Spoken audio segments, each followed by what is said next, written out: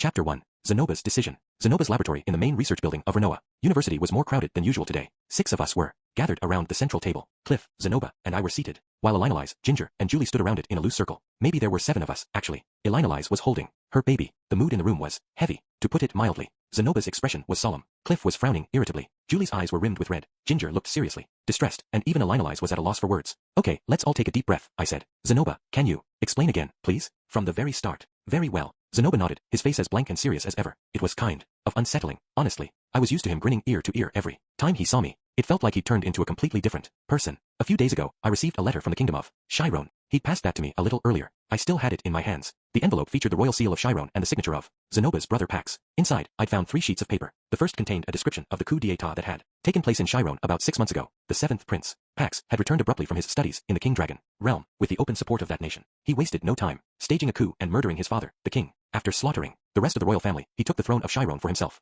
That was the gist of it, at least. The version in the letter was a lot more long-winded, and it managed to make the whole thing sound almost heroic. The second described the aftermath. A majority of Chiron's ministers and generals were dismissed following the coup, and many people had fled the country in fear. This had left their military dangerously weak. A rival nation to the north was preparing to take advantage of the situation, and Chiron lacked the manpower to defend its borders. Given the dire circumstances, someone had apparently suggested they summon Zenoba back to fight on the front lines. He was a blessed child, after all, and they needed all the help they could get. The writer went on to argue at length that none of this was Pax's fault, as the purges had been a necessary step toward reform. Somebody was clearly feeling a little defensive. The third of the letter was a formal order invalidating the old king's commands to Zenoba and summoning him back to Chiron. It was stamped with the king's seal, which probably meant it was an official royal command. Basically, we had the heroic tale of King Pax on 1, a bunch of weak excuses on 2, and a draft notice on 3. I took the throne by force, but then our army fell apart. Now, the enemy's invading. I need you to come back here and fight them off. The word shameless came to mind. Still, I could see where they were coming from. I wasn't sure how much Zenoba could personally contribute to the war effort, but he was a famous figure in Chiron. The news of his return would improve the morale of the other troops. Personally, I felt like the King Dragon realm should be defending Chiron, since they were the ones who'd put Pax on the throne in the first place. But maybe there was some reason why they couldn't get directly involved. Every country has its own internal politics to worry about, right? Anyway, I could see why Pax might need Zenoba's help right now. That said, 8 years ago, Zenoba had basically ruined Pax's life by rescuing me from his clutches. As a direct result of Zenoba's actions, both of them had effectively been exiled. Pax was shipped off to study in the King Dragon realm, while Zenoba was banished to Renoa. If Pax still held a grudge over all that, going back to Chiron would be incredibly dangerous. This letter might very well be a trap, meant to lure Zenoba to his death. That said, the real issue was that he didn't seem to care about that possibility. So after reading this, I said, you decided to return to Chiron and head for the front lines, as ordered. Yeah, okay. I don't get it. Cliff and Ginger had both voiced their opposition to Zenoba's plan already. I hadn't decided either way, but I was feeling seriously puzzled. I could have understood Zenoba wanting to kill Pax and avenge his murdered father. I could also have understood if he wanted to stay far away from Chiron for the rest of his life. But he was taking these orders seriously. He knew this might be a trap, and he was going to walk right into it. Why was he so willing to obey Pax? The man had murdered his own father. I don't see any reason why you need to go, Cliff said sternly. This is a trap, Zenoba. I'm willing to bet he wants you dead. HRM. When someone takes power in a coup, they typically wipe out the entire family of the old king. It's the most rational thing to do. Honestly, Cliff was speaking from experience here. He'd come to Renoa because of a power struggle in the holy country of Milis. If his grandfather were overthrown by his rivals within the church, Cliff would be in grave danger himself. When you lost a fight for the throne, your heirs died with you. That was blindingly obvious to him, at least. And even if Chiron does get invaded, he continued, what difference would it make to have you there? You're just one man. I'll be of some help, I'm sure, Zenoba replied. I am a blessed child, after all. Fine, maybe you'll save the day. But what happens then? Zenoba, Cliff shouted, smacking the table irritably. What do you think Pax is going to do once the enemy withdraws? Cliff knew about the reasons for Zenoba's exile. We'd told him the story of how we met, so he knew about Pax's earlier crimes as well. He was definitely assuming the worst about Pax's motives, but honestly, it was hard to blame him. Once you've played your role, he can dispose of you at any time he pleases. Despite my best efforts, I couldn't find a hole in Cliff's argument. It was possible there really was an invasion coming, and Pax really needed Zenoba's help. It was possible Zenoba could turn things around somehow, but once the dust had settled, how would Pax reward him? Zenoba was the 3rd prince, a potential candidate for the throne, and winning a war would do wonders for his popularity, especially with the army. The man would become a national hero overnight. Wouldn't that seem dangerous to Pax? Wouldn't Zenoba look like a threat? Probably, and it wasn't hard to imagine how he'd react to that. I think Cliff's right, Zenoba, I said. It's quite likely that he is, Zenoba replied, nodding gravely. So apparently, he knew that Pax had good reason to hate him, and recognized that heading home to Chiron might be suicidal. That just made the next words out of his mouth even harder to understand. However, I'm still obligated to go. But why? Zenoba's response was prompt and firm. I've received a formal, royal order to return. True, the order was legitimate, in a sense. It had the king's seal, and everything. As far as the kingdom of Chiron was concerned, Zenoba now had a legal responsibility to return. But that order came from Pax, remember? Do you really need to obey him? With all due respect, master, if we ceased to recognize the king's authority every time a new one took the throne, our kingdom would be quite short-lived. It's not like he formally inherited the throne. The man's basically a usurper, right? Regardless of the means he used to take power, Pax is now the king of Chiron. That's simply a fact. It didn't feel that simple to me. I knew it wasn't that unusual for a king to seize their throne violently. It was common enough back in my old world, too. But were all the king's vassals and ministers supposed to merely shrug and pretend nothing had even happened? If you had the choice, would you really want to serve a murderer like that? Do you want to work for Pax Zenoba? It would not be my personal preference, Zenoba replied, shaking his head slowly. Then why are you doing this? I asked, more sharply than I'd intended. Nothing I said seemed to be getting through to him. At this point, it was starting to get to me. You know he's going to kill you. You don't want to obey him. So why do you have to go? Why do you feel so strongly about this? Was he worried about how they might respond? There was a chance Chiron might retaliate if Zenoba opted to ignore his orders. Still, Rinoa was a long way from Chiron. No matter how fast you traveled, the journey would take a good 6 months at least. That was enough time for us to figure out a plan. We could even go to Ariel and ask for a jura to protect Zenoba. I wasn't sure if fleeing a coup would qualify him for asylum, but it couldn't hurt to try. Well, I'll try to explain. Zenoba paused for a moment and made a stiff, unnatural attempt at a grin. It was a jarring sight. Usually, his face lit up with pure joy every time he smiled. As you know, master, I was always something of a burden on the kingdom of Chiron. That's not true. I mean, you're a blessed child. A blessed child so incapable of controlling his strength that he murdered a member of the royal family. It was easy to forget these days, but back in Chiron, Zenoba had a nickname, the head-ripping prince. He'd accidentally torn off the head of his own half-brother, the infant son of the crowned queen. Obviously, killing a member of your own family for no good reason was considered a terrible sin in Chiron, the sort of crime that even a royal prince would be punished harshly for. But, according to Zenoba, he'd essentially gotten off scot-free. It was his mother who'd immediately been exiled. I was only pardoned because of my status as a blessed child. They simply believed I would prove useful someday. Hold on, said Cliff, looking my way with a disturbed expression. Is this story true, Rudius? It is indeed, Zenoba interjected. Nor was that the last of my misdeeds. I later ripped off my own wife's head, which directly caused a rebellion. Much as I would have liked to deny all this, it was true. Zenoba had been married off for political reasons years ago, and his impulsive murder of his bride on their wedding night had set off a large-scale insurrection. The woman said some truly vile things to me, and I felt my actions were justified. Still, I was responsible for the turmoil that ensued. Under normal circumstances, I would have paid for that with my life. Zenoba looked me straight in the eyes, and yet I was spared. After a moment of silence, he sighed and continued in a matter-of-fact tone. Tell me, master, why do you think I wasn't executed on the spot? I didn't want to try and answer that question. I really didn't. Sometime later, I met you and caused yet another scandalous incident, finally earning myself the punishment of exile. I'd earned my death many times over, but in the end I was merely banished. And despite all my crimes, I was provided with ample funds to make a new life for myself here in Sharia. Why do you think that was? I knew what he was getting at, of course. I understood why they'd let him live. It's simple, so that I could fight for my country when she truly needs me. Zenoba's tone was so forceful that I couldn't even manage a reply. Even Cliff had frozen in his seat, his eyes wide open. Ginger was the only one who didn't look stunned, really. The expression on her face was one of sadness and resignation. It's my duty to protect Chiron against her enemies. That is the reason I'm alive, and was permitted to indulge myself for all these years. I have no choice but to return immediately, you understand? If I were to wait for news of the invasion itself, it would be too late for me to act. For all I know, the fighting has already begun. I had to admit he was making a coherent case. He owed his country a great deal, and there was nothing crazy about wanting to repay your debts. Deep down, maybe Zenoba had been itching to return to Chiron from the moment he heard about Pax's coup d'état, but there was no undoing those events now. If he launched his own rebellion against the new king, it would leave the country fatally weakened and easy prey for its enemies, and so he had to obey Pax. Instead, it was the only way to save the kingdom. I understood. I really did. But it still felt weird hearing it from Zenoba. For as long as I'd known him, the guy had lived in his own little world, indifferent to anything happening outside it. You'd expect his take on this to be something like a war back home, you say. Well, that's none of my concern. Come here and take a look at my latest figurine. Isn't her waist beautifully sculpted? Of course, I couldn't say any of this to him. Not now. It wouldn't be right. I wanted him to shrug and ignore that letter, honestly. But that wasn't what he needed to do. After a long, painful moment, I managed to force a few words out. You know they're going to kill you, right? If my country tells me to die, then I suppose I'll have to. Zenoba responded calmly. It was a firm, stoic answer worthy of a medieval samurai or an imperial soldier. I found myself at a loss for words. I needed to stop Zenoba somehow. I didn't want him to die, and yet, I couldn't bring myself to say he was making a mistake. Maybe it was because of the calm determination in his eyes. Maybe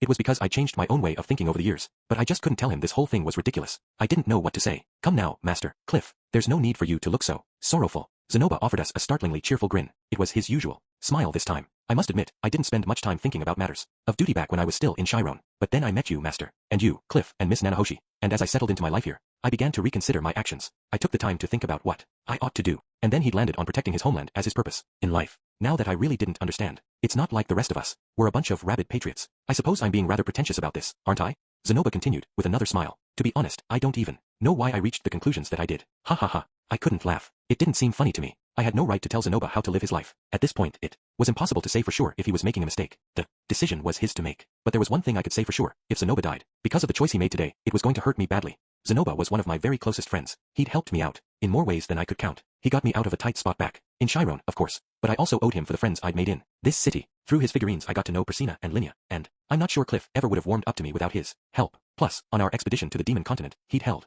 a Toph back with his bare hands, and without his help, I never would have completed the magic armor project. The more I thought about it, the more I realized how much I owed this guy. Putting all that aside, I'd honestly enjoyed the time I spent making figurines for him. It was just fun having him around. For one thing, he lavished me with praise at every opportunity, and always gushed about my work. That wasn't bad for my self-esteem, I guess. Some people might react differently to that sort of thing, but I definitely found it pleasant. Additionally, according to my diary of the future, he'd stuck with me to the bitter end, staying loyal right up to the moment of his death. I couldn't just shrug it off when a friend like that was marching off to his death. It wouldn't be right. I'd be betraying myself as well as him.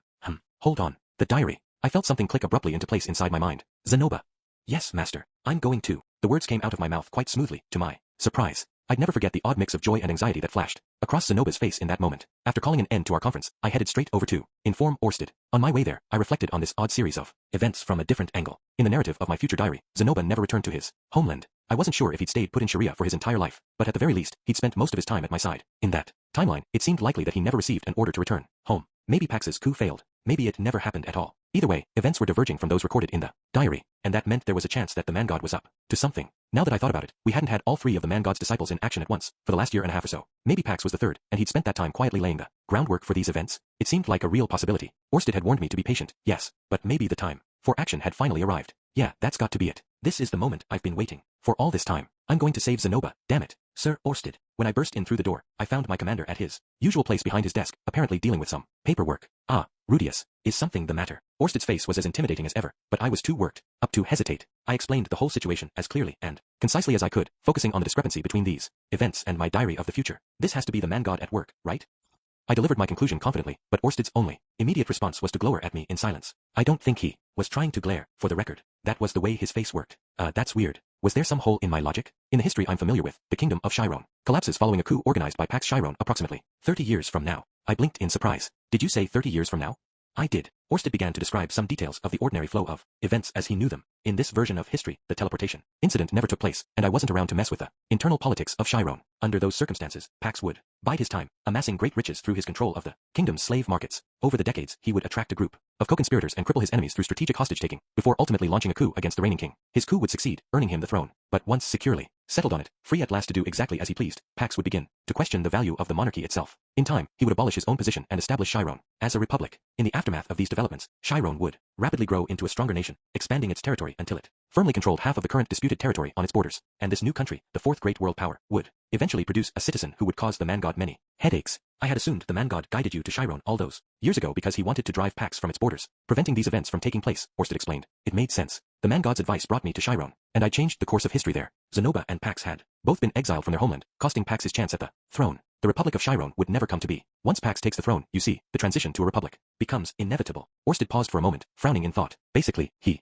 thought this coup was the opposite of what the man god wanted. Well, the situation's a bit different, I said uncertainly. The King Dragon realm is on Pax's side, right? Maybe he won't make Chiron a republic this time around. He will. I've meddled in events there in similar ways, but, regardless of the circumstances, he always ends up abolishing the monarchy. Ah, right. We were getting into all that destiny stuff again. Once you got past the point where Pax became king, apparently events would basically arrange themselves so that Chiron ended up as a republic. The same way Azura's future was determined from the moment Ariel took the throne. Wait. So what happened in the timeline from my diary? Then, I would imagine that Pax never launched his coup. Chiron remained a lesser power as the man god initially desired. Okay, so, in the normal timeline, Pax launched a coup and became king, then established a republic. In the diary's timeline, the man god's scheming kept Pax off the throne, and Chiron remained a kingdom. In this timeline, Pax launched a successful coup, and we were pretty certain he would end up establishing a republic eventually. That seemed odd. So the man god had intervened a second time just to reset events back to the status quo? I don't get it. Why would he do that? It's a trap, said Orsted, his tone darkening. He wants you dead, Rudius, even if it means returning the history of Chiron to its proper course. In other words, he was voluntarily sacrificing one of his tactical victories for a chance to lure me into danger, like a guy who breaks up a good hand in mahjong just to mess with his opponents. If you take the bait and show up in Chiron to investigate, I expect you'll find yourself in the jaws of a carefully laid and lethal trap. Orsted continued. Are we sure he isn't after you instead? I suppose it's possible, but Zenoba Chiron is your friend, not mine. He's the bait for this trap, which means you're the more likely target. Pax had asked Zenoba to return home, and despite the obvious danger, Zenoba was insistent that he do so. The man god could not know if I would tag along, but since the risk to Zenoba's life was so clear, he probably reckoned there was a good chance I might. He understood my personality pretty well, after all. Damn, that bastard could be clever sometimes. What's more, Zenoba played a crucial role in constructing your equipment. Even if you don't take the bait, he may consider disposing of your ally worthwhile in its own right. 2 birds with 1 stone, huh? If I came along, he'd take us both out. If not, he'd still get a consolation prize. Do you see any chance that Zenoba's a disciple? I asked, quietly. In this specific case, it seems unlikely. He's a man of no great importance to the future of Chiron. Hey, rude. I don't know about Chiron, but he's important to me. Okay, important enough that I'm gonna walk right into a trap for him. Ugh. Alright, then, how do you think we should approach this? The same way we always do. Crush the man god schemes with brute force. Sounds about right. With Orsted tagging along, this shouldn't be too difficult to handle. We'd beat down anyone who came for us, same as we did in Azura. What did it matter if this was a trap? I would lure our enemies out into the open, and if they were too much for me to handle, he could step in to take care of the rest. He'd be the anglerfish, and I'd be that little glowy bit dangling from his head. Apparently, some people had recently started referring to me as a follower or agent of the dragon god, but when you got down to it, I was basically his fishing lure. However, there is a chance that he's completely uninvolved with these events. Could you elaborate? It's not impossible that these events were always going to happen. Hadn't considered that angle. The theories that I laid out earlier are essentially pure speculation. That diary doesn't contain much in the way of detail about this period. It's possible that Zenoba Chiron went to his homeland briefly, only to return unscathed. In other words, the coup happened on its own, without the man god's intervention. Zenoba was summoned to Chiron, did his duty to his homeland, and came back to Sharia immediately afterward. Now that he mentioned it, I guess it wasn't impossible? In that timeline, Zenoba was also a wanted man with a price on his head. That might have changed things too. Perhaps Chiron didn't recall him for fear of angering Millis, or he chose to ignore the summons, or Ginger hid the letter from him. Yeah, this was starting to seem a bit more plausible now. Our timeline had already diverged from that of the diary in many important ways. Even if Pax took the throne, he might have hesitated to call for help from a notorious criminal like Zenoba. The holy country had a band of knights that essentially served as mercenaries. He might have feared they would join his enemies in the field. Of course, there was no way to know for sure, and we could waste all day thinking about the possibilities. But the man god did use me to change the course of Chiron's history, right? Why would he just sit back and let Pax end up on the throne for no good reason? It's possible that Chiron's fate was simply beyond his ability to change. Your destiny is quite strong, but it can't bend everything off course. Fair enough. There were obviously some things I couldn't change, even if I wanted to. At this point, Orsted paused to stroke his chin thoughtfully. Clearly, something had occurred to him. What is it, sir? I said hesitantly. Pax was exiled to the King Dragon realm, correct? That's right. There's a good chance they were the real power behind this coup, in other words. Yeah, I'd imagine so. Oh, I see where he's going with this. Pax had spent years in the King Dragon realm. He might have been goaded into action by someone living there. In other words, there was a chance he wasn't the disciple we were looking for. The real villain might be hiding in a different country entirely. Very well, said Orsted. I'll make my way to the King Dragon realm and see if I can find any evidence of this disciple lurking at its heart. You're not coming with me, boss? But there might be a trap waiting for me in Chiron, right? If you fear that possibility, you should remain here instead, which would mean leaving Zenoba to his fate. Orsted had promised to protect my family, but not my friends. I couldn't expect him to prioritize Zenoba's safety above all else, unless I married him off to one of my sisters. Nah, he'd probably treat them right, but nah, let's try to stay focused. Rudius, I owe a great deal to Zenoba, and according to that diary, he was loyal to me until the day he died. I can't just leave him to die. The only problem was whether I could save his life all on my own, although there was no real need for me to make the trip alone. Maybe I could call in some reinforcements. Eris seemed to know plenty of sword saints. If we wrote a letter to the sanctum, we might be able to recruit a decent bodyguard. The main issue with that idea was that I really shouldn't be telling a bunch of people I barely knew about the teleportation circles. It was probably premature to try something like that right now, so, in that case, said Orsted calmly, you head to Chiron and I'll make my way to the King Dragon realm. We'll crush the man gods' schemes where we find them. Understood. Yes, sir. On the whole, there was too much we didn't know right now. We'd have to investigate as best we could during the journey itself. Yes, I nearly forgot. There's one thing I want you to promise me before you leave for Chiron. What's that? Was he going to make me swear I wouldn't die on him? It was making me blush just to think about it. Do not kill Pax Chiron, even if you're certain he's a disciple. What? Do not kill Pax Chiron. Well, he said it twice in a row, so I guess he really means it. Makes sense, though. Killing Pax might prevent Chiron from becoming a republic, right? No problem, boss. I'll leave him in one piece. All right, I understand. Still, this was going to make my task a bit more difficult. Pax might try to kill us, but I couldn't return the favor. I had to keep myself alive first and foremost, and also watch Zenoba's back until I could drag him home. That would be tricky. Come to think of it, how am I going to convince him to come back to Sharia anyway? I wasn't sure of Zenoba's goal here. Did he want to help his country win the war? Would that be enough to satisfy him? Well, whatever. Either way, I'd have to tag along and keep him alive for now. When the moment was right, I'd convince him to come back with me to Sharia. In the meantime, I'd also hunt for hints about the man god's trap and his overall objective. Thank you for your help, Sir Orsted. No need to thank me. After bowing deeply to Orsted, I turned and left his office. So now I'm walking right into the man god's trap, huh? Zenoba hadn't objected much when I told him I was coming along. But if he knew of my suspicions, I had a feeling that might change. Then again, maybe I could use it as a way to convince him? If he knew the man god was using him to lure me to my death, would he reconsider his decision to go back home?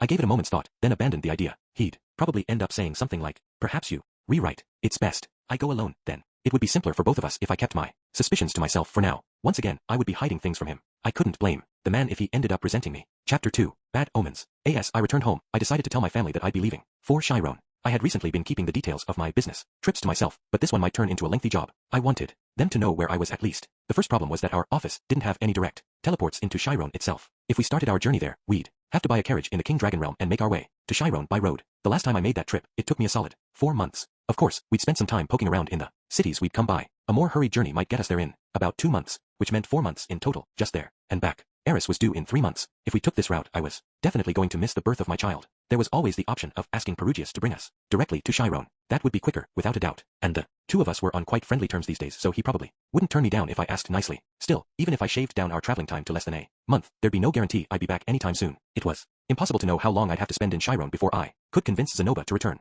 I wasn't even sure exactly what I'd be doing there. If I knew who my target was, it would be easy enough to estimate how long it would take for me to track them down. But our enemy was most likely Pax, and I wasn't allowed to hurt him. There was a good chance this would turn into a complicated, drawn-out mission. In other words, I'm not sure exactly when I'll be back.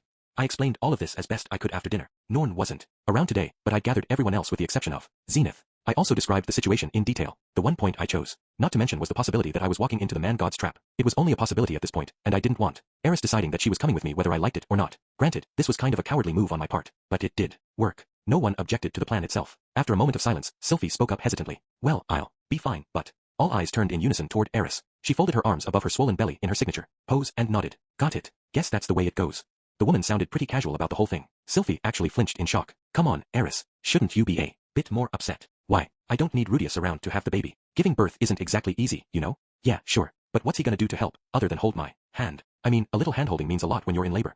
Sylphie trailed off and fell silent. Across the table, Roxy was squeezing her own hands together with a faint smile. Apparently, those who'd gone through this experience felt that my hand played an important role in the childbirth process. I don't need Rudius around, replied Eris firmly, pouting. Somewhat. It made me a bit sad to hear she didn't think my presence was required, but at the end of the day, she had Lilia and Aisha to take care of her. I wasn't strictly necessary when it came down to it. When he gets back home, he can thank me for giving him a nice, big, healthy son. That's all I need from him. Eris was being very stoic about this whole thing, I had to say. She was probably trying to make it a little easier for me. Surprisingly considerate of her. I did feel grateful, but also a little sad. Maybe this was how women felt when their husbands said you can manage giving birth without my help and went off on some business trip? I mean, not that I was the pregnant woman in this scenario. That reminds me, Eris, you already chose a name, didn't you? Yep. It's a real good one, too. You've got something to look forward to. She'd only chosen one name, though, and it was a boy's. What if she gave birth to a little girl while I was off in Chiron? Would she use the name anyway and try to raise her as a boy? Hey, if it turns out to be a girl, why don't we name her Hilda? You know, after your mom. No way. I'm not giving my kid an old lady name.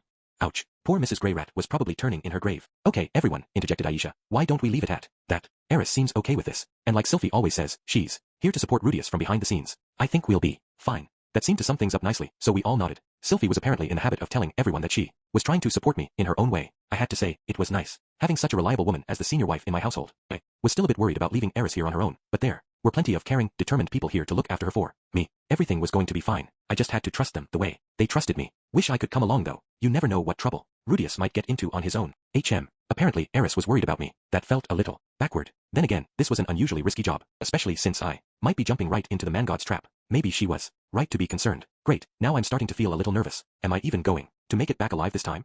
Well, there was no point dwelling on what might go wrong. I had to do what was necessary. If my enemies came for me, I'd hit them with everything I had. I had to play this one by ear. There was no other option. You seem a bit anxious, Rudy, said Roxy quietly, interrupting my thoughts. I looked over at her. Laura was nestled in her usual spot against her mother's chest, and her eyes were as sleepy as ever, but they were fixed steadily on me. Well, yeah, there's a chance I might get mixed up in a war this time, so...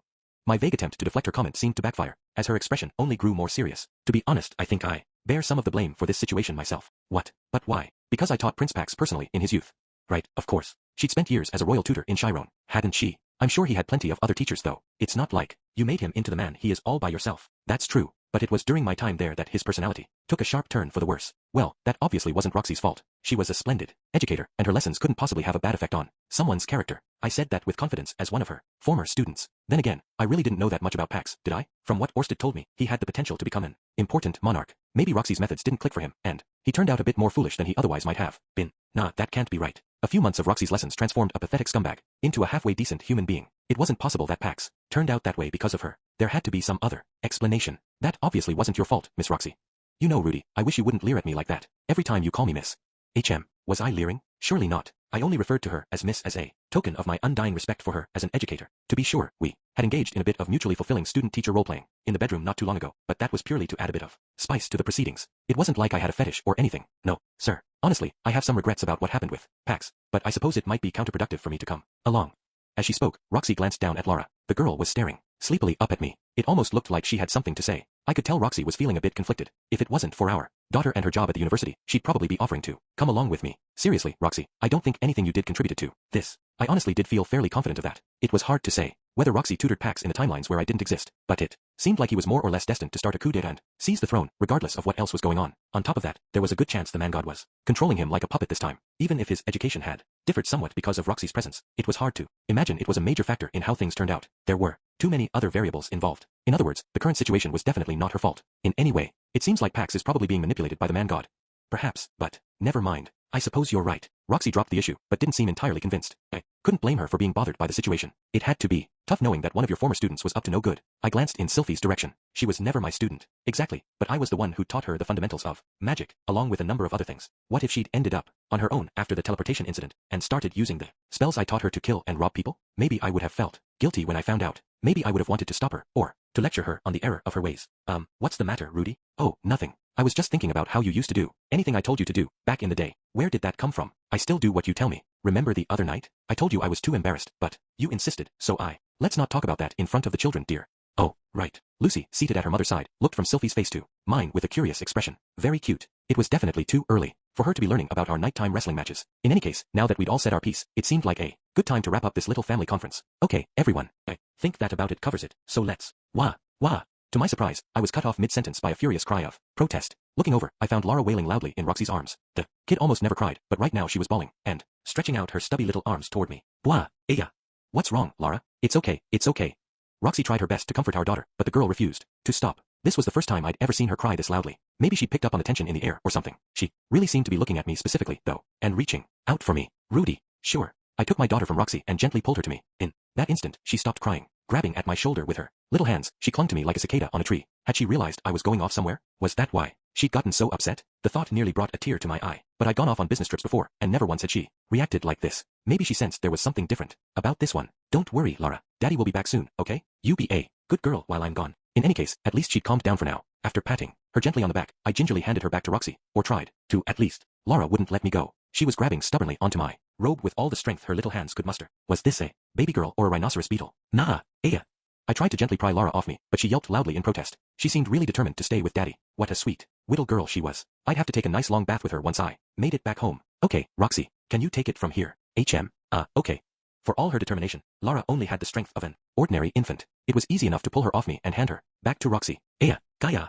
But the instant she was back with her mother, Lara began to shriek bloody murder. The girl was screaming as loudly as Eris at this point, and this wasn't anything like the way she usually cried. I was starting to feel rather unsettled here. It felt like I was torturing my own child somehow. So, while I'm gone, I guess. Na iya, Deaya, Wea. It almost sounded like she was shouting no, Dad, wait, or something. Man, this wasn't making it easy for me to leave. I didn't have any choice in the matter though. I needed to go. My best friend's life was in danger. Baya, Aya. I glanced down at Lara. Tears ran down her crumpled little face, and she was reaching out for me with what looked like genuine desperation. I'd never seen her like this before. The others were staring at her as well, equally taken aback. There, it's all right, murmured Roxy. I don't understand what's got her so upset. This has never happened before. Lilia, do you have any ideas?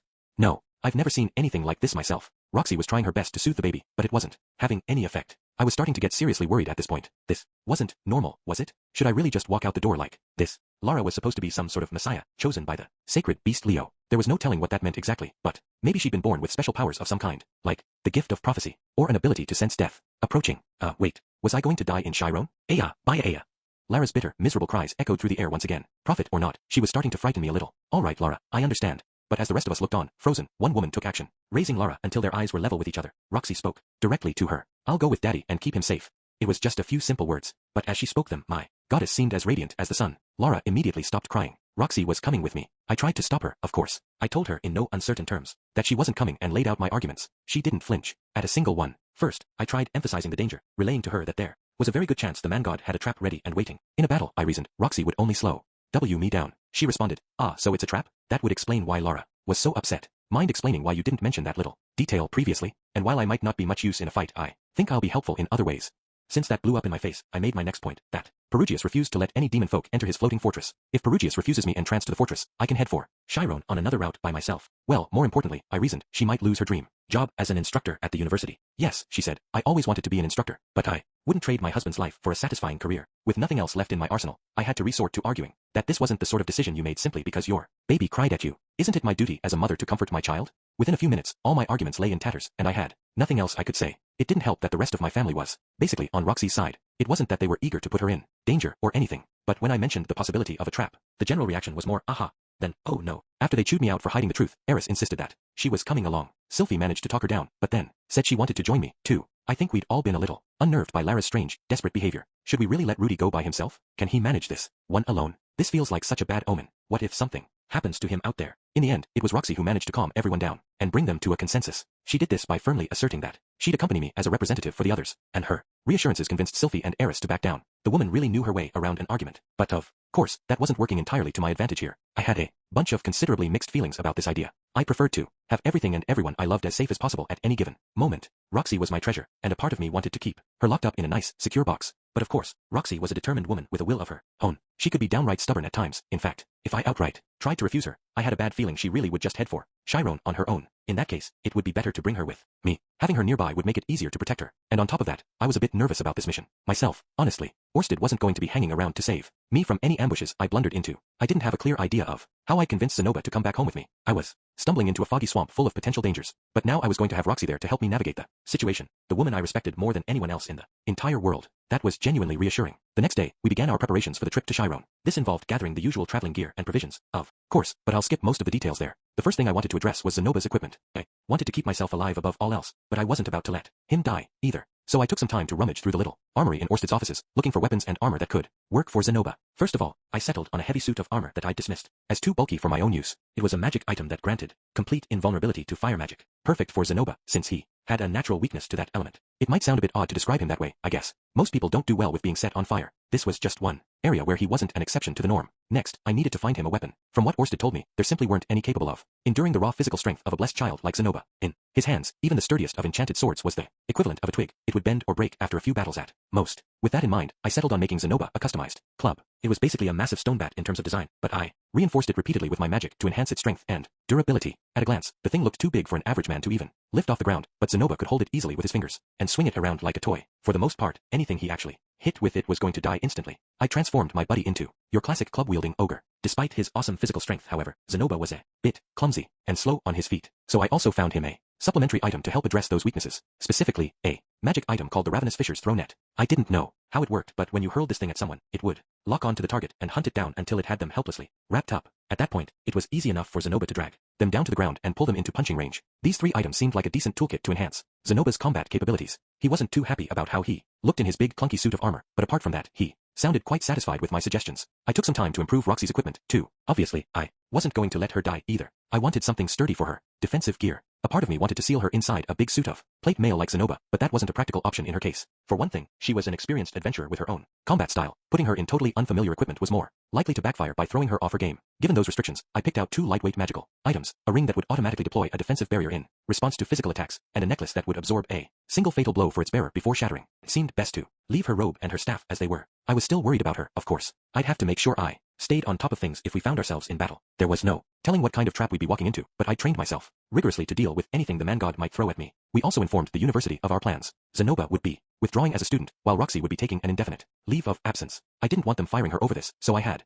Zenobia write them a letter explaining that he'd be taking her to Chiron to serve as a court magician on a permanent basis. The university objected to this plan, and Zenobia and Roxy had a lengthy sit-down with the principal himself to discuss the matter. They must have been seriously reluctant to let such a talented instructor out of their grasp. I would have done the same thing in the old man's shoes, I'm sure. Zenobia started things off in an overbearing tone, using his status to full effect. Miss Roxy was appointed as a court magician of Chiron many years ago. She resigned her post due to certain political developments, but her worthiness as a mage was never in doubt. We're quite determined to bring her back to her rightful place. In contrast, Roxy protested in a careful, indirect way that she didn't really want to become a court magician. The principal seized on this immediately, insisting that she was an official member of the university faculty, and therefore under its protection. After an hour of carefully orchestrated debate, Zenobia finally folded, backing off his initial demands. He would take Roxy with him to help address the current situation, given her familiarity with the new king, but once matters were settled, he would graciously permit her to return to the university. It was a simple enough tactic, really. We'd started off with an absurd demand and negotiated him into giving us exactly what we wanted. At least Roxy wouldn't be sacrificing her career over this. That was a relief. Naturally, I also took some time to review my own equipment. Compared to Roxy and Zenobia, I had no real need to change things up.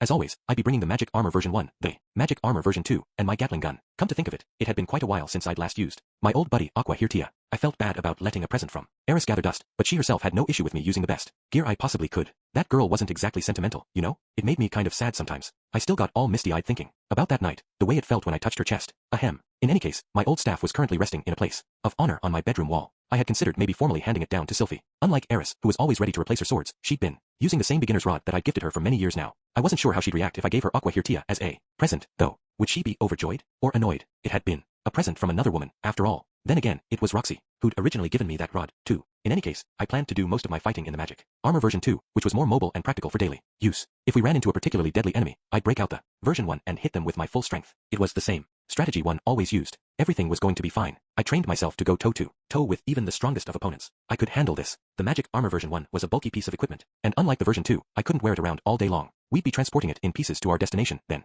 reassembling it once we got there. It would make packing much easier. Plus, the man god knew about the armor's existence. It couldn't hurt to be a bit less obvious about the fact that I was bringing it along. We'd sorted out our party's equipment. Now we had to figure out how we were getting to Chiron. Thus, Zenoba and I headed off to grovel at Perugius's feet. Upon our arrival at the floating fortress, the two of us were ushered into a luxuriantly appointed room. It was one I'd never seen before, actually, some kind of art gallery from the look of things. The walls were lined with paintings, and the shelves were occupied by a collection of palm-sized sculptures. Somehow, the artwork here felt different from anything else I'd seen in this castle. The paintings in Perugius's hallways and reception rooms tended to look more valuable, while the work in here was more on the striking or interesting side of things. They might have fetched less at auction, but that didn't make them inferior works of art. This is a pretty nice room, isn't it? I murmured to Zenoba. Oh, is this your first time here, master? He replied, sounding a bit surprised. Yeah, I guess we usually talk in the reception rooms, or the gardens. Lord Perugius only invites his most valued confidants to this particular room, said Silverl from her place by the door. Unless I was very much mistaken, she was implying that Perugius had never fully trusted me up until now. Sometimes I got the feeling this woman didn't like me very much, but to be fair, it was probably my boss she wasn't too fond of. Please, Miss Silverl, said Zenoba chidingly. It's rather rude of you to imply that Master Rudius is inferior to myself in any way. Just for the record, Zenoba, it's also kind of rude to talk to someone without even turning in their direction. It's simply a fact that Lord Perugius has always instructed me to bring you to this room, Lord Zenoba, and not your companion. Although it seems he's made something of an exception today, for some reason. Silverl's tone was calm, but her words seemed to bother Zenoba enough that he snapped his head around to face her. At least, I suppose that Master Rudius had all but stopped making figurines by the time he met Lord Perugius, so I can hardly blame you for underestimating his worthiness. But let me assure you, his skills as a craftsman put my academic expertise to shame. I'd never presume to call myself his equal. However, Lord Perugius seems to think Rudius Greyrat is my master. I'll grant you that he lacks the depth of artistic knowledge that Lord Perugius and I possess. But if it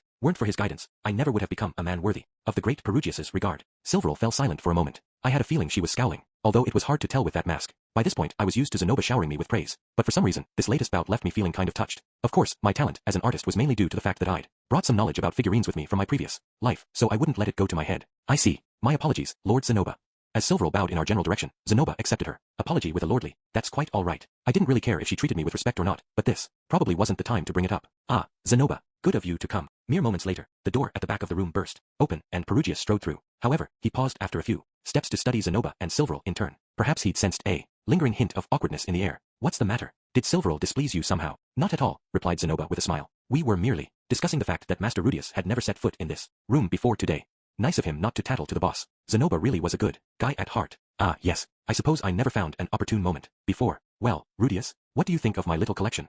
I was just admiring it, actually. Compared to the work you have hanging in your hallways, everything in here has a really distinctive style. Oh, I couldn't explain what it was exactly that I found appealing about the art here, so my praise came out sounding kind of vague. Perugius seemed quite pleased though, so I decided to elaborate a little. The art you have on display elsewhere is clearly high quality stuff, in a way that appeals to almost anyone, but I think you chose the works in here to suit your personal tastes, perhaps.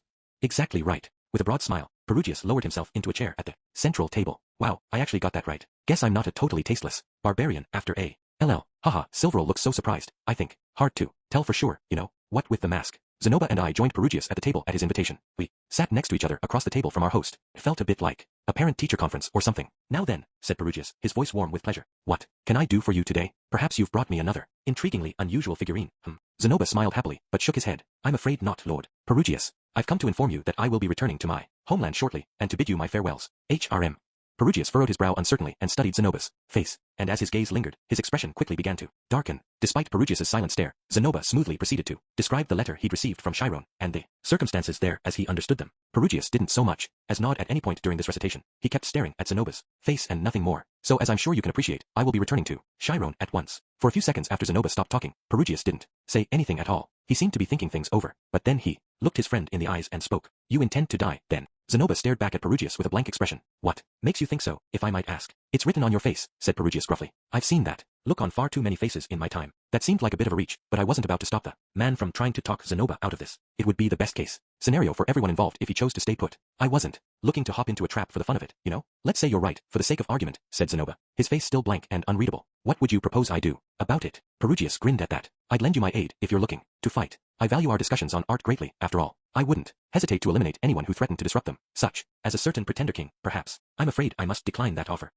Yes, I supposed you would. At this point, Perugius's eyes flashed in my direction. Felt like a signal, but I wasn't exactly sure what it meant. Did he want me to say something? Before I could make up my mind, though, he turned his focus back to Zenoba. Tell me, Zenoba, did this man give his blessing for your suicide attempt? Not exactly, but he did offer to accompany me. Oh, and you accepted that offer. I don't believe I had much choice. It was within Master Rudius's power to keep me from leaving by force, if he so chose. Oh, was that why he hadn't tried to argue when I told him I was coming too? He figured I wouldn't take no for an answer? He wasn't wrong. The man knew me too well. I see. Well, I expect that Rudius would sacrifice his own life to protect you, if it comes to that. Haha, don't be absurd, Lord Perugius, said Zenoba. He laughed loudly, but it came out strangely hollow. Master Rudius is a married man with children, and a mission he must fulfill. I'm quite certain he will prioritize his own safety if it becomes necessary.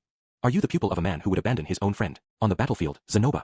Certainly not. However, Master Rudius is a man of astonishing talents. Surely, he will find a way to both protect me and ensure his safety. I'm not superhuman, Zenoba. Sometimes it was hard to tell if my friend legitimately thought that I was made of steel. But putting that aside for the moment, he was brushing off Perugius's references to his death in a weirdly casual way. It was pretty clear that the option of not going to Chiron never once registered in his thoughts. Perugius seemed to realize this as well. Apparently losing interest in the conversation, he propped his face against his fist and heaved a heavy sigh. Very well, then. I imagine you didn't come here just to say goodbye. Is there something you wish to ask of me? Zenoba nodded. We would like to request access to a teleportation circle to the kingdom of Chiron, permission to bring the magic armor inside your castle, and safe passage through its halls for Roxy Magurdia, who is the wife of Master Rudius and a demon by birth. I'll ready the circle for you at once. You may bring the magic armor through my halls as well, but I cannot permit a demon to set foot within my castle. Perugius visibly grimaced at the very thought. I wasn't surprised. Honestly, his familiar Aramanthi had already turned Roxy away from his gates once, and his hatred of all demonkind was clearly deep. You would truly refuse her entrance, Lord Perugius, said Zenoba slowly, even at the personal entreaty of Zenoba Chiron? Tell me this, replied Perugius. Who is Zenoba Chiron to me, that I should be so pliable to his whims? A fellow connoisseur of the arts, with tastes not unlike your own, and your good friend, I hope. You'd name yourself a friend of the armored dragon king? You, the mere princeling of some minor desert nation. With the greatest possible respect, Lord Perugius, in matters of friendship, neither rank nor race are particularly relevant. Perugius glared at Zenoba fiercely. Zenoba held his gaze without flinching. From across the room, Silveril was also staring intently at Zenoba. In other words, I was the only one in the room whose eyes were darting around uncomfortably. The atmosphere in here was heavy. If I were in Zenoba's shoes, I would have broken down and started apologizing by now. And then, with a quick upward jerk of his chin, Perugius let out a bark of laughter. Very well then, I will permit the demon passage through my halls. My sincerest thanks for your kindness. However, I must insist on certain conditions. Perugius laid out 3 rules we'd have to follow. Once she was inside the castle walls, Roxy wouldn't be allowed to speak a word, touch anything at all, or see Perugius himself, none of which presented much issue, since we'd only be passing through Zenoba, and I agreed on the spot. Very well then, Silveril, see to the preparation of the teleportation circle. Yes, my lord. As his familiar hurried off into the hall, Perugius paused one last time to study Zenoba from across the table with a small frown of displeasure. Zenoba Chiron.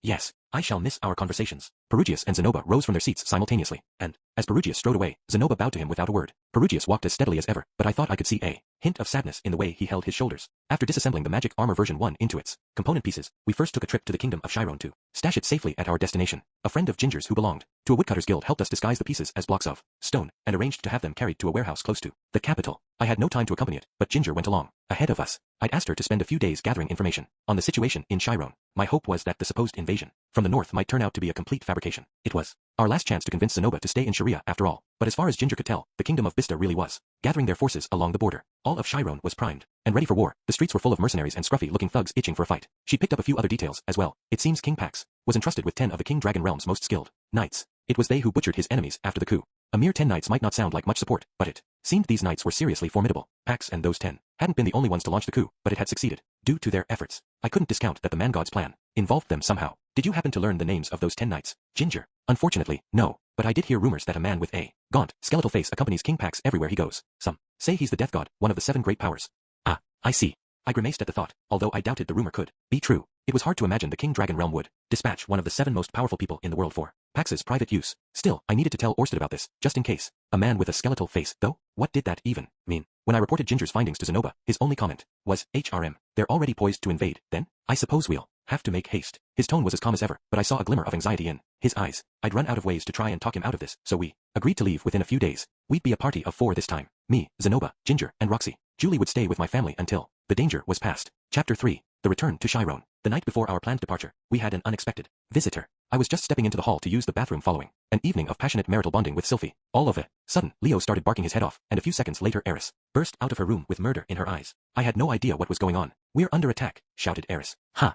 Had someone kicked in the front door or something?" Heart racing, I ducked back into my bedroom, grabbed my staff and a torch, and paused to look outside the window for any signs of danger. It was a dark night, but I could make out a familiar silhouette standing in front of our gate. "It's all right, Eris. That's not an enemy out there, right?" "I guess not." Eris looked out the window from beside me, scowling down at the shadowy figure. I left my staff against the wall and stepped out into the hallway. Again, after shooing my sleepy, confused family back into their rooms, I made my way to the gate. I opened the front door to find Orsted waiting patiently outside. BYT, currently tangled around our front gate, had wrapped his vines around him and was squeezing aggressively. It reminded me of certain tentacle-themed works of art. My apologies for the late-night visit.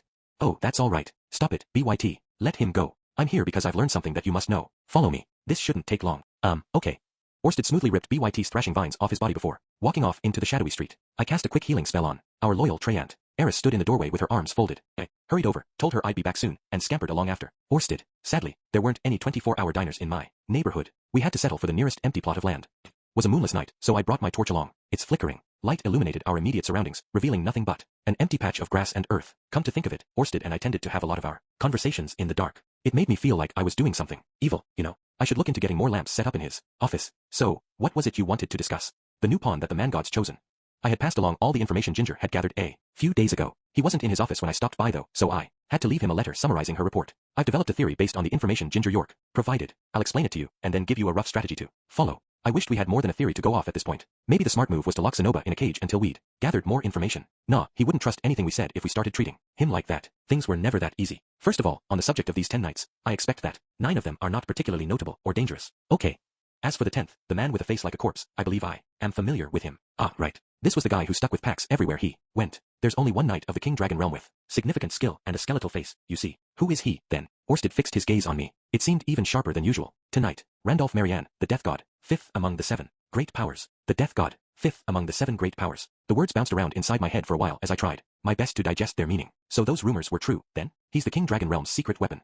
Why would they loan out their secret weapon to support a coup d'etat in some random country? I don't know, but it seems fairly likely that the man god arranged it somehow. Yeah, that was the most obvious possibility for sure. Kind of a stupid question on my part. It is difficult to imagine that King Dragon would allow the Death God to leave their service, and I did consider the possibility it was someone else. But I don't know of any other pawn on the board capable of killing me or you. It seems safest to assume the worst. I'll tell you what I know about him. Okay, there was still a chance this skull-faced guy wasn't the Death God, but he was the most dangerous person who might be coming for me. Yeah, might as well brace myself for that scenario. Randolph the Death God does not ascribe to any established school of swordplay. His style is unique and self-taught.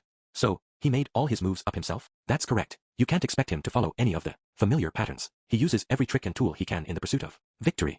Sounded a bit like Rudyard's philosophy, actually. It was never fun to fight people who were that unpredictable. However, he does possess a signature technique. It's known as the enthralling blade. Wow, okay, I bet I know how this one works. Does he move his sword around in a big dramatic circle for no apparent reason, then stab you while you're admiring his moves? There are 2 distinct variations of this technique, the enticing blade and the arresting blade. Okay, how are they different? The enticing blade convinces his enemies to advance when it's unwise and counters their attack. The arresting blade convinces his enemies to hold back when they ought to strike. That seemed kind of vague. I was having trouble even picturing those moves. The man is a master at manipulating his opponent's thoughts in battle. When you believe you should attack, do not attack. When you believe you should defend, do not defend. You aren't so much as lay a finger on him if you trust your instincts. I guarantee it.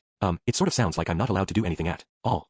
Wrong. When you want to defend, simply attack instead. When you want to attack, defend. But don't blind yourself to the moments when an attack is truly rational or caution is purely necessary. Sorry, that makes no sense. Is this some kind of Zen koan? My head hurts. Don't fall for his acting, essentially. Stay focused and overwhelm him. The thought, if this guy's so good, why don't you deal with him instead of me, flashed through my head, but I pushed it out of mind. Orsted would head to the King Dragon realm soon. Do you think I can actually defeat him? I asked. The man's one of the great powers. As you might expect, he's a master of technique, with numerous ways of countering offensive magic. It certainly won't be easy. However, he has only recently returned to the battlefield after an absence of many years. I doubt he could even compete with the gods of the 3 great styles at present. Now that you know the theory behind his enthralling blade, you have every chance of victory, as long as you can resist his feints and tricks. Nice to hear, although I didn't feel entirely convinced. The mere idea of fighting anyone with God in their title was as terrifying as ever to me. Frankly, it was hard to imagine myself actually winning. Still, I put up a good fight against Aubert, and he was a North Emperor. Maybe I was ready for an opponent like this. You know, from what you've told me so far, this Death God's style sounds kind of similar to the North God approach.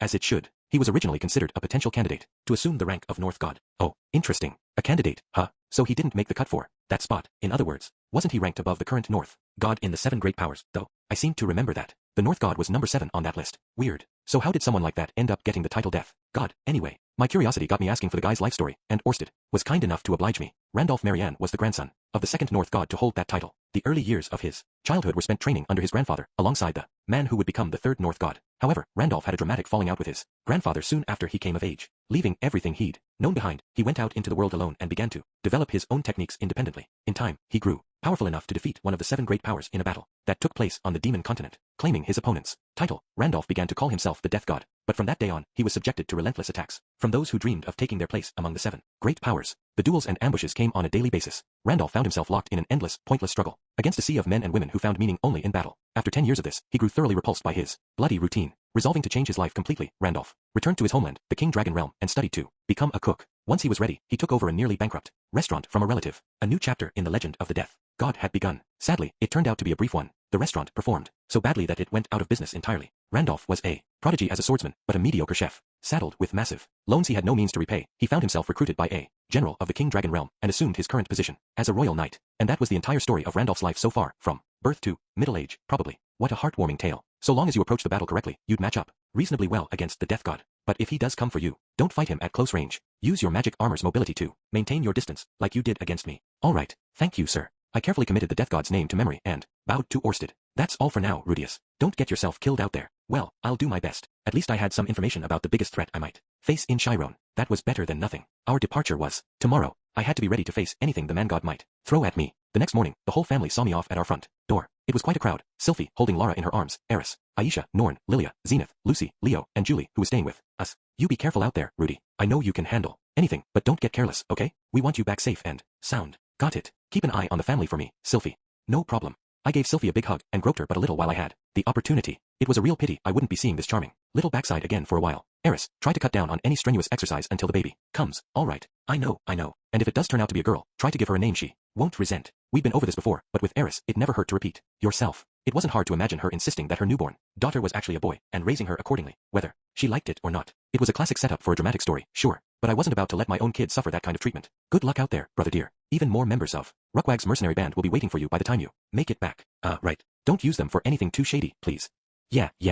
It was nice that Aisha's mercenary company was growing smoothly, but I didn't want her forgetting that her employees were mostly rough and violent people. Unless she kept a firm hand on the tiller, the group might devolve into a lawless pack of thugs. It felt safer to keep their activities totally above board. Rudius, Prince Zenoba was quite kind to me during his time here. I hope you'll find some way to get him through this crisis safely. That's the idea. Don't worry, I'll figure something out. Make sure you take care of yourself as well. Thanks, Norn. You keep at it with the student council, okay?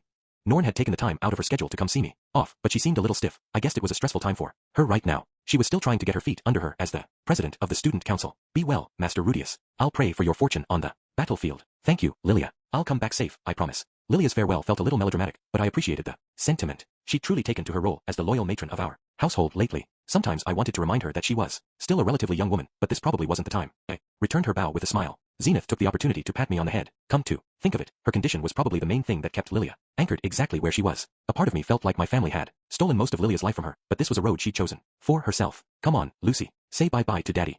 Bye-bye, Daddy. Bye, Lucy. I'll be home soon, I promise. My daughter fidgeted for a moment, stubby hand clutching at Sylphie's skirt. It seemed like she wanted to say something else, so I waited patiently. After a moment, she stepped forward and looked up at me. Gimme hug, Daddy. You got it, kiddo. Come here. You be a good girl while I'm gone. Okay. It wasn't every day that Lucy asked me for affection, so I jumped at the chance to pick her up and nuzzle her little cheeks against mine. This time she didn't squirm away in protest. Maybe because I'd shaved my stubble off this morning. I enjoyed myself for some time, before regretfully releasing her from my clutches. Finally, I turned to Julie, who was standing quietly off to one side of my family. Hey, Julie. Yes, Grandmaster. Remember, you're my apprentice. You seem like you're thinking of yourself as a slave, but, try to make yourself at home, okay? You're our guest, so there's nothing to be self-conscious about. Of course, sir. I'll try not to cause your family any trouble. Honestly, I wasn't sure what Julie thought about her circumstances at this point, but I tried my best to be reassuring. Anyway, recent events suggested she wasn't exactly unhappy, at least. Thank you for accompanying Master. Please keep him safe. Absolutely, Julie. I won't let him come to harm. But one way or the other, Zenoba was clearly important to her, and she seemed to treasure her role as his pupil. I wasn't sure why. She was compelled to ask me to look out for him, though. I cared about Zenoba as much as she did. Okay, Leo, I'm leaving my family in your protection again. You keep watch over the whole house. Got it? Not just Lara. Raref. With a few final words of encouragement to our oversized guard dog, I ran my gaze across my entire family one last time. All right then, I said. We'll be going. Goodbye for now, said Roxy quietly. I picked up our bags and walked out the front door. Roxy followed close behind. A few minutes later, we met up with Zenoba and Ginger at the city's gates. We'd already sent most of our luggage to Chiron ahead of us, so they weren't carrying much today. Our bags primarily held Spare clothes. Me, I carried Roxy's luggage for her. This unassuming trunk contained perhaps 7 vessels that might one day be enshrined as holy idols. I'd maneuvered it through the city streets with the greatest of care. Cliff and Elinalize waited by the gates as well. They'd come to see us off. I'm sorry, Rudius. I wish I could come with you, but Cliff genuinely wanted to accompany us, but he had a family to consider now, and a place in society he needed to maintain. You could hardly expect him to run off on sudden months-long trips around the world like I did. It was likely to get him kicked out of the university. That's all right, Cliff. Can you keep an eye on my family for me while I'm gone? Help them out if they get into trouble. Of course, Rudius. Take good care of Zenoba for us. Don't worry, I've got it covered. Nodding, Cliff turned to face Zenoba. I want to tell you something before you go, Zenoba. I think your patriotism is truly admirable. Truly. I see. I don't know if I would call myself a patriot, in all honesty. However, I want you to keep one thing in mind. As St. Millis once remarked, studiously ignoring Zenoba's attempts at protest, Cliff launched into a speech that seemed more like a sermon. The word lecture also came to mind. I'd been on the receiving end of these myself too, many times to count. This time, the subject concerned man's obligation to value his life as he would a precious gift. Zenoba listened politely enough, but the smile on his face was obviously strained. You could practically see the words passing in one ear and out the other. I glanced around to distract myself from the awkward scene, and noticed Elinalize and Roxy had stepped aside for a semi-private conversation. Try to keep a close eye on Rudius this time, Roxy. The boy can be surprisingly fragile when things go badly. I'm well aware of that, believe me. Am I really the one they should be worried about here? On second thought, it made some sense, given that I was voluntarily jumping into a trap and all. That kind of rash decision-making tended to inspire some concern. If he starts getting all mopey, you know what to do, right? Push him into bed and make him forget all about his troubles. Just like last time. Well, I don't think that should be necessary. Rudy doesn't usually make the same mistake twice, for one thing. That reminds me. Why don't you take a shot at making baby number 2 while you're on the road? You're nursing at the moment, aren't you? That sort of thing can add a bit of excitement in bed, you know. I'm sure Rudy would find it thrilling, but I'd really rather not. It was nice to hear that Roxy had such a high opinion of me, but the fact of the matter was that I regularly repeated even my stupidest mistakes. Even so, I'd have to try and brace myself for the worst this time around. I didn't want Zenoba to die, but if he did, I would be useless if I had another nervous breakdown. No comment on the rest of that conversation. Elinalize was trying to help Roxy relax. Probably, the woman clearly hadn't changed, despite her new position as a wife and mother. Every other word out of her mouth involved sex. She was going to be a terrible influence on her kid. All right, everyone, I think we'd best be on our way. Right, don't get yourself killed out there, you understand. With those cheery words of farewell from Cliff, the 4 of us left the city of Sharia behind. It took a half day of walking for us to reach the ruins nearby, from which we entered Perugius's floating fortress. As promised, they allowed Roxy to accompany us this time, but Aramanfi grimaced visibly as he handed her the required magic item, and the teleportation circle on the other side was guarded by both Silverl and 2 other servants in Perugius's employ. They were clearly on their guard against Roxy, absurd as that might sound. Sir Rudius, I do hope you appreciate how magnanimous Lord Perugius was to grant this request. No demons are ever tolerated in this fortress under ordinary circumstances. Yes, I know. We're thankful for his kindness, truly. I tried to express our gratitude, while Roxy bowed her head, silently.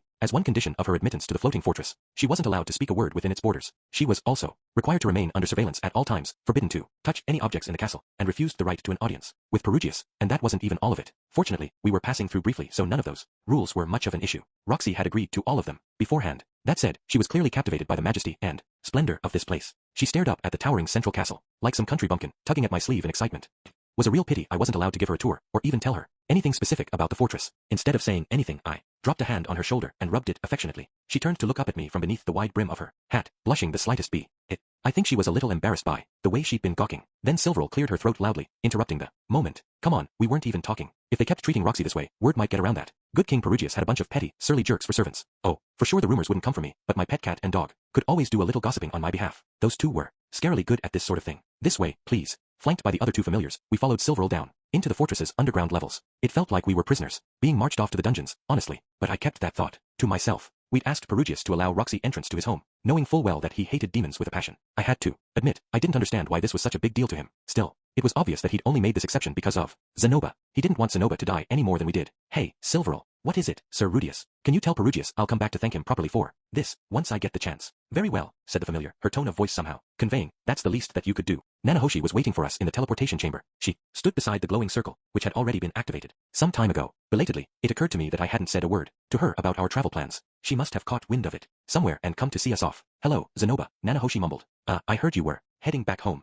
Apparently, the girl hadn't figured out what she wanted to say about that. She was fidgeting with her hands and looked distinctly uncomfortable. Zenoba walked over to her slowly. That's correct, Miss Nanahoshi. The time has come for me to return to my homeland. An odd expression flashed across Nanahoshi's face, somehow conveying both envy and real sadness. Fear not. I'm sure the day of your own return will come in time. Oh, man. Did you have to go there, Zenoba? Nanahoshi couldn't go back home right now, even though she desperately wanted to. Thinking about that fact had to be painful for her. Well, I hope you're right, murmured Nanahoshi. So long as you refuse to give up, you will make it back. Eventually, unless your homeland itself should disappear. Stepping forward, Zenoba wrapped his arms around Nanahoshi and thumped her gently on the back. For my own part, I will pray for your success, even if it must be from afar. That bear hug might have qualified as sexual harassment back in Japan, but Nanahoshi didn't flinch or try to squirm away. After a moment's hesitation, she reached up and put her own arms around Zenoba. I saw tears shining in her eyes. Thank you for all your help, Prince Zenoba. No need to call me Prince, or to thank me, either. I'll always remember fondly the days I spent with you and Cliff, engrossed in our research. Perhaps I'm the one who owes you a debt of gratitude. Come to think of it, Zenoba and Cliff had only grown so close because of their work with Nanahoshi. The long hours they spent together as her assistants had definitely played a part in establishing their bond. Ah, man, those were good times, weren't they? Oh please, sniffled Nanahoshi. You did so much for me. If it wasn't for your help, my research never would have gotten this far. Maybe so, but had we not met, I would never have become acquainted with Lord Perugius. In other words, it's only thanks to you that I can return to my homeland so quickly and easily. Let's call it even, shall we? Ha! With a loud chortle, Zenoba finally released Nanahoshi from his embrace. Well then, Miss Nanahoshi, we're unlikely to ever meet again, but do take care. Why you too? Nanahoshi shot me a startled, anxious look. It wasn't hard to guess what she was thinking. What's with these final farewells? I mean, he's going to teleport back here eventually, right? At least to visit. I nodded firmly to reassure her. This wouldn't be the last time they met, not if I had anything to say about it. Anyway, as far as I was concerned, Zenoba was heading home for a little visit, and nothing more. Well then, Master Rudius, let's be on our way. At Zenoba's prompting, our party stepped forward onto the teleportation circle. On the other side, we emerged into the interior of a crumbling building. It was a typical enough teleportation ruin among the many scattered all across the world. This particular structure was hidden in a forest near Chiron's eastern border. It would take us around 5 days of travel to reach the capital from here. Phew. Finally freed from her vow of silence, Roxy let out a small sigh of relief. Then she curiously glanced down at the magic circle beneath her feet. These teleportation circles never get any less interesting to me. They're such fascinating pieces of work. I guess I'm kind of used to them by now. You know, if I could learn more about their design, I think I might be able to create one myself. Wait, really? You want to try? Roxy shook her head at my reflexive question. No, I think the reason Perugius won't let demons in his castle is to prevent our kind from learning the secrets of teleportation magic. It would make us dangerous opponents when Laplace is reborn, I suppose. He'd likely have me killed if I made any progress. That sounded fairly plausible. Personally, I didn't think it was the main reason for that rule, but it was probably a factor. I had to imagine that Laplace himself knew all about teleportation though. It struck me as a little pointless. Enough chit-chat, called Zenoba. Let's get going. We need to collect our provisions and equipment. First of all, following his lead, our party left the crumbling ruin. We made our way to a small cabin outside the woods where most of our luggage was awaiting us. Soon enough, we were on the road to the capital. After several long days on the road, we arrived at the capital city of Latakia barely before sundown. As we passed through its front gates, Zenoba was visibly moved by the familiar sights all around him. I felt a small twinge of nostalgia myself. It had been many years since my last visit to the city, but it hadn't changed much. The streets were as brimming with adventurers to challenge the local labyrinths as ever, for one thing. On closer inspection though, I started to pick up on some subtle differences. The people seemed a bit on edge, the streets weren't as clean, and some of those adventurers looked a bit more like thugs. More mercenaries out and about than there used to be, I must say, said Zenoba cheerfully. But I suppose that's not surprising, with a war on the horizon. The man sounded almost pleased about it. I couldn't begin to understand why. I didn't exactly get the sense he was putting on a brave front. Sounds like you're in a good mood, Zenoba. But of course, Master Rudius, regardless of the circumstances, the thought of war is always thrilling. You think, indeed, any red-blooded man would surely feel the same. I wasn't about to argue his point, but I had no idea what Zenoba was talking about. Were these the same kind of thrills you got from looking at a giant robot, or what? In any case, we made our way straight to the inn where Ginger had reserved a room for us in advance. The plan was to spend a single night here, then put on some clean clothes so we could present ourselves at the castle. There we would report Zenoba's return and request an audience with the king. Given that we'd never crossed the border, we were expecting a certain amount of scrutiny from the guards, but we'd already thought up a good explanation in case they chose to press us on the matter. Now then, Prince Zenoba, by your leave, I think it prudent that I blend into the crowds for a time and gather any information that I can. Ginger was ready to go off on her own as soon as we arrived at the inn. Before she could walk out into the street, however, Zenoba raised an objection. HRM, Ginger, you are a knight of Chiron. Shouldn't you first present yourself at the palace with me and report your return? I am a knight, yes, but your personal bodyguard above all else, and my instincts tell me that all may not be well within this city. I see. Very well, go and investigate. Yes, sir. As Ginger saluted Zenoba, she shot me a meaningful look, guessing it meant something like, keep an eye on Prince Zenoba for me. I gave her a small nod in reply. We'd made it this far without a hitch, but now things were going to get a lot more interesting. Zenoba and I planned to present ourselves to PAX together. Hopefully, that audience would give us some hints as to what the man god was trying to accomplish here. There was a possibility the death god would try to murder me on the spot. In that scenario, I'd flee the castle with Zenoba in tow. Roxy would be waiting outside to support us as we retreated outside the city. I'd equip the magic armor there and then decide whether to fight or just keep running. I was planning to follow Orsted's advice to the letter and keep my distance from the death god if I ever had to fight him. From the sound of things, that fancy enthralling blade technique wouldn't be much use if I was blasting him with my Gatling gun from half a mile away, assuming we didn't find ourselves fighting for our lives. Tomorrow, Zenoba and I would probably be dispatched directly to the battlefield. I had no idea what a war against this country to the north would actually look like, and apart from getting us through that in one piece, I needed to find some way to convince Zenoba not to stay here. I had no clue what might change his mind at this point. I wasn't even sure he'd reconsider if Pax blatantly attempted to assassinate him. Oh well, time enough to worry about this stuff after our audience with the king. In all honesty, I was still a bit reluctant to strut right into such an obvious trap. A part of me almost wanted to station myself a mile away and blow Pax and his castle to bits, but I knew that wasn't an option. Orsted ordered me to spare the king, and even if he hadn't, Zenoba would never forgive me. The castle was hardly a symbol of Chiron or anything, but destroying it would definitely send shock waves through the kingdom. Oh, and those guys up north would come pouring across the border as soon as they heard the news. The simplest option wasn't realistic here, and nothing but uncertainty lay ahead. Made me want to sigh just thinking about it. For the moment, I had to stay focused on getting through this audience. One way or another, it would at least give me something to work with. Rudy. A little tap on my shoulder pulled me out of my reverie. I turned to find Roxy standing directly behind me. You're all tensed up, you know. Oh, really? Really? Try to let your body relax a bit, okay? I know you've got to stay alert right now, but you won't be much good in an emergency if all your muscles are too stiff to move.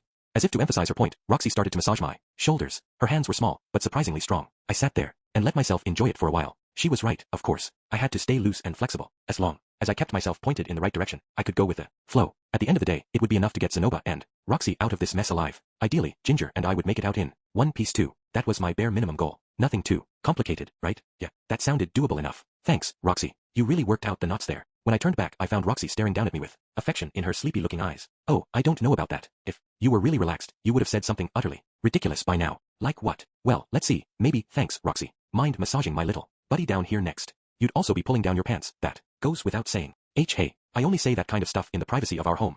Ah, yes. You do behave like an animal in that house, don't you? Smiling, Roxy leaned down to poke at my cheek with her finger. I felt like my character was being defamed here, somehow. Was it such a crime to be horny? Surely everyone says some stupid stuff in the bedroom at night, under similar circumstances. I couldn't be the only one. I'm only kidding, Rudy. Looks like you've relaxed a little, though, at last. Oh, yeah, I guess I have. My shoulders felt a lot less tense than they had a few minutes earlier, although a hint of energy lingered in my muscles. I was relaxed, but alert and ready for action. It was a good feeling. All right, I better get to bed so I'm well rested for the audience tomorrow. Thanks again, Roxy. Anytime. Good night, Rudy. I can do this, one step at a time. Holding these simple thoughts in my mind, I turned in for the night. Chapter 4, King Pax. The next morning, we walked right up to the castle's front gate. At first, the guards on duty studied Zenoba's face suspiciously. They hadn't expected him to come, and he'd sent no word in advance. Even stranger, he'd come on foot instead of by carriage, and his one bodyguard, Ginger, was nowhere to be seen. It was hard to blame them for having their doubts. After a bit of questioning, however, they seemed to realize Zenoba wasn't an imposter. Straightening their backs respectfully, they stepped aside to allow us passage. The stiff formality of their movements really made clear the lofty status enjoyed by the royal family in Chiron.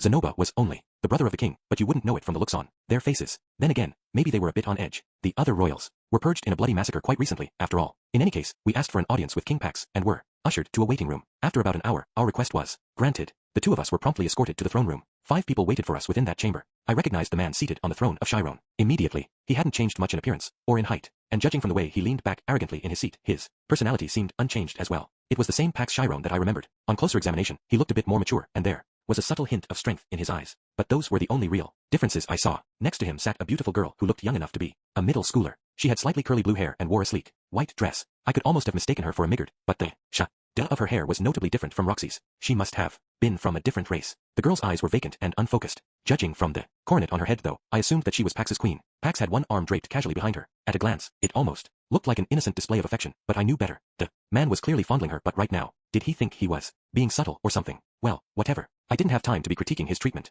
of some random concubine right now. My attention turned to the person standing at the woman's side, and that was where it stayed. I couldn't tear my eyes away. It was a man who looked to be in his mid-40s. He was solidly built and carried a sword at his hip, but he wore only the lightest of defensive gear. Nothing about him looked remotely imposing, and his attitude seemed mild enough. I would have walked right past him in the street without a second thought, unless I got a good look at his face. Anyway, to call him gaunt would have been an understatement. His cheekbones seemed likely to push their way out of his papery skin at any moment. An eye patch covered his right eye. His left, sunken deeply in its socket, looked as lifeless as a glass bead. I felt like I was staring at a zombie, or maybe a demonic pirate captain from some old movie. In other words, this was a man with a skeletal face. I had no doubt that I was face to face with the death god, Randolph Marianne. A pair of armored knights flanked this central group of 3. I assumed they were among those who'd been dispatched here from the King Dragon realm along with Randolph. Your Majesty, it is I, Zenoba Chiron. I have returned from the magic city of Sharia in answer to your summons.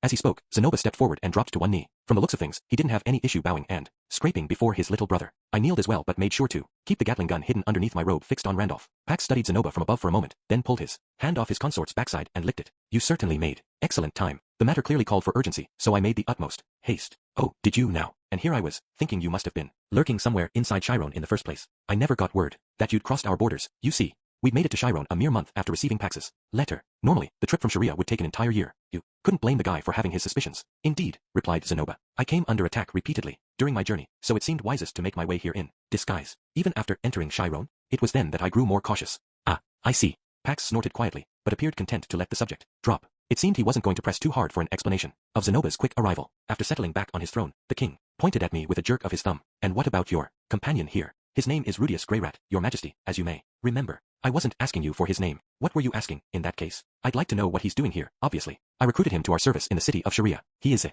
powerful mage, so I thought he might prove useful in the coming war. This was another explanation we'd worked out in advance. In this world, magicians were highly valuable weapons of war. Even intermediate or advanced tier mages were effective at creating fortifications, and large-scale attack spells could wipe out entire legions of troops. In a simple one-on-one duel, swordsmen held the advantage over mages of equal skill. But as the scale of a battle grew larger, so did the importance of magic. In times of war, even the haughtiest of kings would lower themselves to flattery if it meant earning the services of a saint or king-tier mage. And yet, Pax responded with a snort. He studied me for a moment with a cold sneer on his face, then turned his attention back to his brother. Is that so? To be frank, Zenoba, I rather assumed you brought him here to kill me. As soon as those words left Pax's mouth, I could feel a sudden ripple of hostility from the two armored knights who flanked the throne. It seemed the knights the King Dragon Realm had loaned Pax were relatively loyal to him. He supposedly had 10 at his disposal, including Randolph. There were 3 in this room. I found myself wondering where the other 7 were. In all honesty though, maybe it wasn't that important. This pair didn't look too dangerous. Certainly not, your majesty, said Zenoba sharply. I haven't the slightest intention of opposing you. So it doesn't bother you that I seized the throne by force? I can't say that it does. I pledged my loyalty to Chiron, not its former king. But I'm sure you don't intend to pledge yourself to me, either. Zenoba didn't say anything in response to that. Pax let out another snort, looking more bored than anything else. Another man might have interpreted Zenoba's silence as evidence of disloyalty, but it didn't seem to bother him too badly. Enough of this. To be frank, brother, I don't particularly care what your real intentions are. Pax paused to gesture with his chin at the armored men who stood behind his throne on either side. Take a good look at these gentlemen. These are the elite knights I brought back with me from the King Dragon Realm. The two armored men bowed deeply at Pax's words, although the death god stifled a yawn and nothing more. This man here is particularly fearsome. His name is Randolph Marianne, known also as the death god, ranked 5th among the 7 great powers. Starting slightly as Pax gestured toward him, the death god apparently decided to introduce himself. He took a single step forward with a strained expression on his face, cleared his throat, and began to speak. A pleasure to make your acquaintance, sirs. I am indeed Randolph Marianne. I was born in the King Dragon Realm, but raised on the demon continent. I am of mixed race, part human, part elf, and part immortal demon, among other things. I earn my living as a knight, serving in the King Dragon Realm's Blackworm Knights under the command of High General Shagall Gargantus. Murder is my area of expertise. I can kill quite literally anyone, although I follow no specific style. I've dabbled in both the North God and the Water God traditions. I am commonly referred to as the Death God, which leads some to take me for a crazed serial killer, but I assure you that nothing could be further from the truth. I'm a gentle soul with a passion for cooking. I do hope we can be friends. Having rattled off this little speech without a moment's hesitation, Randolph offered us a half-hearted attempt at a smile, before stepping back into his former place. I got the sense that he badly wanted to be somewhere else. Quite a character, isn't he? But I'd encourage you not to underestimate him. He's the one who cut down my brother's finest guards in the blink of an eye and secured me the throne. It sounded like Randolph had basically handled the whole thing, all on his own. Not that surprising, given his place on the great powers list. Orsted seemed to think he'd lost some of his edge over the years, but that clearly didn't mean he was a pushover. How about it, Zenoba? Shall we face him off against that mage of yours and see which one comes out on top? So that's how they're going to play it? They had a clear chance for the death god to kill me right here, and now. It struck me as an absurdly simplistic trap, but that meant nothing. The man god had never been good at coming up with fancy strategies. Surely you jest, your majesty. It would hardly be advisable to deprive ourselves of a valuable weapon with war on the horizon. I glanced over at Zenoba and realized there were beads of sweat forming on his brow. Was he actually trying to protect me? Seemed that way. Pax looked down on his brother with an expression of sincere amusement. He clearly took a lot of pleasure in making people flinch and stammer. It brought back some memories of the time I'd spent as his prisoner on my first visit to Chiron. This was the kind of guy who loved reminding you of the fact he had the upper hand. Once he saw the panic spread across your face, he'd usually back down and insist that he was only joking. But if the man god was manipulating him, all bets were off. Finding some way to pit me against Randolph would be his top priority. I'd braced myself for the possibility in advance, of course. I knew, going in, that it might come to this. Still, if I had to fight the death god, I wanted to do it in the magic armor version 1. And that was currently in storage on the outskirts of the city. I would have to lead off with a smokescreen, not an offensive spell. Then I'd grab Zenoba, flee the castle, and return in my full suit of magic armor. That was my best chance to survive. Just as I reached this conclusion, however, Pax leaned back lazily in his seat. I was only joking, obviously. Oh, I guess we're not doing this after all? A bit surprised, I glanced over at Randolph to find him stifling yet another yawn. From all appearances, he wasn't even paying attention to the conversation. I was starting to wonder if that man might be sleep-deprived or something. He yawned as often as a college kid who wanted everyone to know he'd pulled another all-nighter. I'd never seen someone look so profoundly bored before. I've heard the rumors about your Rudius Grey Rat myself, said Pax with an indifferent shrug. Although aided by the armored Dragon King, he supposedly defeated both the Water God Rida and the 3 Blades of the North God in the Kingdom of Azura. And Randolph here is a precious asset on loan to me from the King Dragon Realm. I'm sure he wouldn't lose the fight, but if I got him badly injured, I'd be too ashamed to face his majesty. Apparently this was all Pax had to say about me. He repositioned himself on his throne and fixed a sharp glare on his brother, abruptly changing the subject. On another note, if I'm not mistaken, brother, you seem to be quite wary of me. In my defense, your majesty, replied Zenoba, our last parting wasn't on the best of terms. Ah, yes, I suppose that's true enough. You may rest assured. However, I'm not interested in picking a fight with you after all these years. Pax crossed his legs and rested his elbow on one knee, then leaned his cheek against his fist. Was he trying to look as arrogant as humanly possible, or did it come naturally to him? I grant you my forgiveness for your trespasses. My sincerest thanks, your majesty, said Zenoba, bowing his head. It is far more than I deserve. Think nothing of it. Smug was probably the best word for the smile on Pax's face in that moment. It was the smile of a man who felt utterly confident in his superiority. There was no doubt in his mind that he could crush Zenoba if he wanted to, but he would generously decline to do so. In fact, Zenoba, Pax continued, perhaps I owe you a debt of gratitude. You see, it was that unfortunate incident which provided me with a chance to change. I really wasn't sure what kind of change Pax was referring to. In appearance, he was still the same rotund little man as ever, at a glance at least. Yet, as I studied him more carefully, I realized he'd actually lost a decent amount of weight. It was hard to tell from a distance, especially with him leaning back on that throne, but his waist and chin were a bit less flabby than before. His neck was thick, but looked more muscular than anything else. It seemed like he'd actually gotten in shape. Of course, I gathered he was talking about something a little more profound. I won't deny it, when they shipped me off to the King Dragon realm to serve as a hostage, I wept with anger at the unfairness of it all. For many days, I bitterly cursed your name and that of Rudius. Grey rat. Zenoba swallowed audibly, but then, I was changed. Pax looked over at the girl sitting at his side. She turned to meet his gaze. There was something in their eyes that almost looked like trust. I hope you won't mind if I reminisce out loud for a moment. Silence. Without waiting for us to reply, Pax launched immediately into his tale. The story begins sometime after my arrival in the King Dragon realm. Largely ignored by my hosts, I grew increasingly sullen and withdrawn. But then, I met a certain girl. Not that I minded. There was always a chance he'd start blabbering about his new best friend, the man god. This girl seemed to spend all her time alone in the gardens, doing nothing in particular, with a melancholy expression on her face. No one spoke to her, and she spoke to no one. When I asked her what she was doing, her reply was always, nothing, really. Over time, Pax developed an interest in this strange, quiet girl. He made a habit of speaking to her in the gardens every single day. The girl wasn't talkative, but she always replied when Pax spoke to her. She knew almost nothing of the world, and seemed to take great pleasure in hearing him describe it. Her happiness proved infectious, and Pax began to consciously look for topics of conversation that might interest her. But then, one day, I happened to overhear a bit of palace gossip. Rumor had it that the shame of Chiron had grown close to the half-wit girl. They were thought to be a fitting couple, but there was much concern expressed about the dreadful possibility they might reproduce and fill the palace with children just as worthless as they were. It was a rumor meant to inspire malicious laughter. In that moment, I wanted nothing more than to cut the heads of those vicious gossips from their shoulders. Back in Chiron, it would have been trivially easy to arrange. Anyone who slandered a member of the royal family, no matter how drunk they might be, would suffer dearly for their mistake. Here, however, Pax could do nothing. In the King Dragon realm, I had no authority, no power. It was a moment of bitter, painful frustration. He yearned desperately for some way to take revenge, but the only thing he could do was cry bitter tears into his pillow. When the tears stopped coming, he tried to dismiss their words as the opinions of fools, best forgotten entirely. It didn't work. From that day forth, Pax approached his life with newfound diligence and determination. He'd put his self-indulgent ways behind him forever. I don't even know myself why I changed so suddenly, but I suppose I wasn't a particularly stupid boy to begin with, and I wanted to prove that there was nothing worthless about me. Dropped into an unfamiliar environment, he met unfamiliar people, experienced unfamiliar feelings, and began to act in unfamiliar ways. Just like that, he turned over a new leaf. I understood exactly what he was talking about, of course. Sounded a lot like my first years in this world. In any case, Pax began working very hard to improve himself. He threw himself into the study of magic, along with his other academic subjects. Apparently, his build limited what he could accomplish with the sword or on the playing fields, but he clearly hadn't lived a sedentary lifestyle either. Then, a year and a half before the present, Pax had participated in a grand academic tournament of sorts, which sounded vaguely like a mock exam, and produced results that placed him among the most promising young scholars in the King Dragon realm. This achievement caught the eye of the king himself. He was said to have remarked, "That boy was sent to this kingdom as a hostage in all but name, and he still strives to make a better future for himself. Truly admirable. Such efforts warrant recognition." In other words, he took a liking to Pax on the spot. Summoned to the throne room, Pax was offered his choice of a reward. "You've earned it, my boy. What will it be? Gold? An appointment? If you wish, I'll even permit you to defect from Chiron and become one of my subjects." The king's suggestions were generous enough, but without a moment's hesitation, Pax responded, "I would have your 18th princess." His beloved's name was Benedict King Dragon, and she was one among the king's many daughters. Her mother was a demon of unknown origin. The king had employed her on a whim and impregnated her on another. Benedict herself wasn't even in the line of succession. Though officially granted the title of 18th princess, no one truly treated her as royalty. Quiet and inexpressive by nature, she'd acquired a reputation as a half-wit, and yet, Pax asked for her hand in marriage. The king hesitated briefly before accepting his request. "I might have denied you one of my other daughters, but Benedict is no great loss. However, she is a royal princess, at least in name. You'll need to secure your own position first."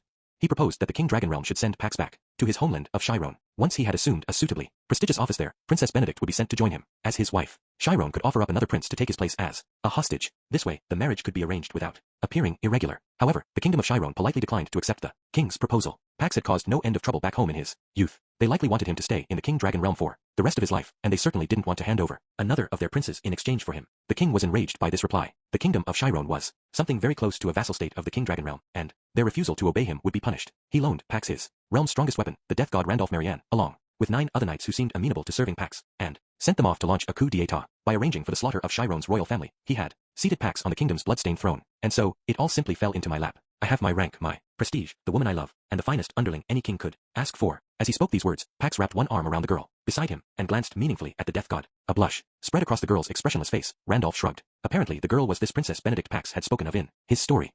Hold on a second, though. He rattled off his whole life story for us, and I didn't hear a single word about the man god. Initially, I'd assumed Pax was guided to the throne by a few convenient prophecies. Maybe I jumped to conclusions on that. His sudden transformation into a diligent young man did sound a little fishy, but the single most suspicious character in that story was definitely the king of the King Dragon realm. He'd popped up out of nowhere to offer Pax a huge reward, then flipped out on an allied kingdom over something that seemed incredibly minor. Would make sense if he was acting on the advice of the man god. Then again, it wasn't like it had to be either him or Pax. They could both be disciples for all I knew. Do you understand now, Zenoba? At this point, I don't have any reason to resent you. I do indeed. A most impressive tale, your majesty. I'm overcome with admiration. Zenoba bowed his head yet again, seemingly overwhelmed with emotion. As he lifted his face from the ground, he gingerly posed a single question. But I do wonder, given that you have the finest of knights at your disposal, why did you feel the need to recall me to Chiron? Ha! Snorted Pax disdainfully. I should think it would be obvious. Did the man have to be so pompous about everything? It was seriously slowing down the conversation. Didn't help that Zenoba spoke just as formally, mind you. To be sure, Randolph could deal with this invasion easily enough. But while he is my underling for now, he is a knight of King Dragon, and in time I must return him to its king. What would his majesty think to learn I was incapable of defending my own borders without relying on a borrowed blade? Ridiculous as that sounded, he had a point. The only reason he was sitting on this throne was that he'd impressed the king of the King Dragon realm. If he wanted to stay there, he needed to keep doing that. A man like me must prove his usefulness continually. Surely, you can see that. I knew where he was coming from. I was constantly trying to demonstrate my usefulness to Orsted, after all. In any case, Br. Zenoba, I believe I've explained myself sufficiently. You may suspect I called you here to take my revenge, but that simply isn't true. The situation is exactly as I described it in your summons. My coup has left our armies weakened, and the Northerners wish to take advantage. Under such circumstances, I need warriors like you. We have put the past behind us. All I would ask now is that you serve me well. As he spoke those words, Pax jerked his chin down slightly. The movement could hardly be called a bow, but it seemed like a gesture in that general direction. I wasn't sure why he'd stopped himself from calling Zenoba brother, though. Was it more kingly to pretend you weren't related to your family? But of course, your majesty, replied Zenoba with a nod. It was for this very purpose that I was kept alive for all these years. He hadn't hesitated. His answer came so quickly, in fact, that it caused Pax to raise a dubious eyebrow. Do you truly mean that, brother? He asked. I am a usurper who took this throne by force. Does that not bother you in the slightest? He was blatantly testing Zenoba, but I understood his reasons for doing so. Pax had massacred all of their other siblings. Perhaps he no longer held a grudge against Zenoba, but that didn't mean the feeling was mutual. It would have been perfectly understandable for Zenoba to come here looking for revenge. Zenoba looked up at Pax and hesitated for a moment, then lowered his head again in silence. Watching his brother struggle to find an answer to his question, Pax jerked his chin upward to a more imposing angle. You may speak freely. This was an important moment. Zenoba's answer would probably determine whether I found myself fighting for my life against the death god. Randolph looked completely disinterested in everything taking place around him, but he would doubtless spring into action with ferocious speed at a single word from Pax. I would need to blind him, slow him down, and blast through the castle walls to make our escape route. As I braced myself for the worst, Zenoba opened his mouth to speak at long last. Whoever holds the throne of Chiron, and however they might rule, the fact remains that my life's purpose is to protect this kingdom from her enemies. For a moment, there was silence in the throne room. Zenoba hadn't answered Pax's questions directly, but his implied message was clear enough. He would obey the new king's orders and make no moves against him. Pax frowned slightly, perhaps uncertain what to make of this. Was Zenoba an ally or an enemy in the making? He ultimately seemed to give up on trying to decide. Humph. He muttered. Well, it's all the same in the end. And then, in a voice far louder and more confident, he issued his commands. Zenoba Chiron, I order you to organize the defense of Fort Karen. Your troops have already been deployed there. Take up your post as their commander, and hold back the invaders from the north. Yes, your majesty. After drawing himself up to his full height, Zenoba bowed deeply one last time, and our audience came to an end. I followed my friend out of the throne room, feeling like a man who just dodged a bullet. After our conversation with the king, the two of us were shown to our room for the night. Zenoba's own bedroom no longer existed, so we'd be staying in a guest room on the second floor of the palace. A guard, presumably another knight from the King Dragon realm, was posted outside the door. Supposedly, this was for our protection, but he was clearly there to keep an eye on us. Pax had his lurking suspicions about Zenoba. Zenoba and I would be departing for Fort Karen in the north first thing the next morning. I wanted to explain the situation to Roxy, but we were under surveillance at the moment. Sneaking out to see her could be risky. There'd be time enough to fill her in once we met up. On the road, I followed Zenoba into the room, deciding I'd try my best to relax for now. Despite Zenoba's royal status, he was sharing a single room with me tonight. I guess Pax thought it would be easier to monitor our movements if he kept us in one place. We sank down onto the rooms facing sofas and took a moment to catch our breath. Well, that was something of a surprise. Pax seems to be a worthy king. It was Zenoba who eventually broke the silence. His tone of voice was the same as ever, and there was actually a hint of happiness on his face. You think, understanding that the kingdom of Chiron should be protected by its people, he asked me for my help despite our personal differences. A most admirable attitude, wouldn't you agree? Well, sure, when you put it that way. He'd more demanded help rather than asked nicely, in my opinion, but maybe that wasn't worth getting into. I know you were quite concerned about his intentions, Master Rudius, but people do change, and they do make mistakes. Yeah, I guess you're right. Pax's methods may be violent, and his tactics sometimes incorrect, but I believe he's doing the very best he can for the kingdom. I couldn't deny Zenoba's thoughts altogether. Pax really had changed for the better, at least to some degree. He was at least trying to move things in the right direction, but his intentions weren't the only thing I had to worry about, or even the most important thing. Okay, but what if he's being manipulated by someone? I said, trying to keep my tone light. Like, I don't know, an evil god. Zenoba responded with surprising seriousness. You refer to your own sworn enemy, I presume. Ha, did I tell you about this? I was at the table when you discussed it with Sir Cliff. Oh, right. Zenoba was present for that conversation, wasn't he? But as I remembered it, he didn't believe anything I was saying. At the time, I rather thought that you had made the whole thing up, Zenoba continued. However, once I witnessed Orsted's curse weakening under the effect of Sir Cliff's magical implement, I realized the truth in what you said, that you and he were allied against a most malicious foe. Well, this was news to me, but if he'd figured out that much, it couldn't hurt to tell him the rest. He was already mixed up in this. After all right, I guess I should tell you the whole story, then. My thanks, Master Rudius. I proceeded to give Zenoba a more detailed summary of my history with the man-god. After covering all our past encounters, I explained my concerns about the current situation. I made it clear there was a chance that Pax was currently under the man-god's direct control. I see. However, Pax never so much as mentioned this man-god in his tale. Perhaps there's no connection whatsoever. This god manipulated me for years, Zenoba. He's slippery. There's no telling what strings he might be pulling behind the scenes. Even if Pax wasn't a disciple himself, someone close to him might be, like the death god or Benedict, for starters. At the moment, I was most suspicious about the king of the king dragon realm, since the man-god could control up to 3 disciples at once. However, it felt safe to assume he'd position at least one of them in Chiron itself. Ah, yes. He deceived you into doing battle with Orsted. Correct. That's right. And now, you're concerned that he might deceive Pax into coming for your life. Zenoba cupped his chin in one hand, thoughtfully, then continued in a murmur. I suppose I'll have to protect him, in that case. Pardon? Sorry, does that mean you're going to fight for him if it comes to that? Against me? What? No, said Zenoba with a laugh. I could never raise my hand against you, Master Rudius. You're hardly a threat to Pax in any case. You were instructed to spare his life, weren't you? Yeah, but you said. I meant I would protect him from the man-god, naturally. Phew, okay, that makes more sense. He'd startled me there for a minute. The last thing I wanted to think about was Zenoba changing sides on me at the last moment. That would really leave me out of options. All that aside, it felt pretty odd to hear him talk about protecting his brother. You know, Zenoba, I didn't think you actually cared what happened to Pax. For a moment, Zenoba looked at me in blank surprise. Then he propped his chin back on his hand and pondered my remark. I suppose I didn't, up until today. After all, I hadn't even seen the man for many years. Zenoba furrowed his brow thoughtfully, humming under his breath. But now that I think about it, this may be the first time he's ever turned to me for help like that. All of a sudden, Zenoba's frown gave way to a cheerful smile. Weird. He had to know that Pax was only using him, right? He'd never been the kind of guy to take pride in his dependability before. Well, maybe some of his determination to protect Chiron was carrying over to its king. They were relatively similar goals, after all. In any case, I was having a lot of trouble guessing what the man-god's plan was this time. It wasn't clear who any of his disciples were, and there was no sign of anyone trying to kill me at the moment. It felt like I was missing something, overlooking some crucial piece of the puzzle. It was always possible that this trap was a mere figment of Orsted's imagination. I couldn't afford to be too optimistic about that possibility, though. Most likely, there was a trap here, and I simply hadn't yet discovered it. The list of possible dangers was basically infinite, so I knew it wouldn't be productive to spend my time considering them one by one. Regardless, I couldn't help feeling uneasy. Convincing Zenoba to come back home was clearly going to be a challenge, too. Pax wasn't threatening him in any way at the moment, or at least, there'd been no sudden assassination attempts. If he asked Zenoba to stay here permanently in some key military position, it was hard to imagine that Zenoba would refuse. Frankly, unless Pax tried to have him killed, my chances of convincing him to leave seemed dim at best. So long as his life wasn't in danger, he'd essentially moved back home to take a job. A boss like Pax was likely to demand a lot of mandatory overtime, but at the end of the day, Zenoba had the right to choose his own employer as he pleased. Still, there was a good chance Pax would change his attitude eventually and try to dispose of Zenoba. At the moment, I had no evidence he was planning anything, but that didn't rule out the possibility. It wouldn't do much good to have my suspicions confirmed after my friend was murdered. I needed to find some sign of Pax's real intentions in advance. On top of that, even if Pax had no interest in harming Zenoba, right now, he could change his mind at any moment. And right now, I had nothing solid to go off either way. Somehow, I had to search for evidence that might not even exist. God, I think I might go bald from stress. Resigned to the fact I wouldn't reach any useful conclusions on my own, I resolved to ask Roxy for her thoughts tomorrow. Chapter 5. Fort Karen. The morning after our audience with the king, I headed back to our inn to pick up Roxy, while Zenoba stayed at the palace to make the preparations for our journey. I found Roxy waiting in her room, fully equipped and ready for action. From the looks of things, she must have been awake all night, but when I walked in the door, she jumped to her feet and ran over to me. Is everything all right? I was a little worried not to hear from you. Yeah, it actually went fine. Roxy hadn't eaten breakfast, so we headed down to the first floor of the inn for a quick meal. I described our audience with King Pax as we ate. I had 3 main takeaways. It was unlikely that Pax was a disciple, the man-god's plans were still unclear, and the king of the king dragon realm was a potential enemy. Nevertheless, I made sure to describe every detail that had caught my attention. Roxy sipped her soup as I rambled on, listening in silence. When I asked for her thoughts, she frowned thoughtfully. To be honest, Rudy, I'm a bit sleep-deprived at the moment. Ah, right, sorry. There were bags under Roxy's eyes, and she moved sluggishly.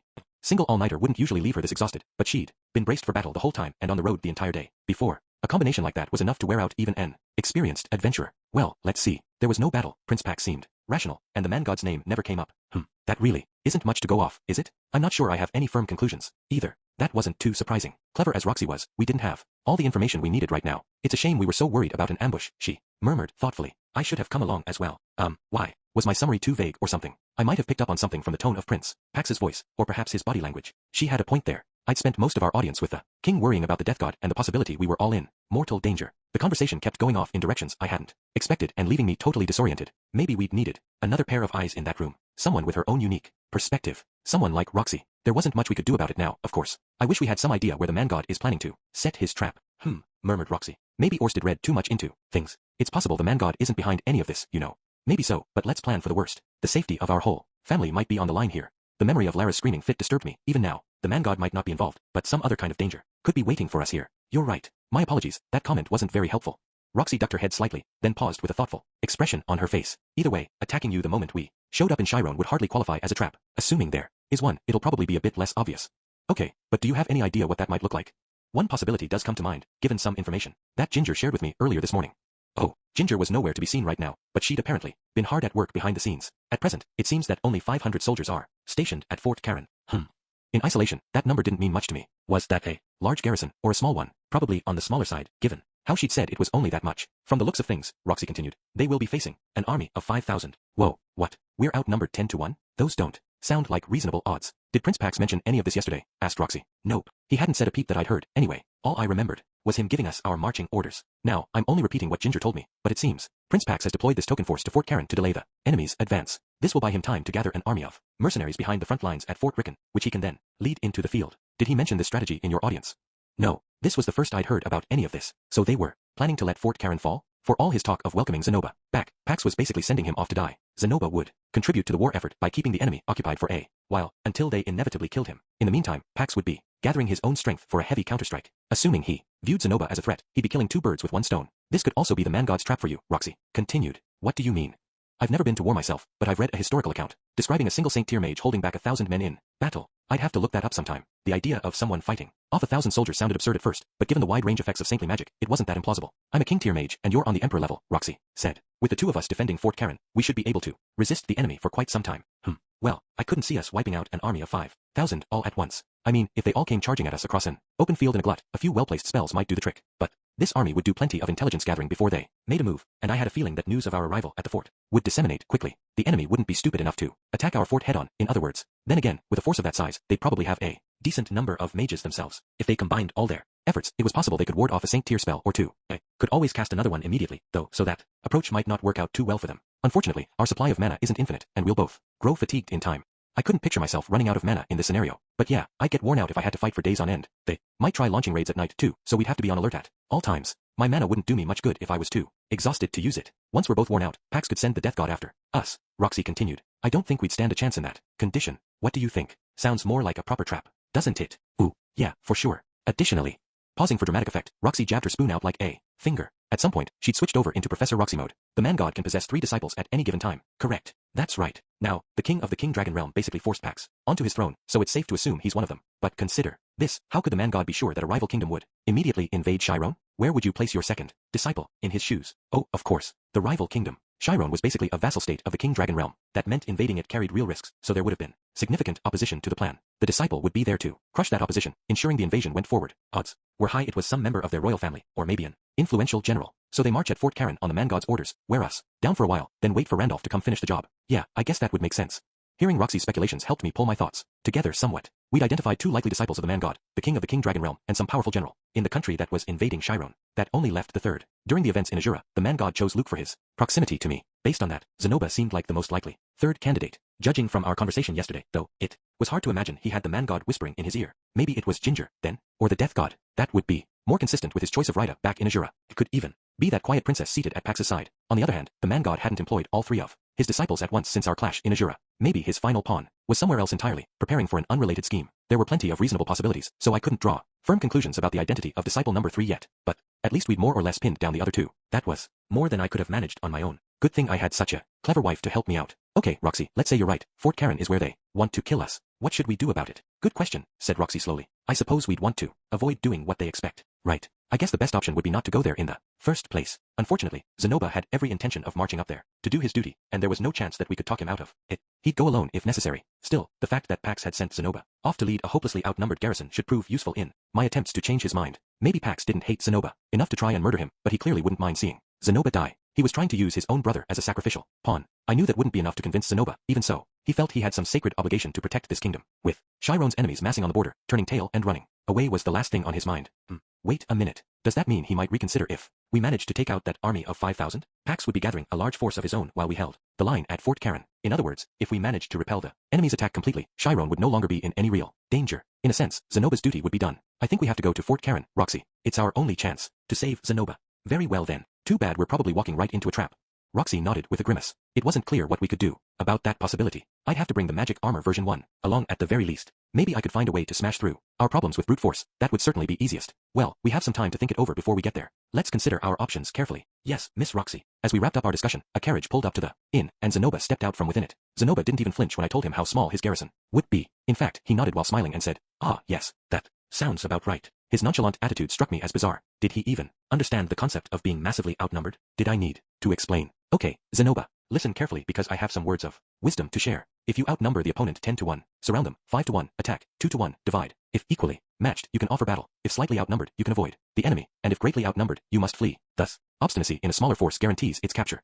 You got all that? Basically, it means war is all about the numbers. The guy with the bigger army always has the upper hand. Our forces would be holed up in a fort, yes, but even then, holding out against an army 10 times larger than ours would be very difficult. When I finished up my slightly roundabout explanation of these facts, Zenoba stared at me with a puzzled expression on his face. Master Rudius, I'm well aware that a large army will generally defeat a smaller one. Great. Okay, why do you look so damn cheerful, then? We're going to be outnumbered 10 to 1 at that fort. What? Don't be absurd. It won't be nearly as bad as that. Did this guy have a problem with basic math or something? I was starting to have some serious doubts about the kingdom of Chiron's educational system. Were you not listening to me, Zenoba? We have 500 soldiers at Fort Karen, and the enemy is going to send 5,000. 500 times 10 is 5,000. With M.E. so far. HRM. Are you attempting to test me, Master Rudius? Said Zenoba with a condescending smirk. Grr. Don't you smirk at me like that. I'm not the one who needs to learn his multiplication tables. Very well. Allow me to elaborate. Zenoba drew a deep breath, and then launched into an entire diatribe. Your figures fail to account for the presence of yourself and Miss Roxy. A Saint-tier magician can be worth 1,000 soldiers in the field when they are properly utilized. By that reckoning, we have the strength of 2,500 men at minimum.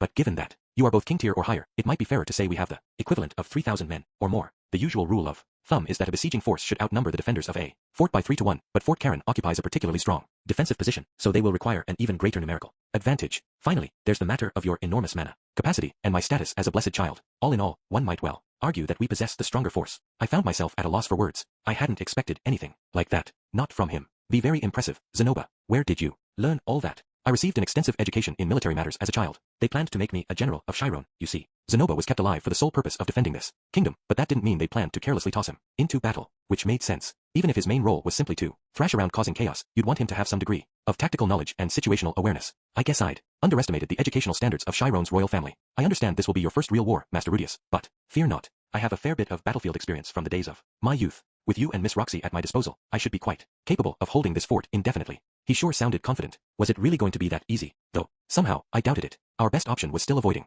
this fort entirely. Might as well try to persuade him, right? Okay, Zenoba, but Pax assigned you to Fort Karen without even knowing about Roxy, right? Yes, I suppose that's true. And I don't think he knows I have an unusually large supply of mana, either.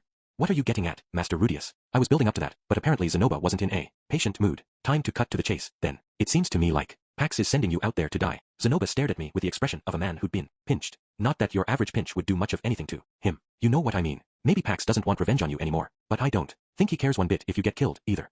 I suppose you may be right, yes. Scratching at his cheek with one finger, Zenoba waited for me to continue. Do you really need to obey the orders of a king like that? Zenoba smiled in amusement at my question. The words, "Oh, is that all?" were practically written on his face. In war, sacrifices are often necessary. It is the common soldiers who are usually offered up first, but at times, even the lives of princes must be used as a tactical resource. Look, Pax made this mess, and now he wants you to die so he can wriggle out of it, I said. He murdered the rest of your family. Zenoba, I don't see why you have any obligation to fight for him. As you're always telling me, Master Rudius, it doesn't matter who caused the problem. The only thing that matters is who can fix it. Zenoba's gaze drifted to the window as he spoke. On the street outside, ordinary townsfolk came and went, mingling with the mercenaries. They were going about their ordinary daily lives for now, but there was a visible hint of tension and fear in the way they held themselves. When we left Sharia, Zenoba made it clear that he saw fighting the enemies of his kingdom as his purpose in life. To him, it simply didn't matter that Pax was the king of Chiron, much less what Pax thought of him. Nothing I said could possibly change his mind right now. All right, you win. Sorry for badgering you like that. No need for apologies, said Zenoba. I understand that you only spoke out of concern for my safety. Since you feel so strongly about it, let's defend Fort Karen together. I'm a total amateur at war, so I'll do whatever you tell me. Out there, order me around to your heart's content. The last thing I wanted was Zenoba heading off for the front lines alone. I tried to make it clear that I was ready to cooperate, despite my misgivings. My thanks, Master Rudius. Your company alone will be worth 100 men.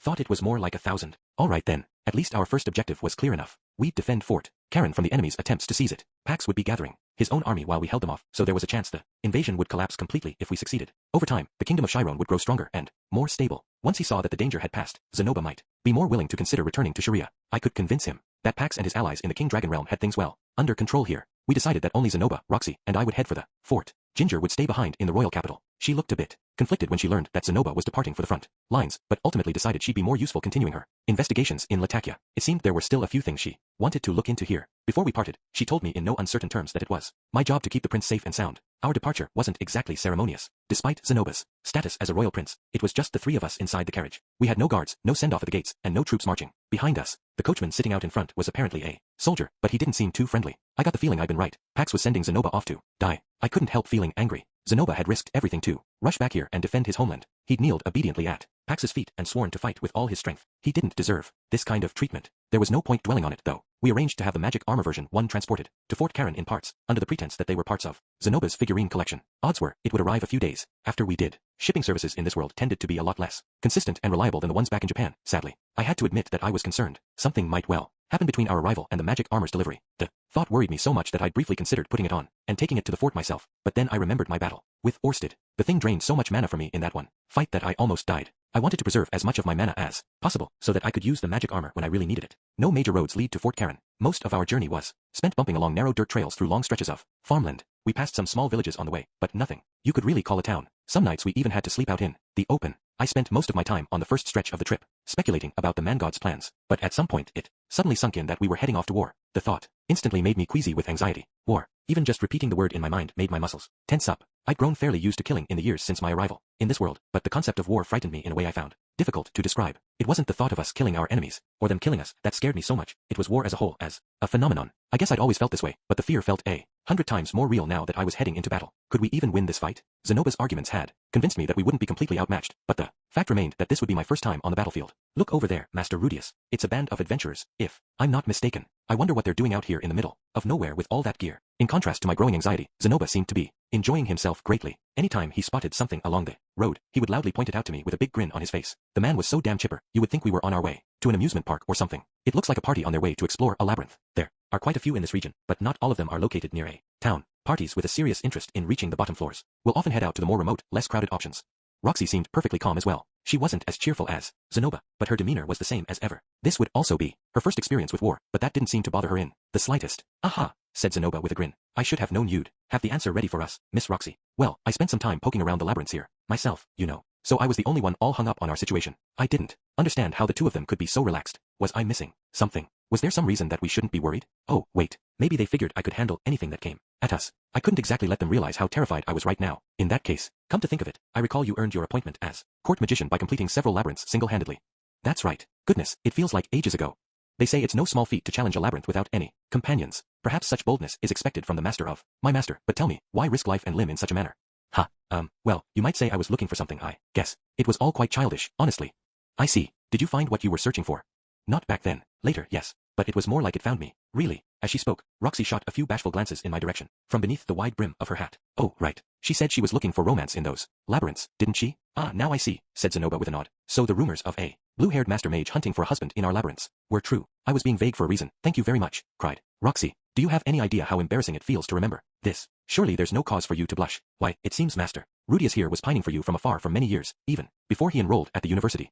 Was he really? I thought he only had eyes for Sylphie back then. Oh, far from it. I only learned this sometime later, but throughout his years of travel, it seems he carried something of why. And now the two of them were reminiscing about the good old days for some reason. Under normal circumstances, here's where I might have felt a twitch of jealousy, but right now I couldn't even muster the energy to keep listening. Goodness, really? He carried those around for all that.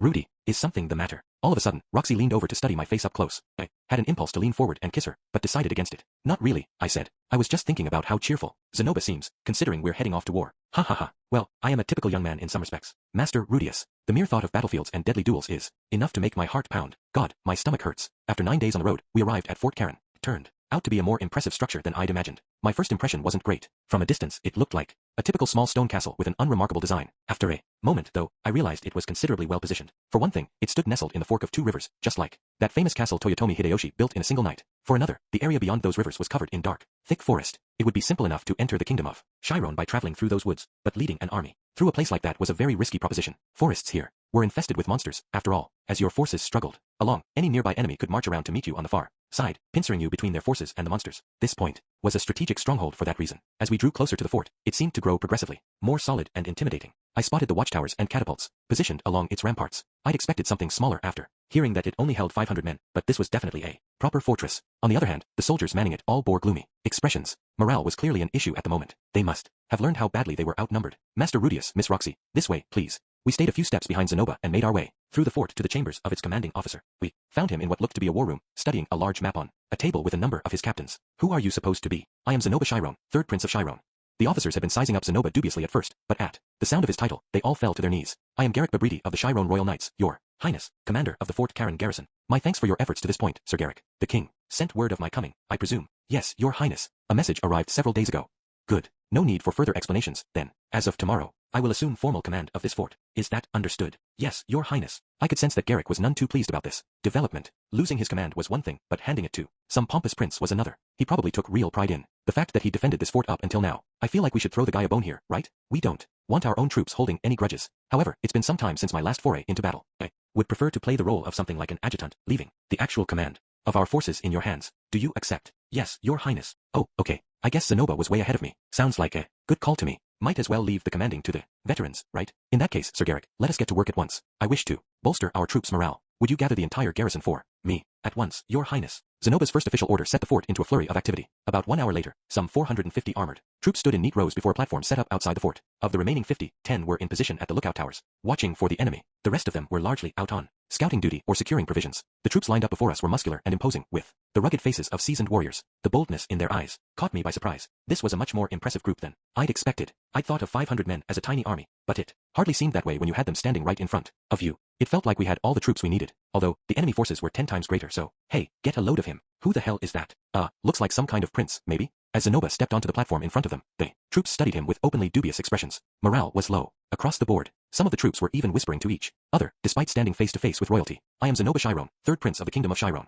Welcome, Prince Zenoba, called out the commander, straightening his back respectfully. We are honored to have the opportunity to fight alongside you. Obvious lip service. You could tell the man wasn't especially happy about Zenoba's presence here. The words, want to tell us what you're doing here, were all but written on his face. My thanks. With a lordly nod, Zenoba scanned the rows of troops before him. He looked relatively imposing, thanks to his bulky suit of armor and the massive club I'd made for him. Now then, your report on our current situation, Commander. Babriti. Sir, at present, contact with the enemy has been limited to small-scale skirmishes. However, interrogation of our prisoners has confirmed that they will soon launch a major offensive. I see, said Zenoba with another nod. It seems we have no time to waste, then. The commander was starting to look a little worried at this point. I assumed he couldn't tell how well Zenoba understood the situation. And then, with no warning whatsoever, Zenoba drew himself up to his full height and raised his voice to a bellow. First of all, troops, allow me to introduce our reinforcements. As those words rang through the air, the faces of the soldiers brightened the slightest bit. Nice to see everyone's morale rising. What reinforcements? Though, Pax sure as hell didn't send any. Before I could make any sense of his announcement, Zenoba looked back and signaled to me and Roxy with his eyes. A little startled, the two of us stepped up onto the stage behind him. Hey, isn't that? I've seen that face before. But I thought. A murmur ran through the troops. Many of them seemed to be looking specifically in Roxy's direction. Well, there weren't too many women to be found in forts like this. Maybe they were licking their chops at the sight of her? Roxy was adorable and beautiful and a divine embodiment of all goodness, so I could certainly understand such a reaction. But it seemed to me that some female soldiers in the crowd were also staring at her as intently as the male ones, and it was the older-looking individuals who seemed the most captivated, people in their 30s or their 40s. Our numbers are few, our enemies legion. Their offensive will come soon. Perhaps it seems that all is lost, and our position hopeless. But fear not, for I bring you formidable reinforcements from the magic city of Sharia. Zenoba looked back at us again and winked. Yeah, okay. Apparently, we were the reinforcements, which made sense if Roxy and I were supposed to be worth 1,000 troops apiece. If we ever launched a wrestling career, we'd have to call our tag team the Terrible 2000. Hello, everyone, said Roxy, taking off her hat. The murmuring in the audience immediately grew louder. I knew it. That's the one who used to be a court mage. Didn't she reach the king tier? She developed all the theory behind our drills, right? Grinning from ear to ear, Zenoba launched into a more detailed introduction. This woman is Roxy Magurdia, a former court magician of our own kingdom. I imagine many of you recognize her name, as it was she who essentially created our current anti-magic training program. She is accompanied by her star disciple, Rudius Greyrat. Both have reached the king tier in their art.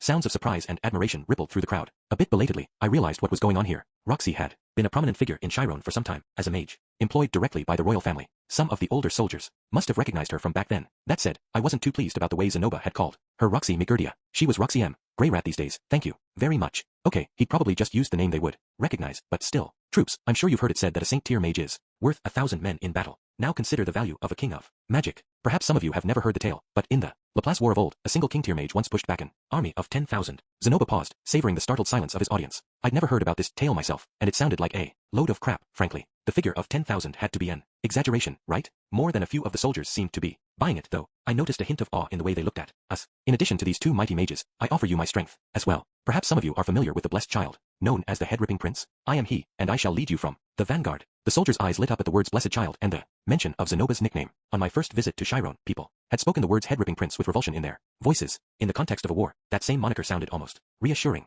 I promise you this, and this alone, you shall have victory. Zenoba balled his outstretched hand into a fist as his voice rang out across the crowd, and his soldiers answered in kind. Punching their own fists in the air, they roared their approval in unison. It seemed fair to say morale had improved somewhat. I had to admit, the man had a talent for getting people fired up. Strange as it might sound, maybe Zenoba had the makings of a leader. Then again, the troops had a nice solid fort to hole up in, and two powerful mages to defend it. Charging out to crush the enemy might not work out too well, but defending their position should be simple. You could understand why Zenoba seemed so confident, and why so many soldiers were looking at Roxy as they cheered. Looking out at all those upraised fists, I felt my own anxiety lessening somewhat. Thanks, guys. I'll do what I can, alright? Chapter 6. Preparations for War. The next day, I went out on a date with Zenoba. Our destination was an open plain just to the north of Fort Karen, which also happened to be the most likely site for the coming battle. Zenoba had delivered his invitation by barging into my room first thing in the morning and announcing, "There's somewhere I'd like to take you." Since he evidently wanted the details of his plans to be a surprise, I tagged along without asking any questions, only to end up here. To be fair, my heart was racing at the moment, just not in a pleasant way. This area was contested territory. There was no telling when we might encounter some enemy detachment. Hey, are you sure it's a good idea for us to be out here? Why so jumpy, Master Rudius? We might run into the enemy at any moment, right? Aren't they sitting right on our doorstep? Strange words, coming from a fearless warrior who challenged the dragon god himself. We can simply annihilate any force we happen to encounter. I'm sorry, did you just call me a fearless warrior? I think that's literally the last thing I would call myself. Perhaps you have me confused with my lovely wife, Eris? Though, I do have the magic armor version 2 on underneath this robe. I guess getting ambushed by some random grunts wouldn't be too much of a problem. In any case, Zenoba continued, I highly doubt we'll stumble on their scouts here, close enough to be visible from Fort Karen. Don't you have that backwards? I feel like they'd have to get in close enough to see the fort if they want to bring back any useful information. A reasonable argument, but according to Garrick, the enemy already knows our exact numbers. 1 or 2 men may be monitoring our movements from the shadows, but surely not an entire scouting party. Well, alright then, if you say so. Can't say I'm too happy that they know how small the garrison is, though. Good to hear, Zenoba, I guess. But would you mind telling me what we're doing out here in the first place? You gonna get down on one knee and confess your love for me? Haha, I'm terribly fond of you, Master Rudius, but I can't say I have any romantic interest in men. But I understand such tastes are quite common among the nobles of Azura, aren't they? Maybe, but my family seems to turn out nothing but womanizers. The Notos clan had a history of producing sons who loved extremely busty women in particular, although I suppose that wasn't the rarest of fetishes in general. Now, don't get me wrong, I was an exception to this rule. I enjoyed breasts in all their shapes and sizes, just like half the other men in this world. That aside, allow me to explain. We believe this area is where the enemy's forces will array themselves when they launch their attack in earnest. Oh yeah. I surveyed our surroundings again. It didn't take long, because there wasn't much to see. A rolling field spread before us, dotted with patches of tall wild grass and sizable boulders. There were dips and hills in the terrain, but overall, it sloped downward as you moved away from Fort Karen. From our current position, we had to look up at the fort from below. Plus, the nearby river flowed from south to north, so you'd have to fight the current to make any progress on the water. They really had placed that fort in the perfect spot. How do we know they're going to position themselves right here? Because this area is just close enough for the archers' volleys to reach us. The fort looked pretty far away from here, but I had to take Zenoba's word for it. It sounded like those archers had impressive range. Of course, our guys would be shooting down at them from the ramparts of the fort, so we'd still have the advantage there no matter what. Accordingly, I would like to alter the terrain here to make it impossible for them to properly array their troops. Okay, now I get it. If I made the terrain out here difficult to traverse, the enemy would be forced to deploy their forces a little further from the fort. That would leave them in an awkward spot where our archers could still hit them, but their archers couldn't fire back. And if I could make it difficult for them to move forward through this area, it would be much easier to pick them off from above as they advanced. All in all, it was a smart preemptive move. Well then, Master Rudius, have at it if you please. Sure thing. What kind of terrain can I get you today? A mountain would be lovely, or perhaps a valley. Okay, one valley coming up.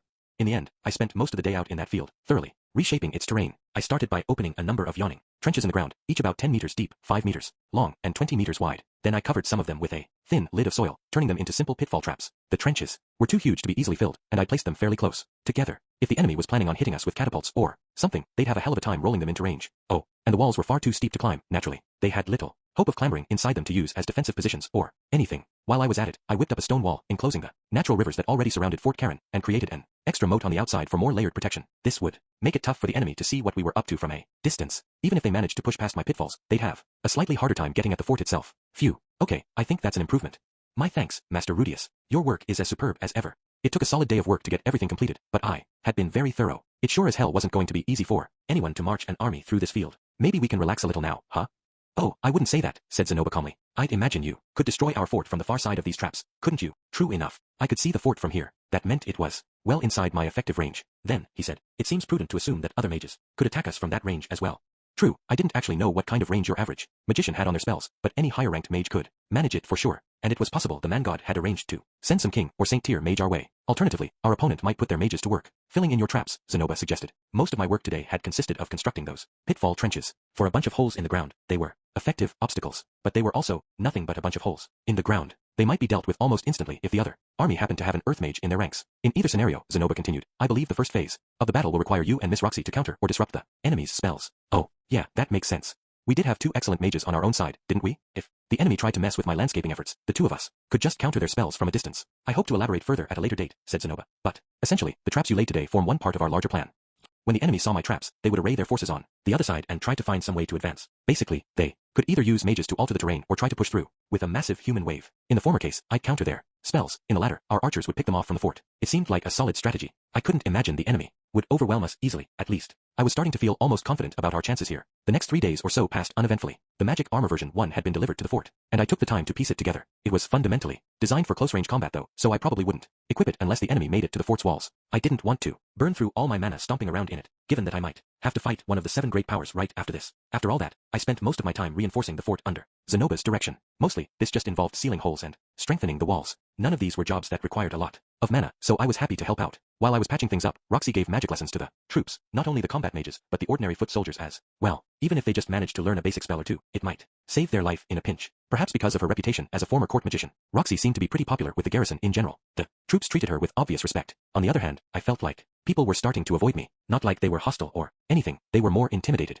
I guess they'd been a bit spooked by the way I'd totally transformed the terrain in a single day. Every time I strolled around the fort, soldiers would jump out of my way like startled rabbits. When I asked someone a question, they'd answer politely, but it was really rare for anyone to speak to me first. It was kind of depressing, honestly, especially since Zenoba and Roxy already seemed to have earned their trust. Maybe they just had better social skills than me. There was always the aggressively talkative approach, but I wasn't sure if it would help this time. Well, I hadn't come here to make friends or anything, so it wasn't the end of the world. Just kind of a downer. It wasn't all bad here, anyway. The people weren't too friendly, but the food was delicious. That was actually a side effect of Pax's close ties with the King Dragon realm. Although they hadn't sent him an army of reinforcements, they provided material support for Chiron's war effort. For the most part, it came in the form of food supplies. Sanakia rice was the staple of the King Dragon realm diet. You could find it in Chiron as well, but in this fort it was the main component of our meals. Its flavor was a bit different from the Aisha rice we were developing back in Sharia. To put it bluntly, it wasn't quite as good. Aisha had been experimenting to improve our homegrown variety according to my tastes, after all. Still, rice was rice, and I got to eat it every single day. I was half tempted to enlist as a soldier of Chiron, if this was how they fed them. Too bad that would mean having Pax for a boss. Anyway, on the 4th day, we got word from our forward scouts that the enemy army had deployed from their own fort. The enemy would be coming for us soon. Their fort was about a 5-day march from ours. I wasn't sure how quickly our scouts could make that journey, but I had to guess they also hadn't made it back here in a single day. We had 3 days at most then, maybe 2. The fort launched into a frenzy of activity. Zenoba and Garrick hurriedly reorganized the troops, while Roxy began inscribing a magic circle on the ramparts of the fort. The soldiers were sharpening their weapons, tending to their armor, and double-checking their exact number of arrows. Some were even writing last-minute wills. Awkwardly enough, I found myself with nothing much to do. Sure felt like I should be doing something, but I'd already finished my assignments in the previous days. For lack of any better ideas, I ended up helping out Roxy with her work. She explained that we were making the magic circle for the Saint-level spell Flashover. Roxy had never officially mastered this spell herself. She wasn't good with fire magic and couldn't have controlled it effectively. She had, however, memorized the design for its magic circle. Instead of using this thing herself, she planned to have a group of the garrison's combat mages do so by pumping all their mana into it. Roxy would stick to her specialty, Saint-level water spells. Generally speaking, fire magic didn't get much use when you were fighting monsters. The spells were powerful, but in a labyrinth, you ran the risk of suffocating yourself and spewing flames. Everywhere was dangerous for the people around you. Most adventurers stuck to other elements. When you were fighting other people, however, it was extremely effective. Normal human beings tended not to survive a ball of fire to the face. During the battle, I would be right next to Roxy on the ramparts, blasting spells down at the enemy. We had a detailed plan for the engagement, and my job was pretty simple for the most part. There was one thing that concerned me though. Was I actually capable of doing this? Killing people was never something that came easily to me. Throughout my new life in this world, it was something I always hesitated to do. Not like I had some principled moral stance against violence. I had plenty of blood on my hands by now, and if I felt a twinge of guilt when I told my children killing is wrong, well, I could live with that. The only thing that nagged at my conscience sometimes was the fact I'd told Rudyard not to kill anyone many years ago. Up till now though, High Minister Darius of Azura was the only person I'd deliberately murdered in cold blood. And, well, I guess you could add Aubert to that list too. I wasn't the one who finished him off, but I played a major part in his death. That experience left me nauseated, but I knew that both of them had to die. This time around, however, I would be killing people who'd basically done nothing wrong. There was no clear reason that I needed to murder any of them. I was doing this for Zenoba's sake, sure, but that was a choice that I was making, not something I'd been forced into. It was my choice to rain down spells from a distance on a crowd of soldiers who were just following orders. This wasn't going to be like how it was with Aubert. I wouldn't even see their faces. Could I do it? Yes, I could. Was I going to do it? Yes, I was. But once it was all over, I wasn't sure how I might react. I doubted I could keep myself from puking on the spot. Would I be in any shape to fight the death god if he came for us then? What's the matter, Rudy? Roxy was looking at me curiously. There was a little blotch of ink on her cheek. She seemed weirdly nonchalant about this whole business. Compared to me, she'd spent most of her life as an adventurer, so this was probably her first experience with war too. And now that I thought about it, I wasn't sure she'd even killed someone before. I couldn't remember ever discussing it with her. Well, Roxy, I was wondering. This wasn't an easy thing to ask. How were you even supposed to phrase this? Hey, you ever killed someone? Sounded like the kind of question that would get you reported to the cops back in Japan. Oh, I see. Goodness, what am I going to do with you? Well, there's a room in the fort that seems to be unoccupied, so let's head there. Ha. Men tend to vent their passions rather vigorously on the eve of battle, from what I understand. I'd like to be capable of standing up tomorrow, but I'd prefer that you turn to me instead of, wait, no, sorry, that's not what I was going to ask. Oh, really? Come on, sex isn't literally the only thing I think about. Though, is it just me, or does Roxy look a little disappointed? I mean, if she's up for it, I'd be happy to oblige. No, priorities, please. Ask the damn question already. Roxy, have you ever killed someone before? Yes, I have. Her response came instantly. It startled me, to put it plainly. Roxy had killed someone? My Roxy? The woman who'd already made friends with half the fort? There's nothing unusual about that really, she continued. I was an adventurer for many years, remember? How did it happen? Let's see. I think the first time was in my early years as an adventurer on the demon continent. Someone thought I was a child and tried to take advantage of me. We got into a fight, and it turned violent quickly. Maybe she'd hit them with a stronger spell than she intended. Were there any others?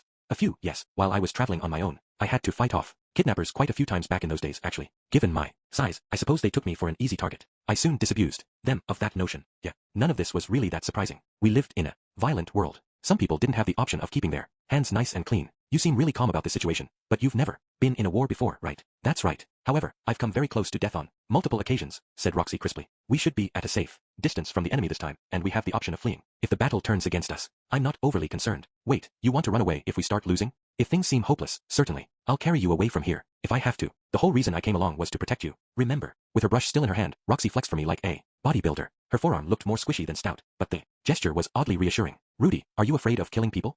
Yeah, it scares me. Why is that? I honestly don't know. Roxy nodded thoughtfully and wiped the sweat off her brow with her sleeve. Ink smudged on her forehead. Maybe she dripped some on her robe when she did that silly pose. Well, you've always been a bit timid, I suppose. I still remember how terrified you were to get on a horse for the first time. Yeah, 15 years ago, I was too scared to even leave my house, wasn't I? Man, that really takes me back. What is it about your fear that you don't understand? Try to describe it for me in detail, please. Sounds like I'm dealing with Instructor Roxy now. Haven't seen her in a while. When I try to kill someone, I sort of stop myself at the last moment. I see. And why do you think that might be? I mean, if I knew the reason why, we wouldn't be having this conversation. But I guess I shouldn't give up just because nothing comes to mind immediately. Think, Rudius, when did you start having trouble killing people and why? When I traveled across the demon continent as a child, I started consciously modifying my magic to make it less lethal, I said. Slowly, I was trying really hard not to kill anyone by accident. It was starting to come back to me now. I originally reduced the power of my stone cannon to help Eris gain more combat experience against the monsters we encountered, but I later took up tinkering with my spells even further, trying to make them non-lethal against humans. Dead End, our party with Rudyard, had a strict policy when it came to murder. My party back then had this rule about not killing people, and I was the leader, so I felt like I had to set a good example. I kept that up for so long that I guess it just became second nature to me. Basically, I'd given myself a fear of killing. When you're strictly forbidden from doing something as a child, the very thought of it can become terrifying. Often, you'll carry that trauma with you into your adult years. The details were a little different in my case, but the principle was the same. I see, said Roxy, brushing her bangs out of her eyes in a gesture that left a smudge of ink on her nose. And how do you feel about that habit now, Rudy? Do you want to lose this tendency to hold back? No, that idea scares me even more. In this world, I was a person with incredible power. Enough power to kill most people with just a flick of my fingers. I was capable of killing everyone who annoyed or inconvenienced me, and then killing anyone who tried to punish me for doing so. Without this reflex, I could easily turn into that callous, vicious murderer who'd visited me from the future. That wasn't the kind of person I wanted to be. It just wasn't. Then I don't think you have a problem, said Roxy with a smile. I don't. Really? I feel like this is going to keep causing me some major headaches, though. Now, I could argue that you're not responsible for the deaths you cause in this battle, since you're only acting on Prince Zenoba's orders, but I get the sense that would only upset you. In the context of a war, soldiers were sanctioned to commit murder by their country. All responsibility lay with their army, and the nation that controlled it. In that sense, the killing I committed on this battlefield wouldn't really count as murder. Pax was the one responsible for my actions. But of course, that was little but a convenient excuse. If you can't bring yourself to cast any spells when the enemy arrives, I'll fight in your place. You can stand by and carry me to safety if I run out of mana. Sounds like a better plan than you carrying me, at least. Exactly. With a big smile, Roxy reached out for a new pot of ink, and grimaced as she spotted a patch of wet black liquid on her sleeve. Rudy, is there ink on my face? Oh, yeah. I think your forehead might start casting spells at any moment. Roxy pulled a handkerchief out of her robe and rubbed it vigorously over her face. Fortunately, it didn't spit out any fireballs, although her skin had turned rather red. Ugh. Where is it? Your cheek, your forehead, and the tip of your nose. Wipe it off for me. If I'm seen like this, my marriage prospects will be ruined. You know, I could have sworn you were already married. I took Roxy's handkerchief from her and dampened it with water. Magic. She closed her eyes and leaned in close. I wiped off her forehead and then wiped off her nose and then kissed her on the cheek. Roxy held her breath. She had opened her eyes at some point and was staring into mine. Her face was still a vivid shade of red. I'll be done with this magic circle soon, all right? She stammered. We can, continue this later. Sounds good to me. Well, now I have something to look forward to. After that, I sat around waiting for Roxy to finish her work like a dog impatient for his walk. Then we headed to a private room to vent off some passion. I still wasn't sure if I'd be of any use in this war, but I had Roxy with me, so I knew I'd be all right either way. The next day, we received word that the enemy army was approaching. The soldiers rushed to their positions, their faces tight with tension, and I hurried to my own place on the ramparts. Roxy and I had a simple job, to fling spells at the enemy from above, under the command of the combat mage squad captain. Until the army came into range, we'd basically be twiddling our thumbs. I had the magic armor version 2 under my robes. The version 1 was leaning against a wall in the rear of the fort, just in case I needed it. I could reach it quickly enough by hopping down from above. Up till this point, it seemed like the man god hadn't made a single move against us. Would his first strike come immediately after this battle? Maybe during it, right as things got chaotic? There could well be a disciple in that army, or even lurking somewhere in this fort. And Pax or Randolph might hit us from behind at any moment. As I struggled to control a growing sense of anxiety, I noticed something moving out of the corner of my eye. It was a group of armored soldiers. They were crossing the river to the back of Fort Karen, in the opposite direction from the enemy, and heading for the woods. There looked to be maybe 100 of them. Surely they weren't deserting. Captain, do you know what's going on there? Yes, sir, replied the mage squad captain, a man named Billy. He followed my gaze and nodded at the sight of the soldiers. That's the unit Prince Zenoba put together the other day. They will defeat any units that try slipping through the forest and look for an opportunity to launch a surprise attack on the main enemy force. The prince hopes to sever their chain of command at the head. What? I'm sorry, what? I didn't hear a word about any of this. Yes, sir. The prince expressed some concern that the fort would be left too lightly defended if you accompanied him. Okay, but he could have told me about this plan. I insisted. It was his belief that you would insist on coming with him, prompting Miss Roxy to insist on coming with you, he said by way of explanation. Look, I got that Zenoba was trying to be thoughtful in his way, and it was hard to argue with his logic. If he'd told me about this crazy plan to head out with a tiny force, I probably would have decided it had to be the man god's trap, and if I'd insisted on coming, Roxy probably would have too. You could use magic effectively from anywhere on a battlefield, but it would be hard for us to cast the right spells at the right time if we were trudging through a forest. I understood his reasoning, okay? I really did. But what was the point of any of this if that moron got himself killed out there? Did he even remember what I was doing here? I'd come all the way out here to fight in someone else's war because I wanted to protect Zenoba. He could at least have said something to me beforehand, right? God, what if we hit him with some spell accidentally? What if the enemy found out our commander was wandering around in the woods with only 100 soldiers? Maybe there was still time for me to jump down there and there. But no, before I could take action one way or another, a sudden murmur ran across the ramparts, and the fort's alarm bell began clanging a warning. Everyone had their eyes fixed on the same spot, a cloud of dust to the north, obscuring the horizon. The enemy had arrived. Chapter 7. The Battle. Okay, so Zenoba had wandered off to God knows. He wanted to find and kill the enemy's commander, which didn't make any sense to me. Not one damn bit of sense. But I couldn't leave my post at this point. I didn't like the idea of throwing spells onto a battlefield where Zenoba could be hiding anywhere. But from the sound of things, he'd at least worked out his plan with the commander and the captains. I had to trust he wasn't careless enough to blunder right into our line of fire. He'd thought this through, right? Right. I mean, he'd brought 100 troops with him. They must have planned out this operation as a part of the overall battle strategy. The best thing I could do for him right now was to play my own part well. Calm down, Rudius. Zenoba's not an idiot. He's doing this for a reason. You just focus on doing your job, and everything will work out fine. Alright, first of all, let's get a look at the enemy. In the time it had taken for me to clear my head, the opposing army had marched into view and arrayed themselves in formation. Beyond my field of traps, they were barely far enough away that our archers couldn't reach them yet. Naturally, they couldn't hit us with theirs either. The battle wouldn't begin in earnest until the majority of them had pushed their way into the zone I'd filled with pitfalls. Yep, sure are a lot of them. Only looks like 3,000 or so to me. There's a whole bunch more waiting in line behind. The soldiers on the ramparts were busy guessing at the exact size of the force in front of us. Weren't you supposed to count the number of enemy flags or something? Rudy, we need a counterspell. Startled by the urgency in Roxy's voice, I looked out across the battlefield. Something like a tornado was taking shape near the middle of the enemy's formation. They're going to fill in all the traps at once with earth magic. Right. That's the Saint-level spell Sandstorm, isn't it? They sure hadn't wasted any time coming for my traps. They'd probably learned about them in advance from scouts or spies, and worked out a plan to neutralize them with a single massive spell. Needless to say, we'd been anticipating this possibility ourselves. Alright, I'm going to counter that with Violent Storm. With those words, I held out both hands toward the steadily growing funnel of dust and earth. I'd chosen to respond with a Saint-level wind spell. Despite its rank, its effects weren't particularly fancy, but they were very powerful. A number of Saint-level spells, such as Cumulonimbus and Sandstorm, were combined magic that used wind plus some other element. Violent Storm, on the other hand, was a pure burst of wind. While it cost the same amount of mana as something like Sandstorm, all of that power was devoted to a single purpose. In practice, that meant it was capable of totally erasing the more complex phenomena created by water or earth spells. It was also devastatingly effective against flying monsters of all kinds, for the record. But other spells were better choices if your enemies were on the ground. The wind would lose some of its force at longer range as it pushed past trees and other obstacles. There was a theory that pure wind magic had been developed as a way to counter other elemental spells, just like how this one would work on the battlefield. That was only a theory though, and I wasn't sure I believed it. While Violent Storm might lose some power as it traveled, it was strong enough to rip out massive trees by the roots if you used sufficient mana. And again, that fall-off in power only happened when it moved across the ground. In the air, it wasn't an issue at all. This spell could easily have been designed to bring down flying dragons. I had a feeling dragons used a bit of wind magic themselves, though. I mean, how else would they keep those massive bodies airborne, right? On another note, some claimed that the overuse of spells like this could make you bald. The theory was that all those sharp gusts of wind would eventually start to rip out hairs by the roots. Sounded plausible to me, given that the toupee-toting principal of our university was a king-tier wind mage. Okay, I'm nice and calm now. Nice and calm. By the time I finished running through all that trivia in my mind, my heart rate had returned to normal and my spell had blown apart. The enemy's dust tornado. The soldiers around us broke out in a spontaneous cheer. I hadn't dealt any meaningful damage to the army itself, though. They were still pretty far from us, but you'd expect a blast strong enough to break up a Saint-tier spell to have a major effect on the ground, too. Was it because I'd aimed it so directly at the tornado? Or maybe the mana from our spells had interacted somehow? Well, it didn't matter that much either way. Now we could focus on Rudy. They're trying it again. Really? That seemed kind of pointless. I could just counter their spell again, right? Oh, wait, they don't know about my mana capacity. Most mages would run dry in no time if they kept casting Saint-level magic. And since the enemy outnumbered us 10 to 1, they probably had 10 times as many mages, too. They probably thought they could sit there firing off the exact same spell from a magic circle until we ran out of juice. Wouldn't that mean there's no disciple of the man god over there? Anyone working for the man god would know about me. Surely, they wouldn't let the mages waste their time and mana like this, right? No, I couldn't jump to conclusions. The man god might be giving them advice, but that didn't mean their commander would always listen. For now, I'm gonna keep countering their spells until they give up. Does that sound like a plan? Yes, of course. Are you all right on mana? Yeah, I'll be fine. The captain seemed a bit awestruck at this point. Or maybe terrified. Well, my mana capacity was probably the single most reliable thing about me. If these people wanted to make me fire off 10 Saint-tier spells, I could handle it, no problem. In the end, the enemy mages cast their Sandstorm spell another 5 times, but I countered every single one of them in the exact same way. It was a shame I couldn't use Disturb magic to save myself some mana. That wasn't an option at such long range. After their 6th failed attempt, the enemy forces seemed to put a pause to their attacks. They might have run out of mages capable of using Saint-tier spells. It was also possible that their magic circle had faded away, or they'd realized they were getting nowhere with this strategy. Do you think they'll try a charge?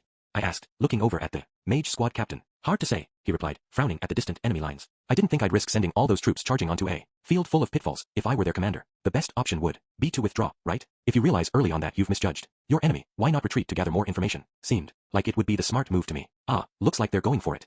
There was movement in the enemy lines once again. They were rippling slowly forward, almost like they were dragging something heavy along behind them. Well, I guess that figures. The commanders of that army had probably hashed out all sorts of tactical options and contingency plans before they showed up on our doorstep. They'd expended valuable food and resources to come this far, and they had their troops' morale to consider, too. They probably couldn't back off after one failed exchange of spells. I mean, for all they knew, at this point our mages could be running on empty too. Maybe they were hoping that would allow them to cross the pitfall zone without taking too many casualties. Archers, ready. At a bellowed command from their captain, our line of archers stepped forward. They knocked their arrows and pulled back their bows, aiming at the lines of soldiers picking their way through the pitfall zone. Fire. The first volley of arrows zipped into the air. It was a modest barrage. We only had 50 or so archers up here, and there were at least a few thousand enemy soldiers moving toward us. Any effect would obviously be minimal. The enemy commander seemed to have reached the same conclusion. A few moments later, we heard the sound of trumpets from below, and the enemy's advance immediately grew more rapid. I saw soldiers tumbling into my traps here and there. Others, however, were laying crude bridges across the trenches, and yet more made their way safely around them. They were making steady progress forward. From the looks of things, they'd interpreted our volley of arrows as a sign that we didn't have any mages still capable of casting offensive spells, which was a miscalculation, of course. Combat mages, ready. The soldier mages readied their staves in response to their captain's command. The squad numbered 20. 8 of them stepped forward to the edge of the rampart. Another 8 stood by behind them. The last 4 positioned themselves in front of Roxy's magic circle. Don't get jumpy. Hold until we've drawn them further in. The mages tightened their grips on their staves. Roxy followed suit, closing her eyes to concentrate. Not wanting to be left out, I balled my hands into fists and stared intently down at the enemy. The majority of their troops were now inside the pitfall zone. Incantations. Now, at the captain's order, the 8 mages in the front line began the chant for a fire spell in perfect unison. As their incantation reached its halfway point, the 8 behind them began to chant as well. Fireball. 8 balls of flame flew from the staves of the mages out in front. Arcing down onto the battlefield, they hit the enemy line right at its center, leaving a handful of charred bodies behind. The front line immediately stepped back and began to chant all over again. Fireball.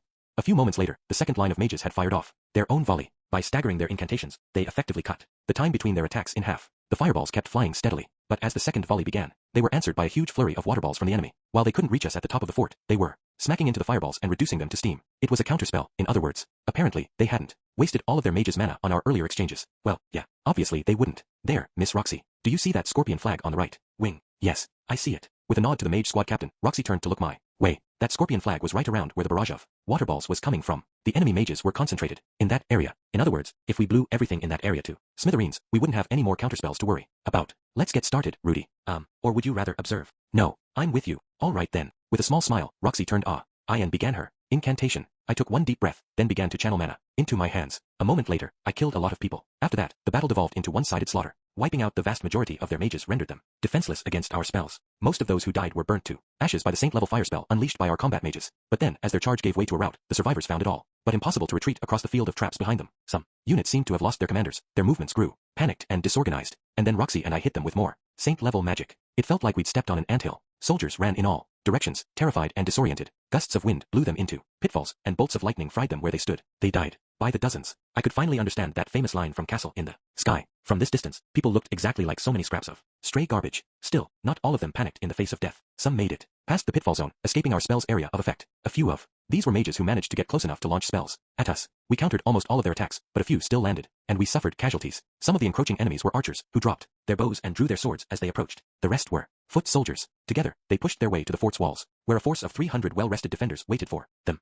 Meanwhile, we rained magic upon them like a hail of stones. In the end, only a bare handful survived. Some had lost their will to fight. Others struggled fiercely. Some were taken as captives, and others killed, but I couldn't tell you why. In comparison, I could count our losses on my fingers. We beat back the enemy so soundly that the words historic victory came to mind. When it was all over, Commander Babriti let out a roar that seemed to shake the fort to its foundations. The mages and archers on the ramparts answered him in kind, their eyes shining with elation. I shouted right along with them, although I wasn't sure if I felt the same kind of joy they did. It didn't feel real that I'd killed so many people, or that we'd won the battle. Still, the people around me more than made up for my lack of excitement. Soldiers who'd treated me with wariness and stiff formality ran over to thump me on the back. Some threw their arms around my shoulders, and others hugged me. One of those was a young female archer. She looked up at me and said something like, "We did it. You saved us. Thank you so much," with tears in her eyes. At that point, a surge of pride and happiness washed over me at last. Finally, Roxy threw herself into my arms and kissed me on the lips. That wasn't the sort of thing Roxy ever did in public, so she must have been as fired up as the others. We received a mixture of cheers and good-natured whistling from the soldiers as we embraced. I was happy in that moment. Truly happy. To be clear, it wasn't solely because a charming woman had thrown herself at me. There was some group psychology at work too. The sheer delirium around me had overwhelmed my brain completely. Not a bad feeling, you know? Kept me from thinking about all the people I just murdered with a snap of my fingers. The end of the day, we'd won the battle with virtually no casualties. That was something worth celebrating. No reason to think too hard about the ugly details, right? When I looked back on this day, all I had to think was, hey, that wasn't too bad for my first time. Guess it wasn't such a big deal after all. Maybe that was how you had to live in a world like this. I didn't have to keep judging everything that happened here by the moral standards I'd picked up in my first life. I didn't have to drag some old, arbitrary rule around forever like a ball and chain. I could kill when I needed to and hold back when I didn't. One battle wasn't going to turn me into a bloodthirsty maniac. I had more self-control than that. Prince Zenoba has returned. The cry of a messenger from below startled me out of my thoughts. Once the battle had begun in earnest, I'd completely forgotten about Zenoba and his unit. I rushed down into the fort, taking the stairs as quickly as I could. But I froze in astonishment when I reached the bottom. A crowd of soldiers had formed around a group of roughly 10 people who seemed to have dropped in from another planet. Their bodies were covered in twigs and leaves, their faces were smeared with dirt and soot, and their hair was slick with blood and sweat. One of them, an imposing man clad in a bulky suit of armor, called out cheerfully at the sight of me, "Greetings, Master Rudius." Wait, who are you supposed to be? No, seriously. I honestly didn't recognize him at first. His hair was crusty with dried blood, his armor was covered with gashes that weren't there that morning, and his glasses were smudged where he'd wiped some sort of red liquid off them. Zenoba. Yeah, that's definitely Zenoba. He looks like someone else entirely, but it has to be him. Oh, I guess I should, chew him out for disappearing on us without a word of warning. What the? As I approached Zenoba, the crowd of soldiers parted in front of me, and I lost my train of thought in mid-sentence. Someone lay on his knees at Zenoba's feet. He was covered in mud himself, but he was also wrapped inside a net. I recognized that net. It was the magic item I'd given Zenoba right before we left. Thanks to your splendid efforts, our surprise attack went off perfectly. Behold, we have captured the enemy's commander.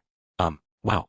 I glanced around and realized that the soldiers around us were cheering the filthy band of 10. They no longer looked at Zenoba with wariness or uncertainty. Their eyes shone with admiration. Wait, 10. Why are there so few of them? I was fairly positive. I'd seen about 100 leaving the fort earlier. Where are the others? Lying on the battlefield, replied Zenoba. They died bravely. Every one of them. Oh, right. I guess that's what happens when you attack an army that big with only 100 soldiers. Though, I'm not sure I understand. We didn't need this sneak attack to win that battle, right? We were winning anyway. I can't be the only one who's picking up on that. Am I missing something here? This guy's worth the loss of 90 soldiers, right? Unquestionably, he is a member of the Bister royal family. With him as our hostage, it should be simple to negotiate a conclusion to this war. Oh, okay, yeah, I get it now. If he's that valuable, I guess Zenoba made the right call. Beating back one enemy advance didn't mean you'd won the war. But Zenoba's raid turned our tactical victory into a huge, strategic one. From that angle, maybe the lives of 90 soldiers were a small price to pay. Wait, no. Why was I falling for this line of thought? We'd knocked the hell out of that army. They must have lost 1,000 troops, maybe even 2 or 3. If they'd had someone with a functional brain in charge, they would have quit trying to invade. Or maybe I was overestimating our victory a little. Maybe all the troops we saw only amounted to a few thousand, and the majority of the enemy force had retreated. If they really did have more soldiers waiting in the rear, maybe we'd only taken out something like 500. What a joy to have succeeded, said Zenoba, beaming at me cheerfully. I could hardly have asked you and Miss Roxy to sit around this fort indefinitely, after all. Okay, yeah, I think I get it now. The enemy might not have given up after a single disastrous battle. Who knew how rational their commander was, anyway? We might have given them a bloody nose today, but they still had the numerical advantage. If their next attack came when Roxy and I weren't around, Fort Karen might well fall, and the two of us didn't have the option of staying in Chiron for years. By capturing an enemy prince and negotiating some sort of a truce, we could end the war in one decisive stroke, before any of that became a problem. Still, couldn't we have found some other way? Maybe I could have blasted one of their forts to pieces, or something. Nah, it would be stupid to entrust a job like that to a guy who spent the last few days whimpering about killing people. I must say, everything went off according to plan. You and Miss Roxy offered us a superb diversion with your magic, and this enchanted throw net? What a splendid tool. I'd been hoping it might enable me to capture an enemy commander from the start, but it worked even better than I'd imagined. Zenoba had cut into the ranks of the enemy as the wind and rain raged, taking advantage of the general confusion to capture their leader. The risks had been horrific. He had gambled with his life, but he came away a winner. He turned the chaos Roxy and I created into an opportunity, pushed himself to the very limit, and made our victory count. You know, Master Rudius, I've seen Saint Tyr spells at a distance before, but there's something else entirely when you charge right into one. Oh, yeah, I'd imagine so. A nasty shiver ran down my spine. Cumulonimbus had a wide area of effect. It was a spell designed to wipe out large numbers of enemies indiscriminately, which might mean, hey, Zenoba, you guys didn't get hit by lightning out there, or anything, right? HRM. Zenoba put a hand to his chin and seemed to consider his reply carefully. After a moment, he delivered it with a serious expression on his face. No war is won without sacrifice, Master Rudius. We'd hit them. Bolts of lightning from our cumulonimbus spells had struck our own allies. Maybe we'd knocked others into those pitfalls with gusts of wind. I might have killed someone who ate dinner next to me yesterday. Roxy might have killed someone she'd taught a little magic too. Odds were I'd never even spoken to most of them, but at the very least, I knew some people whose faces had grown familiar to me were gone forever now. And of course, Zenoba continued, I bear the full responsibility for every soldier who we lost this day, as the man who commanded them in battle. You have nothing to feel guilty about in the slightest. In theory, that made sense. But theory wasn't doing much for me right now. You must be weary after all your labors, I'm sure. Promise me, you'll take the remainder of this day to rest. Zenoba patted me gently on the shoulder, then dragged his captive further inside the fort, issuing rapid commands to the surrounding soldiers as he went. I stood in a daze and watched him go. At some point, I'd completely run out of words. Oh, right. I've got to get ready for that attack from the death god. No time to stand around like an idiot. No time to rest. Not yet. I should just stand near the version 1. I'll be ready for him if he shows. That evening, a raid was launched on the fort. It wasn't the death god though, and I wasn't the target. It was the enemy, and they came in an attempt to free our royal hostage. I didn't kill any of them. They weren't dangerous enough for that. Instead, I knocked them all unconscious and handed them over to the fort's garrison. What happened to them after that?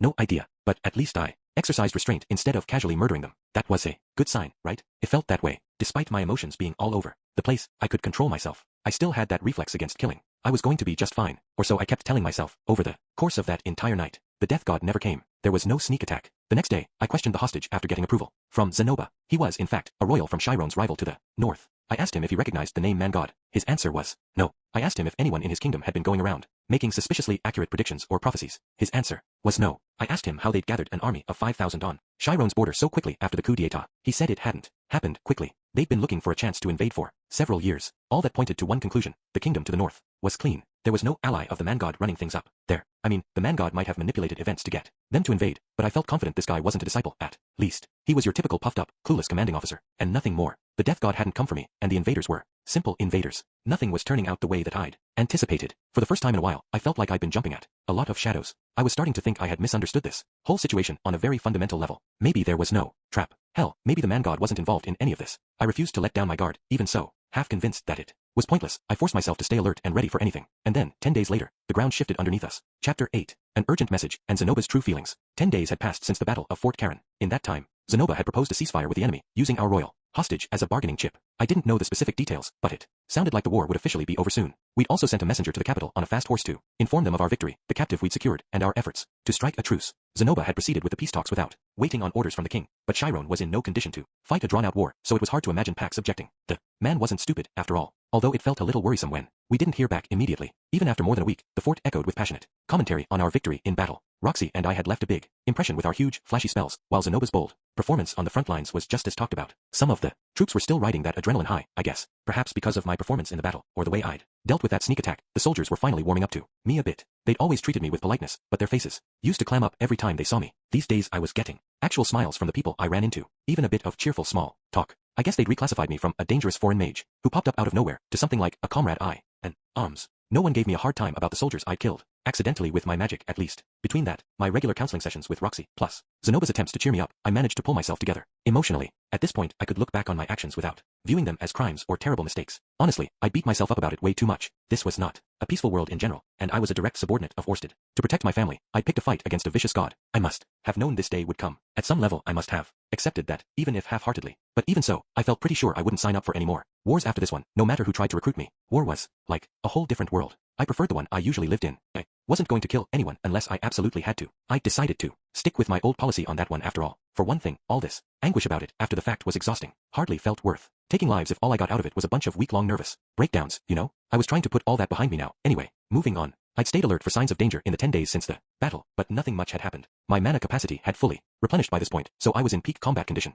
I also had the magic armor version 1 close at hand, and I wasn't allowing myself to get careless. It was hard to imagine the death god coming for us now. His advantage would have been greater if he'd attacked during our audience with Pax. The possibility that the man god wasn't actually pulling the strings here got more plausible by the day. Maybe it was like Orsted said. Maybe these events had taken place in the other timeline and simply weren't mentioned in the diary. Zenoba might have dealt with this problem without my help, or he might never have been summoned in the first place. I wouldn't call this whole trip a waste of time though. My friend's life had genuinely been in very serious danger, but the war was over now. In any case, there were no more enemy armies lurking on Chiron's borders. Surely that accomplishment would be enough to satisfy Zenoba's sense of duty. Now we just had to talk him into coming back home to Sharia. I wasn't about to leave him here under Pax's thumb. HNNNGH. I stretched out the kinks in my arms and back as I basked in the morning sun. I had no solid proof the man god wasn't up to something, but given that we'd been left alone this long, the odds he'd laid a trap for me were low. Thanks to that reassuring thought, I'd gotten a good night's sleep for once. I woke up with a spring in my step and decided to go wash my face in the nearby river. A bit of magic would have done the job just fine, but I was in the mood for a stroll. By the time I got there, a few small groups of soldiers were already at the riverbank, splashing water on their faces and brushing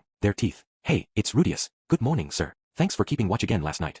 You know, I just assumed that huge metal suit was some toy of Prince Zenoba's or something. Quite the impressive magical implement. I was surrounded before I could even reach the water's edge. I had really become popular in this fort all of a sudden. This daily barrage of flattery sure took some getting used to. Incidentally, the soldiers were all dressed in light brown shirts and pants, the standard clothing they wore when off duty. The outfit was the same for men and women, and it seemed the women didn't wear bras to bed, judging from the visible perkiness currently being displayed by that archer who'd given me a hug the other day. What a lovely way to start my morning. I was wondering what this crowd was about. Good morning, Master Rudius. Turning, I saw Zenoba had come strolling up to us as well. He wore the exact same outfit as his soldiers. Thanks to his height and oddly skinny limbs, he looked a bit like some unwashed and leaving his room for the first time in a year. Prince Zenoba. Despite his less than regal appearance, all the soldiers dropped to their knees at the sight of him. There's no need for that. Go on, get back to your washing up.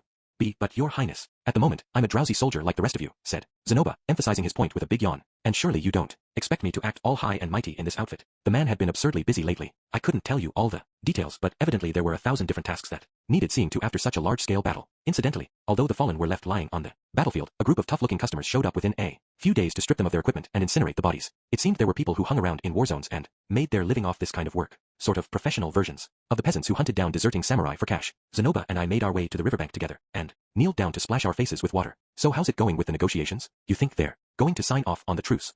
Instead of jumping straight into persuasion mode, I led off with a light jab. Once we got that truce signed and implemented, there would be no real need for Zenoba to keep hanging around in Chiron. The war would be over, after all. They will. We received a provisionary reply just yesterday. In fact, while no official decision has been made, all indications are they will soon accept a truce. There should be no further incursions for, at least the next 3 years. At those words, several of the soldiers within earshot murmured in excitement. Whoops. Maybe that wasn't a question I should have asked in public, but I guess the news was good, so it shouldn't be too much of a problem. That tidbit about 3 years was interesting though. Given the way he'd phrased the sentence, Zenoba thought the kingdom of Bista hadn't fully abandoned their hopes of conquering Chiron. Despite that crushing defeat the other day, I had to assume they would dismiss most of their current command structure, which meant they'd have to find new generals who were competent. Replenishing their forces would take time as well, and they'd have to find some halfway plausible excuse for breaking the truce they were about to sign. At a bare minimum, it would take 3 years to sort out all of the logistics. In practice, it might well be far longer before they were ready to make another move. That should be time enough for our purposes, however, said Zenoba. Given 3 years of peace, I'm sure our kingdom will grow strong and stable once again. While Bista was regrouping, Chiron would have a chance to fully rebuild its own government and armies. You think King Pax can pull it off though? I asked. I don't doubt it for a moment, replied Zenoba with a firm, confident nod. I wasn't sure where his certainty was coming from, but maybe there was some plan in the works. One way or another, it sounded like this war was over. That sure hadn't taken long. Good to hear. Hope they sign off soon so he can get started. I said. Indeed. There was happiness on Zenoba's face in that moment, but a hint of melancholy, too. I guess I could understand that. He wouldn't have much of a role to play around here once things were nice and peaceful. This seemed like a good opportunity to change gears. Hey, Zenoba, what are you planning to do next once this war is over? I led off with a second light jab, although the question came out sounding more ominous than I'd intended. Hopefully Zenoba didn't have any plans to propose marriage to his sweetheart, which was the surest foreshadowing for his death. If he hit me with, I've already bought the bouquet, it might be beyond my power to save his life. I suppose I'll return to the capital to receive new orders from His Majesty, first of all, although he might also opt to keep me posted at this fort for now. You mean you're staying here? In Chiron? Well, yes, naturally. To be fair, that was the reply I'd been expecting, but it almost seemed like the thought of returning to the magic city of Sharia had never crossed his mind. The magic armor hadn't been fully perfected yet. Our study of the automated doll was stalled halfway through, and our plans to sell figurines produced by Julie were only now beginning to come together. Wouldn't he regret leaving any of those projects unfinished? Well, of course he would. He was passionate about them all. Look, Zenoba. Yes, Master Rudius. Once that truce gets signed, how about you come back home to Sharia with me? Let's keep making figurines together. Damn, that kind of sounded like a proposal. And I didn't even buy a bouquet first. You know, maybe it is a proposal, in a way. I'm not looking to get married or anything, but I'm basically asking him to choose me over his homeland. Zenoba looked over at me expressionlessly, water continuing to drip from his face. All the emotion had drained right out of him. It was hard to believe he'd been smiling so cheerfully just a moment earlier. Not good. He was clearly going to shoot me down. I'd messed this up completely, hadn't I? I should have gotten him in the right mood before I declared how I felt. All of my well-calibrated rejection sensors were screaming brace for impact. This guy was about to break my heart. I mean, it's not like I'm asking you to abandon the kingdom or anything, just At that moment, I heard a commotion coming from the fort, and the loud sounds of hooves against the earth. There was no cavalry stationed at Fort Karen. Who could that be? I looked back toward the fort in time to see a single rider turn the corner and head in our general direction. A messenger from the capital, perhaps, said Zenoba as we rose to our feet. I expect they carry a letter from Pax regarding our negotiations. So what's the plan if he tells you to stay out here fighting until the enemy's completely crushed? Now there's a question. I suppose it may be possible if you were kind enough to accompany us. As we bantered, the horse had grown steadily closer. I realized that I recognized its rider. It was someone we both knew well. Ginger. It was her, all right, and she was driving her horse forward with a look of pure desperation on her face. What was going on here? She spotted us and turned the horse sharply, spurring it directly up to us. The nearby soldiers stepped in between us, forming a protective wall. That is my personal guard. Zenoba shouted. Make way at once. An expression of relief flashed across Ginger's face as the troops stepped aside and Zenoba strode forward to meet her. Then she slipped out of her saddle and tumbled to the ground. Ginger, what's happened? Speak to me. Ha-ha. Zenoba lifted her off the ground in his arms. She was in clear distress, and her breathing sounded harsh and labored. She had no obvious external injuries, but her face was clouded with exhaustion. It looked like she'd been riding at top speed for days without a moment's rest. An uprising in Latakia, Your Highness. Jade, the former general, rose in the name of the 11th Prince. His army has surrounded the royal palace. Managing to barely gasp out her message, Ginger promptly fell unconscious. The 11th Prince? But there were only 10 of us. What's the meaning of this? Ginger, explain yourself. You must explain at once. Calm down, Zenoba. She obviously needs some rest. After I got Zenoba to stop shaking Ginger frantically in his arms, we brought her to a room inside the fort to recover. The 11th Prince was a boy named Haruha Chiron. He was a child 3 years of age, sired by the former king, Palten Chiron, quite late in life. His mother came from a farming family, a lineage that should have disqualified her completely as a potential royal consort. For that reason, Haruha's existence was never publicly acknowledged. Officially, finding employment with a provincial lord, his mother was granted an isolated mansion in a distant corner of the kingdom in which to raise her son in secret. Precious few within the kingdom even knew of Haruha's existence. There was the king himself, the minister who procured the mansion, and General Jade, who happened to be the brother of Haruha's mother. 2 of these men died in Pax's bloody purge, but General Jade did not. Jade had sworn an oath of undying loyalty to the former king. Despite his humble origins, Palten recognized the man's uncommon talents and raised him steadily through the ranks to his position. And that position allowed Jade to lift his family from a life of grinding poverty into one of comfort and indulgence. Jade owed the king everything, and his gratitude was great. So great that when the king's eye settled on his younger sister, he offered her up willingly. At the time of Pax's coup d'etat, Jade had been stationed at Fort Karen. The fort's garrison numbered nearly 1,000 back then. Jade took half that number and rushed back to Latakia. But by the time he arrived, it was too late. He learned the king was already dead, along with the rest of the royal family. There were around 2,000 soldiers stationed at the capital, now under the command of Pax. Jade's own army was now 1,500 strong, swelled by the troops of local lords who'd sent reinforcements along the way. They were outnumbered, but given Jade's great skills as a commander, they could potentially have triumphed. But in the end, Jade opted not to fight. The reason for this was simple. His own army was now internally divided into a pair of rival factions. Half of his allies wanted to drag the usurper Pax off the throne. The other half wanted to recognize him as king at once. Watching the nobles squabble viciously with one another, Jade realized he had no real hope of victory. He surrendered without a fight and swore his allegiance to the new king of Chiron. There was, of course, more to this decision than met the eye. Jade had learned for a fact that his sister's child, the 11th Prince, Haruha Chiron, was still alive. He would wait patiently for the right moment. He would bide his time, and in the end, he would avenge the king's death in the name of his nephew. This was the true oath he swore that day. In the weeks that followed, Jade made his arrangements quietly. He sought out those who resented Pax's rule and unified them into a secret alliance. He searched for the 11th Prince. He made the necessary bargains with the local lords, and before long, he had raised an entire rebel army, ready and eager to strike at his command. Victory was now a real possibility, and then, the perfect opportunity presented itself. Bista's armies were preparing to invade, and Pax began to send his troops to garrison the northern fortresses against this threat. Thanks to Jade's departure and the chaos of the coup d'etat, Chiron's military had been severely weakened, and the King Dragon realm wasn't sending reinforcements. In all likelihood, this war would not go well. Once the enemy pushed past Fort Karen, the most defensible of Chiron's border forts, Pax would have little choice but to use his trump card and send the death god to the north. And with Randolph gone, even a smaller force could succeed in murdering the king. Jade had failed to account for one crucial factor, the sudden return of the third prince, Zenoba Chiron. His appearance on the scene was shocking enough, but he'd also brought along the former court magician Roxy Magurdia, and a mage named Rudius Greyrat, said to have felled both the North Emperor Obear and the Water God Rida in battle. Perhaps Jade had considered reaching out to Zenoba on the chance he'd returned to take revenge on Pax, but Zenoba showed every sign of loyalty to his brother and set out to defend Fort Karen. On his orders, Jade's plan soon careened off course. Chiron beat back the invaders at Fort Karen in a historic victory, and the Death God stayed put at Pax's side. The armies of Chiron were currently weakened, but would recover in due time, and there was a good chance Pax might recall the forces he'd moved north to the area around the capital. In particular, if Prince Zenoba, Roxy Magurdia, and this Rudius returned, any attack would be doomed to failure. Jade's window of opportunity was closing fast, and so, for lack of any other option, he launched his uprising. Gathering his rebel troops, he seized the capital in one lightning-fast strike and besieged the royal castle. This was Ginger's outline of the incident, which she gave to us. When she woke up after several hours of exhausted sleep, she was in Latakia itself when the rebellion began, but managed to slip out the gates in the first chaotic hours of its occupation. The very next moment, she rode straight to Zenoba as fast as her horse would carry her. When I fled the capital, it seemed like the king was holed up in the palace with a small force of defenders, but I couldn't say where things stand at this point. Ginger brought her lengthy story to a close with a calm and steady voice. The royal palace was a solidly defensible position, but days had passed since Jade's forces surrounded it. Pax might well be dead, and his castle occupied by the rebels. But why had he chosen to hole up inside its walls? His small force of defenders included the death god, Randolph Marianne. They could have broken through the enemy's encirclement and fled. There was so much we didn't know yet. The best option, I assumed, was to move carefully and gather. I see. Let us head for the capital at once then, said Zenoba, in the tone of someone proposing a quick stop at the convenience store. He rose from his seat before he even finished speaking. Ginger seemed relieved by this pronouncement, but at Zenoba's next words, her face froze up with shock. If His Majesty has escaped, we can bring him back to this fort for his protection. If he's been unable to flee, we can enter the castle through a secret passage known only to the royal family and escort him out to safety. Wait, Your Highness. Pushing herself up in her bed, face filled with desperation, Ginger grabbed Zenoba's sleeve before he could stride away. Zenoba smiled over at her reassuringly. We'll be quite all right. On our own, Ginger, I assure you. Stay here and rest up while we're gone. Do you truly mean to take King Pax's side in this? Cried Ginger. Her tone was one of utter disbelief. Zenoba turned back to face her, quirking one eyebrow, quizzically. Naturally. Who is this 11th prince to me? I've never seen the boy's face, and have heard nothing of his birth until now. I'm somewhat skeptical that he's even my father's son. He did have a point. It was possible General Jade just loathed Pax for other reasons, and had fabricated this new prince to serve as his puppet. Assuming the king really had been intimate with his sister, it would be easy enough to make the story sound convincing. Ginger was having none of this, however. The bewildered frown on her face was only growing deeper. So you intend to come to King Pax's aid, rescue him from the palace, and then do what, exactly? Our course of action will be a matter for His Majesty to decide, but if he orders me to defeat the rebel army, I suppose that will be my next priority. You can't mean that, Your Highness. Why would you go so far to help that vile creature? Zenoba's eyebrow twitched at that. There was anger on his face. Now, did you just call our king a creature, Ginger? Is that truly what I heard you say? I'm aware I overstepped my bounds, but Prince Zenoba, please, have you forgotten what Prince Pax did to me? What on earth are you talking about? He took my family hostage, Prince Zenoba.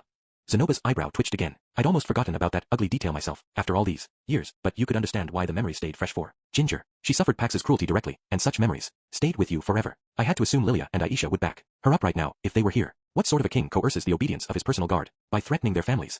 Why lift a finger to keep him on his throne? I recalled that the Edo-era shoguns built a whole system around that concept. Too bad Ginger hadn't been around to chew them out. Though from what I remembered, the royal family's personal guards were a big deal in this kingdom. The more knights a prince had under his direct control, the higher they moved in the order of succession, or something like that. The guards probably took pride in their vaunted position. They weren't ordinary lackeys. HRM, said Zenoba after a moment. Well, Ginger, I have a question of my own. Why do you protect a prince such as Zenoba? Chiron, what do you mean? I sold you to my brother, as you may recall. Hardly the deed of a worthy prince, or one deserving of protection. Why do you serve me nonetheless? A very reasonable point. It was Zenoba who'd put Ginger at Pax's mercy in the first place. He'd literally traded her for a figurine of Roxy that Pax had purchased somewhere. Why was she so damn loyal to this guy, anyway? Oh, right. She'd promised his mother to look after him. Well, I know that you're far wiser than you let on. Ginger didn't bring that up though. I guess it wouldn't help her. Case that Zenoba was any less crappy of a boss than Pax. Pax is quite a clever man in his own right, wouldn't you say? Replied Zenoba. Perhaps clever, but not wise. He gives no thought to the consequences of his actions, only the pleasure they bring him in the moment. It's the behavior of a fool. And I'm a fool who's devoted my life to dolls and figurines. Seems that Pax and I are much the same. That's not true, said Ginger, locking eyes with Zenoba without moving from her kneeling position. You are a blessed child, Prince. Zenoba, to reveal that you possessed both strength and wisdom, would have put a target on your back. You played the fool to avoid your rival's notice. I'm certain of it. Zenoba said some oddly profound things from time to time. He deciphered that bizarre ancient writing we found on the automaton's core. He made the magic armor for me. Since returning to Chiron, he'd also proven himself a quick-witted commander with real strategic vision. There were plenty of reasons to believe Ginger might be onto something here. That said, his obsession with dolls was clearly genuine. There was no way to fake that kind of passion. If anything, I guessed he wasn't that interested in showing off his intelligence in front of people. I have no need to play the fool, Ginger, Zenoba said. I'm the very definition of one. All I want from life is to drown myself in my absurd interests. In that case, let's head back to the magic city of Sharia. Immediately. You could devote the rest of your life to your passions. There. I'm afraid that's not an option. A puppet like myself can only move as it's directed. I don't understand. At this point, Ginger turned to look at me. The message in her eyes was clear enough. Say something to him. You know I'm right about this. I agreed that Pax had done some truly unforgivable things. He'd captured Lilia and Aisha, lured me into a trap, and tried to make Roxy into his own personal slave. I'd seen him punch Lilia in the face. I kept my cool at the time, but it sure as hell pissed me off to think about that now. Listen, Zenoba, I don't like this plan either. Oh, maybe Pax did change a little during his stay in the King Dragon realm, but that doesn't mean he's someone worth risking your life for. Zenoba turned to face me now, pouting irritably. I hardly expected this from you, Master Rudius. As I've explained before, my life is the property of this kingdom, and of course, this kingdom is its king. With his life in danger, I can hardly sit back and... Do you remember what you told me before we left, Zenoba? It's my duty to protect Chiron against her enemies. That is the reason I'm alive, and was permitted to indulge myself for all these years. That sound right to you? Zenoba made no reply to that. I'd memorized every word perfectly. Why would you care if it's Pax or this 11th prince sitting on the throne? Your job is to protect Chiron from invasion, not to sort out all its ugly power struggles. Once that truce is signed, the war with Bista will be over. Seems to me like you did your duty perfectly. Master Rudius, please, can't you call it a day for now? Maybe I shouldn't say this out loud, but the trip over here isn't exactly grueling. You could go right back to your normal life in Sharia, and pop over whenever it seems like a war might break out. HRM. Zenoba brought his hand to his chin and looked up at the ceiling. After a moment's contemplation, he turned his gaze back to me. It's quite an appealing idea, I must admit, but I can't accept. Okay, but why not? It was getting harder to keep my cool. Much harder. I knew I had to try, though. Shouting at someone was the last way you'd ever change their mind. I knew there were flaws in my reasoning, of course. The kingdom of Chiron wasn't likely to let Zenoba just wander off, because his job was done for now, and if he kept popping up out of nowhere to take command at the last possible moment, it would cause all sorts of headaches and complications. I could see all that. I knew my arguments were flimsy, but he could still use them as excuses to come back home with us, to the place where he was happiest. Can you at least give me an explanation, Zenoba? I'm not entirely sure I understand it myself. Oh, come on. Are you serious? Ugh. Okay, calm down. Gotta stay patient. He has to have a reason. There has to be something that's making him this stubborn. Just stick with it and keep poking, and we'll get there eventually. Listen, Zenoba, you do understand Pax must be terrified of you, right? Terrified of me? But why? I mean, he killed the rest of your family, remember? And you're a blessed child. Zenoba bore the man no grudge, but Pax had plenty of reason to feel guilty about his actions. Kings in that position tended to get paranoid. If you show up in the palace to help him escape, he could easily assume you're there to kill him. You might end up getting murdered by the death god on the spot. I was met with silence. The same thing could happen later on, I continued. You could save his life a dozen times, and I still don't think Pax will trust you. Eventually, he'll find some convenient excuse to have you killed. Makes no damn sense for you to stay with him. Zenoba said nothing. He gazed at me, his face impassive and unreadable. You told me that if your kingdom wants you to die, then you'll accept that. And I can understand why you'd be willing to die in battle. Okay, it's your duty. It's the reason they let you live. But why? Would you let Pax murder you out of paranoia? What good would that do for Chiron? Exactly. Zenoba closed his eyes and drew a long, slow breath, as if trying to digest my words. As he exhaled, he opened his eyes halfway. Despite it all, he's still my little brother, and the only family I have left, he said. And just like that, he'd knocked all the wind out of my sails. The man was fighting dirty now. What was I supposed to say to that? Seemingly unaware that he'd already won the argument, Zenoba kept going. Perhaps it sounds absurd, coming from a man who's never spoken of such things before, but Pax is my brother, Master Rudius. His face was blank. There were none of the usual theatrics. No laughter, no shouting, no pompous posturing. Zenoba was merely staring at me, or maybe through me. I let out a long, audible sigh. It seemed I had to add persuasion to my list of his skills and gifts. By introducing the he's family angle, he'd kneecapped my ability to oppose his plans altogether. His stubbornness suddenly seemed understandable. I found myself wondering what I would do in his shoes. If Aisha murdered Norn or vice versa, I'd obviously be furious. It was hard to see myself forgiving that. But what if I barely even knew one of them, or maybe both? And what if the killer was mixed up in something much bigger than her? What if she was trying to move forward, to accomplish something meaningful, despite her mistakes and crimes? I'd still give her a piece of my mind, but I'd probably try to help her too. All right, Zenoba. Zenoba had no intention of coming back home to Sharia with us. None whatsoever. I finally understood that now. I didn't know how honest he was being about his motives, but even if he was just manipulating me, he'd used the word family to do it. That was the strongest possible weapon you could use in an argument with me. He'd made his decision, and he clearly wasn't going to bend. Sorry, Cliff. Sorry, Julie. Looks like I won't be dragging Zenoba home to you after all. The only thing I could do here, realistically, was to protect and support Zenoba until he somehow managed to win King Pax's trust. To be honest, I was planning to bring you back home with me, even if it meant groveling in the dirt and blubbering. But since you put it that way, I guess I'll stick around for just a little longer. My sincere thanks, Master Rudius, and I'm glad it didn't come to that. The sight of your tears would certainly have weakened my resolve. Damn, maybe I should have started off with that. Spare me, please. For the first time in a while, Zenoba and I grinned at each other, in amusement. Cliff would probably understand once I explained the whole story to him. As for Julie, well, I could ask her what she wanted, and bring her safely to Zenoba if she chose to join him. The Rudyard figurine plan would have to be scrapped. That was rough, considering we'd already gotten Perugius's permission for it, secured Ariel's cooperation, and put Aisha to work looking for employees. It did hurt to know that those years of preparations would amount to nothing, honestly. Still, I wouldn't complain. I couldn't. Not if Zenoba was doing this for his family. He wasn't exactly on good terms with Pax at the moment, but that was something that could change with time. They could apologize for the past and find a way to forgive each other. Slowly, bit by bit, they could build a relationship based on trust and respect. Their mistakes could be corrected. I didn't like Pax one bit, but he was capable of change. He'd proven that much already. Anybody could change. No, you can't be serious. Ginger stared up at us, her face pale with horror. I could understand where she was coming from. She hadn't been there at our audience with King Pax, had she? In her mind, he was still the same Prince Pax she'd known many years ago. A vicious, petty little bastard. In other words, I'm sorry, Ginger. Zenoba's made his feelings pretty clear, and I think I have to respect that at this point. Under the circumstances, it was hard to imagine Pax maintaining his hold on the throne for long, but we'd have to see what we could do. The first step was obvious enough at least, plus, there was some room for optimism. When Zenoba showed up to rescue him, maybe Pax would actually reconsider his mistrust. I believe that concludes our conversation, Ginger. My apologies for everything I've put you through. With a gentle pat to his loyal bodyguard's shoulder, Zenoba stepped past her toward the door. Why, your highness, wait, please. Half falling out of her bed, Ginger grabbed Zenoba by the leg. She made no move to release him, or to rise up off the floor, and there was total desperation in her eyes. I understand there's no stopping you, Prince Zenoba, but at least allow me to make one small request of you. What request would that be? Don't die, even if King Pax orders you to do so. Please, just don't die. Her choice of words was clumsy. She probably hadn't thought this out beforehand. Still, her meaning was plain enough. At the end of the day, all she wanted was for Zenoba to stay alive. That seems a potentially unreasonable. I cut Zenoba off and accepted her request on his behalf. You have my word on that, Ginger. I'll make sure Zenoba survives this, no matter what. I understood Zenoba felt that he owed Pax his loyalty, but his death wouldn't help either of them. If their relationship fell apart, and there was no salvaging the situation, I'd have to drag Zenoba back to safety myself. That was the job I originally came here to do. I wasn't going to let myself lose sight of it, no matter what else happened. Thank you so much, Sir Rudius. You have my sincere gratitude. Ginger bowed her head deeply and said no more. Chapter 9. To Pax's side. We used the magic armor as our means of transportation to the capital. Disassembling it for transport by carriage would have been tedious and time-consuming, and I wanted it for the battles that might await us in the capital. Wearing it along the way seemed like the easiest solution. It would mean wasting a good amount of mana, but I could justify that at the moment. We considered having Roxy and Zenoba ride on my shoulders, but the experience would be horribly bumpy and uncomfortable. This was no single day's journey, either. They needed some sort of vehicle to sit in. We ended up employing the bed of a wagon for that purpose. After adding stabilizers with my earth magic to reduce the risk of it tipping over, I hooked it securely to the magic armor, allowing me to pull it behind me. Unfortunately, my efforts to improve the ride didn't work too well. By the time we made it to the capital, Zenoba was puking everywhere. Roxy had her hands clamped over her mouth. Clearly,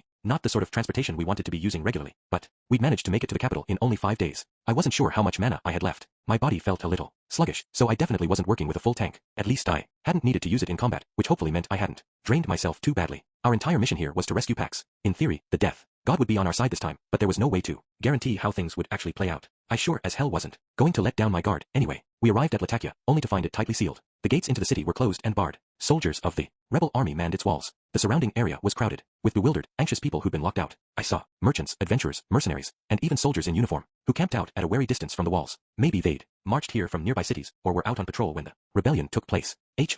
I suppose they don't want anyone interfering until they've settled things decisively, Zenoba observed. Well, I said, I guess that means Pax is still alive, at least.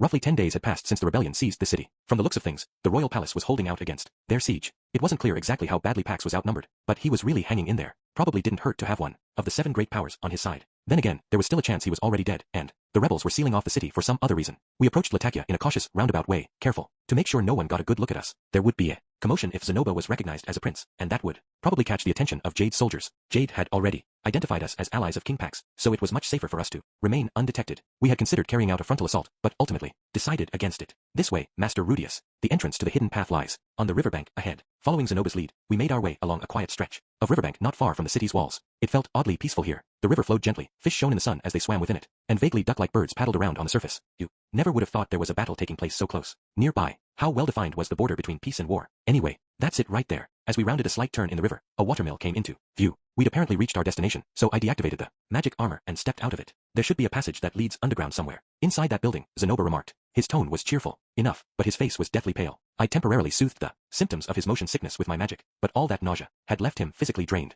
How about we take a break first?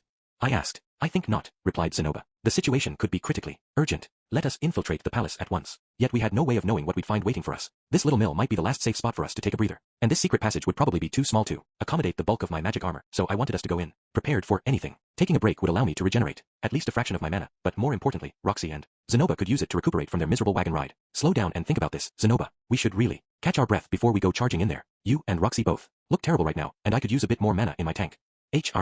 Haste makes waste, as the saying goes. After a moment, Zenoba nodded reluctantly. I'm not familiar with the expression, but very well. I breathed a quiet sigh of relief. The last thing I needed was us wandering into danger with our eyelids drooping. Before that, I think we ought to make sure there really is a passage in there, said Roxy. Ah, yeah, good idea. We made our way inside the little building and began to poke around. It was stacked with wooden boxes and barrels, like some kind of storage shed, and Zenoba and I had to move them out of the way so we could tap at the floors and the walls. Eventually, we found something on the far side of the mill, directly underneath a heavy wooden box. It was a metal plate of some kind. It could be classified as some kind of door, but it completely lacked handles. Ah, this must be it, cried Zenoba. Well, let's not jump to conclusions, I said, although I honestly felt the same way. Might be a basement storage room or something. Careful scrutiny of the plate revealed no keyholes nor carefully disguised handles. It seemed to be little more than a solid sheet of metal. How were you supposed to open this? After a moment, I remembered that this passage was intended as an escape route. Maybe they deliberately made it impossible to open from here, and so you had to push it up from the other side. All right, Zenoba, can you pry this open? HRRMPH. Within moments, Zenoba had ripped the thing out with brute force, revealing a ladder leading down a dark hole. With a bit of fire magic, I illuminated the bottom of the shaft about 3 or 4 meters below us. A hole in one wall pointed in the general direction of the capital. Still, that didn't rule out a storage cellar. Just to be sure, I clambered down the ladder and cast light directly into the hole. No boxes, just an empty, narrow tunnel that vanished into the distance. What do you think? Roxy's voice resounded. This is it, all right. I called back. Excellent. Now climb back up here and let's get some rest. Sounds good. After a 3-hour nap, I headed outside and fetched the magic armor version 2 from our wagon. There was no chance of squeezing the version 1 through that passage. Unfortunately, the version 2 was highly effective in its own right, unless I happened to be fighting someone on the level of the 7 great powers. Given that the death god Randolph was almost certainly waiting on the other end of this passage, however, I couldn't help feeling a little anxious. That said, bringing in the Mark 1 would probably require blasting my way straight through the palace walls. I wasn't shy about causing a bit of property damage now and again, but Zenoba didn't approve of the idea. The secret passage was so narrow that 2 people would have found it challenging to walk abreast. There were also no lights whatsoever, so I used one of my lamplight spirit scrolls to illuminate our way. It was a dark, empty tunnel, nothing more, about as basic a passage as you could get. The 3 of us moved through it in single file, with Zenoba in the lead, me behind him, and Roxy bringing up the rear. Quite the tight squeeze, murmured Roxy from behind me. Brings back some unpleasant memories.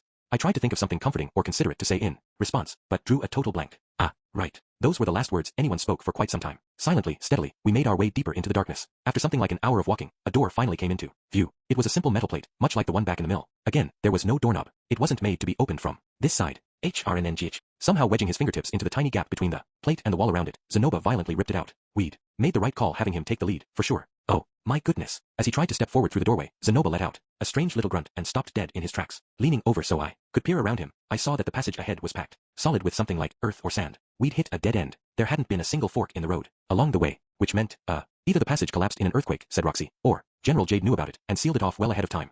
Yeah, those seemed like the most plausible possibilities. There was a chance that Pax had done this himself during his coup, but in any case, this was probably a major reason he hadn't been able to escape. Master Rudius, do you think you could get rid of this dirt for us? Somehow? Well, I'll give it a shot. Squeezing past Zenoba, I took his place in front of the open doorway. Fortunately, I was pretty comfortable working with earth and sand at this point. I was the guy who dug out a nice little basement under Orsted's office, after all. My basic approach was to compress the dirt under intense pressure, while simultaneously hardening sections of the walls and ceiling. It was a bit like building a big rock pipe, one segment at a time. The result this time was somewhat rushed, but it was solid enough not to collapse on us. I'd picked up an intuitive feel for that sort of thing now. After about an hour of slow, steady digging, the wall of earth ahead crumbled noisily away all on its own. I'd reached the other side after tunneling about 5 meters. Could have been worse, I suppose. And it would have taken an absurd amount of time to dig through all that without the use of magic. Another hour of walking followed, bringing us to a total of 4 hours spent in this tunnel. Zenoba, who didn't spend a lot of time on his feet, was starting to look a bit worn out by the end. Thankfully, this time we reached the exit. Initially, we found ourselves in what looked to be a basement. We'd stumbled out of a door that was hidden in this room's far wall. It was a chamber with a well-built stone ceiling and walls, maybe 10 square meters in size.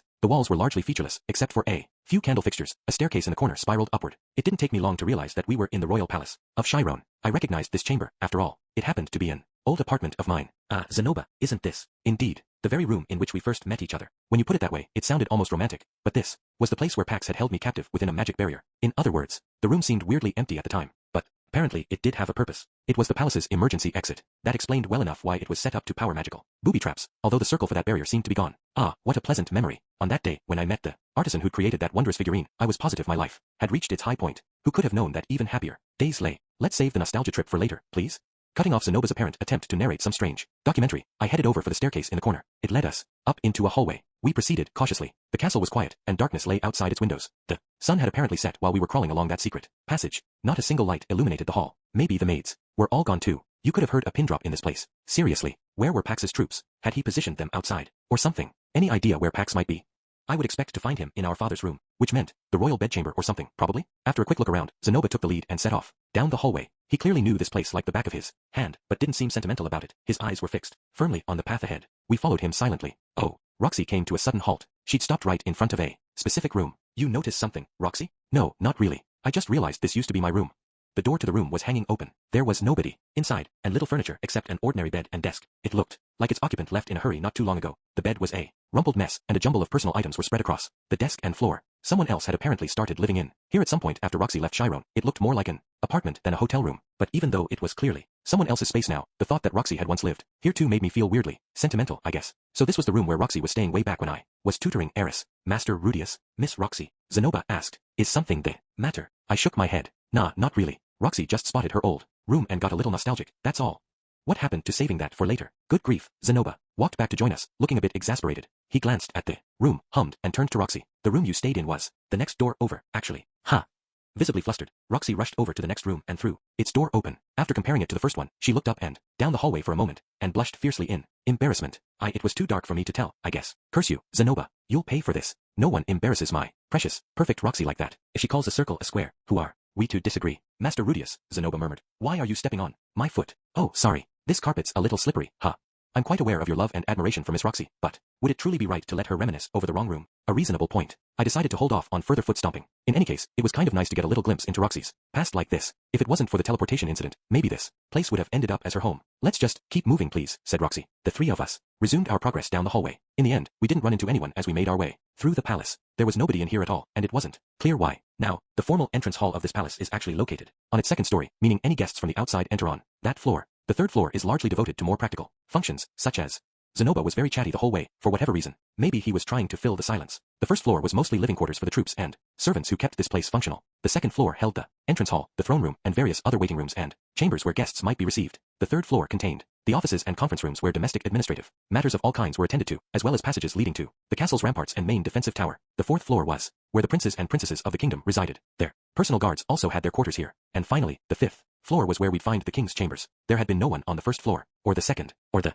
third. As we came to the fourth floor, I glanced outside the windows. Once again, there were bonfires burning all around the palace. It was clear the rebel army had it closely surrounded, but I saw no sign of Pax's own forces whatsoever. It sure didn't look like there was any fighting going on. I couldn't see a single silhouette on the ramparts, and I didn't think the darkness was to blame. This castle was deserted. Zenoba seemed to have picked up on these ominous signs as well. After we reached the fourth floor, his chattering came to an abrupt halt, and his face grew tight with tension. Something strange was happening in this palace. By the time we reached the final flight of stairs, you could almost feel it in the air. Finally, we arrived on the fifth floor, the equivalent of this castle's keep. That was where we found the king's own bedchambers, the most valuable room in all Chiron in both monetary and symbolic terms. A single man waited for us in front of its door. It was the death god, Randolph Marianne. For some reason, he sat in a chair, casually leaning forward like a man taking a break. Elbows on knees, hands folded together, head tilted to one side. The one uncovered eye in his pallid skull of a face stared fixedly in our direction. I don't get it. I really don't. Why would a king build his bedroom all the way up here, anyway? The moment he spotted us, Randolph began to speak. Seems ridiculous to me. Just makes his own life worse, really. Isn't it a nuisance, going down all those stairs every time he has to do his duties? Isn't the food always a little cold by the time it reaches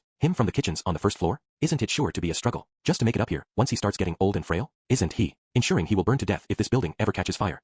Randolph cocked his gaunt head as he muttered these thoughts, gazing steadily in our direction. His body language was like that of an exhausted middle-aged office worker's, and yet a chill ran down my spine. Now, I would have built my chambers right down on the first floor. Attending to my duties would be easier, my food would reach me piping hot, and I could emerge whenever I pleased. But I suppose that's the logic of a commoner, isn't it?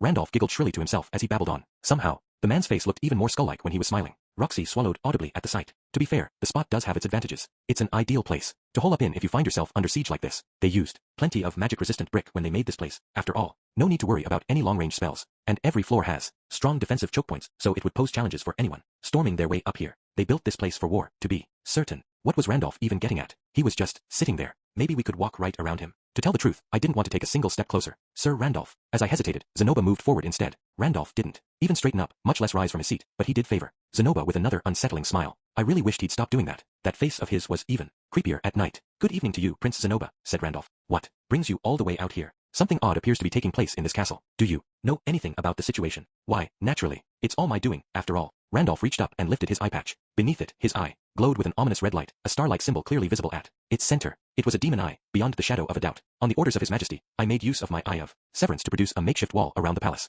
Thanks to its power, I have kept the enemy's army at bay. An Eye of Severance? I hadn't heard of that before. Orsted had never even mentioned its existence. Honestly, that man was always leaving out the most important details. Still, if Randolph had to wear an eye patch over that thing, it probably meant he couldn't control too well, right? Maybe I shouldn't be worried? I see, said Zenoba. What of the others? All slain or fled, regrettably. And where is His Majesty? Within his chambers. Ah, good. My thanks, Randolph. You've done well to keep him safe. Zenoba stepped forward, trying to make his way past Randolph to the door. Abruptly unfolding his hands, Randolph reached out to bar the way. Why do you block my path? Asked Zenoba sharply. His Majesty ordered me to allow no one entrance, but I have urgent business with him. However urgent it may be, I'm afraid His Majesty is terribly busy at the moment. Busy? Busy doing what? There wasn't anyone left in this castle for him to be ordering around. I must ask you to step aside, Randolph. I came here to rescue His Majesty, and that's what I intend to do. That's quite thoughtful of you, but he evidently has no intention of leaving this palace. The irritation on Zenoba's face was growing stronger by the second. Was it just me, or was Randolph being suspiciously vague? Right now, I would hear this from His Majesty's own mouth. Zenoba moved to push his way past to the door, and Randolph rose to his feet. It was a slow, subtle motion. It almost seemed as if his pale, gaunt face had floated into the air, carrying the rest of him along with it. Now, let's all take a few deep breaths, said the death god mildly. King Pax is rather anguished at the moment, you see. He needs a little space. Anguished? Why? These rooms offer an excellent view of the city around this castle. He can see the hostile soldiers within his own walls, glaring his way with hatred in their eyes, and the soldiers gathering beyond, who simply watch and wait, making no move to save him. Randolph's gaze moved behind us for a moment. I followed his gaze and saw that he was right. A massive window on the landing offered a sweeping, panoramic view of Latakia and her surroundings. The rebel army was camped around the palace. Yes, but you could also see the crowds and campfires clustered around the city's sealed-off outer walls. From up here, it did look like a huge army was sitting out there with no interest in attacking the rebels. But I knew that the majority of those people were simple merchants, adventurers, or ordinary travelers. They were never going to storm the city's walls. Until His Majesty comes to terms with these events, I won't move from this spot, concluded Randolph. And how long will that take? Asked Zenoba through gritted teeth. Ah, how I wish I had the answer to that question. I do expect it won't take too much longer. Enough of this. I have no time for your obstinacy. Zenoba had finally reached his breaking point. He reached out for Randolph's shoulder to shove him physically out of the way. Ha! And was instantly sent tumbling back down the hallway. The momentum carried him all the way down the stairs behind us. The back of his head slammed against the far wall, dislodging a sizable chunk of masonry. My sincere apologies for the hackneyed line, but you shall not pass unless it's over my dead body. As he spoke, Randolph drew the sword at his waist halfway from its sheath. The blade glowed a sickly shade of green, casting an eerie light into the darkness of the hallway. There was no doubt it was enchanted somehow. Ah shit, this is very, very bad. I don't have the version. 1. We really shouldn't be fighting him. Calm down, Zenoba. Picking a fight is not a good idea right now. I warned him. But Master Rudius, he protested. Based on what Randolph said, he was simply protecting Pax and following his orders. Zenoba had come here to help Pax as well. We had no reason to be enemies. Of course, that logic wouldn't apply if he was a disciple of the man god, but the odds of that were low. This was way too convoluted to be a trap designed to kill me. And if the objective was to murder Pax and prevent Chiron's transformation into a republic, the death god could have accomplished it a long time ago. Like, back when Pax was staying in the King Dragon realm. It couldn't hurt to ask though, just to be sure. Sir Randolph, we're willing to wait if you really think it's necessary, I said. But I do have just one question for you first. By all means, go right ahead. Does the name man god mean anything to you? Randolph grinned at my question. It was a spine-chilling smile, worthy of the dark and silent castle that he stood in. Yes, I'm familiar with the name. What of it, might I ask? With a harsh, rattling chuckle, he admitted it. He admitted it. We had a reason to fight now. Randolph was a disciple of the man god, acting on his orders, furthering his schemes. I didn't know what that scheme was yet, but Randolph had caused this situation, and its outcome would work too. The man god's benefit somehow. That made him my enemy. An enemy I had to defeat while I still had the chance. I had to kill him, and I think he saw it in my eyes. So it comes to this after all? What a pity. Randolph drew his sword, illuminating the hallway with its greenish glow. Zenoba took up his club in response. Roxy raised her staff as well. And so, without further ado, it began. Our battle against one of the 7 great powers was underway. Chapter 10. Wasted effort all around. We'd stumbled our way into a battle against the death god. I hadn't planned to fight him without the Mark I, but it was too late to back down now. I couldn't let myself hesitate. Rayera. Zenoba made the first move, rushing forward down the hall. We were facing one of the 7 most powerful fighters in the world, but he didn't seem to give a damn. With all the tactical sophistication of a wild boar, he sprinted straight at Randolph and swung that massive club at him, shouting as he did so. Goodness, remarked the death god as he neatly sidestepped the attack. Exactly as I expected that he would. You couldn't shrug off Zenoba's attacks. When he landed one, it was always going to be a bone-crunching crit. The problem was that he didn't stand much chance of hitting Randolph. It was my job to change that. I'd already summoned a quagmire on the exact spot Randolph had hopped over to. Oh my. As his feet sunk into the muck, the death god's body swayed. Ice smash. In that same moment, Roxy fired off a well-timed defensive spell. The death god deflected it with a flick of his sword, but the motion left him even more off balance than before. Zenoba's follow-up attack was already on its way, with all the strength that had enabled him to hold the immortal demon king immobile. He swung his club with stone-shattering force. Despite his awkward posture, the death god managed to nimbly evade the second blow, but it was plain for all to see that he was in no position to counterattack. He'd fallen on his rear, the soles of his feet in the air, sword pointing in the wrong direction, weight on his left elbow. The look on his face was one of pure astonishment. What on earth? This can't be. We had a chance to finish this. I shot a look at Roxy, then stepped forward. Zenoba, for his part, was already charging for the kill. I held both hands out toward the death god and channeled mana into them. If Zenoba landed his attack, we'd won. If he didn't, I'd use my eye of foresight to fire off electric in whatever direction Randolph moved toward. Once I had him paralyzed, I'd use the magical weapon on my left arm to hit him with a deadly stone cannon barrage. Even if he somehow managed to avoid all of that, Roxy and I could keep up the pressure steadily until he lost his balance again. Eventually, he'd get unlucky. We hadn't worked out the strategy in advance or anything, but we ended up coordinating perfectly. We backed Randolph into a corner. HRRNGH. Once again, Zenoba swung his club viciously at the death god, but this time, something unbelievable happened. The death god blocked his strike. He blocked Zenoba's club, swung with the inhuman might of a blessed child, and he did so with his bare hand. It was an incredible feat of strength. The man had clearly earned his place among the 7 great powers. In the end though, that wasn't going to save him. His arm broke under the strain. This was it. Checkmate. Move, Zenoba. I shouted. Zenoba leapt reflexively to one side, and a purple flash of lightning burst from my right hand. With a crackle that lingered in the air behind it, the bolt of electricity struck the death god and danced over his body. I'd landed a direct hit. Randolph's body stiffened in shock and slumped over like a falling tree. He stared at me, pallid face twisted with bewilderment. His battle aura might have prevented my spell from frying him, but it couldn't prevent the paralysis it caused. Now all I had to do was finish him off. Mana coursed into the weapon mounted on my left arm, and I fired off my follow-up attack. Shotgun trigger. A hail of stone cannon spells, each with the power of a king, or emperor tier attack, flew toward the death god. This stone cannon was my killing move, my specialty. Orsted himself had complemented its power. When I landed it squarely on target, it was even capable of harming him. My timing was perfect, the opportunity too beautiful to pass up. The death god had no way to dodge this. This was no attack you could just shrug off. We've won. Ha. And then, a split second after I'd convinced myself that it was over, all my stone cannons disappeared, reduced to puffs of sand. In midair, they fell harmlessly against my target. I couldn't make any sense of it. Oh, Sir Death God, cried Randolph, his gaze turning to something behind me. Have you come to save me? What? The Death God? Isn't that who we're fighting right now? Was he misleading us from the very start? Heart pounding fiercely, I spun around in search of this sudden, new arrival, and in the hall behind us, I saw no one at all. The only thing back there was an empty staircase, illuminated by the moon. Rudy. By the time I heard Roxy shout my name, I was already falling. As I pitched backward, I caught a glimpse of blue hair down at my waist. She'd thrown herself against me. With no time to wonder why, I turned in midair to wrap my arms around her protectively. I hit the stairs back first an instant later. My magic armor creaked in complaint, but I hadn't been injured. Wah! I looked back up toward the hallway and saw a very startled-looking Zenoba, and the death god, who had clearly just swung his sword. The man was moving just fine. Hadn't I paralyzed him with electric? Hadn't he been crumpled on the floor? It made no sense. What the hell was going on? Word to the wise, Sir Rudius, a death god always stands behind his prey. His face was perfectly composed, his tone completely confident. And finally, I understood. It had been an act. He'd allowed me to shock him with my spell. He'd deliberately stumbled, deliberately fallen. All of that, just to coax me into turning back. Damn it. Orsted warned me about the way Randolph fights. I should have seen that coming half a mile away. Still, how had he managed that trick earlier? Why did my stone cannons just disappear like that? Had he used Demon Eye, somehow? No. On second thought, I'd seen this one before. It was the same as when I'd used magic on that Manatite Hydra, which meant, you've got a stone of absorption on you, huh? My, he said. You saw through that quite quickly. Seems your reputation was well earned. The death god held out his hand, fingers spread wide. A stone of absorption was embedded in the palm of his leather gauntlet. I hadn't noticed it before, but he must have used it to drain the mana from my spells. Orsted never mentioned anything about him having one of these. Could that be one of the stones we brought back from that labyrinth in Bigarret? It wouldn't be surprising for an elite knight of the King Dragon realm to collect items of that kind, and that was the sort of thing Orsted might not even know about. Well, whatever. I got a little cocky there at first, but I never expected to beat one of the 7 great powers easily. It would be tough to beat someone capable of totally cancelling out my magic, but I knew exactly how those absorption stones worked. You had to extend your hand in the direction of the incoming spell and feed the stone a bit of mana. I just had to make that impossible. Getting behind him seemed like the way to go. This landing didn't give us a lot of room to maneuver, but with the 3 of us working together, there had to be some way to get it done. From the looks of things, he only had one of those stones on him. Maybe if Roxy and I cast spells at him simultaneously from in front and behind, while Zenoba charged in to attack. Well, I knew it wasn't going to be that simple, but if it didn't work out, we could try something else. Trial and error was our only real option here. He'd have to go down eventually, right? Roxy, I need you to slip behind Zenoba, please. Silence. There was no reply. Come to think of it, Roxy hadn't moved a muscle since we came tumbling down here, had she? Wait, was my hand wet? It felt like her shoulder was a little damp or something. What the hell? It's all red. Roxy?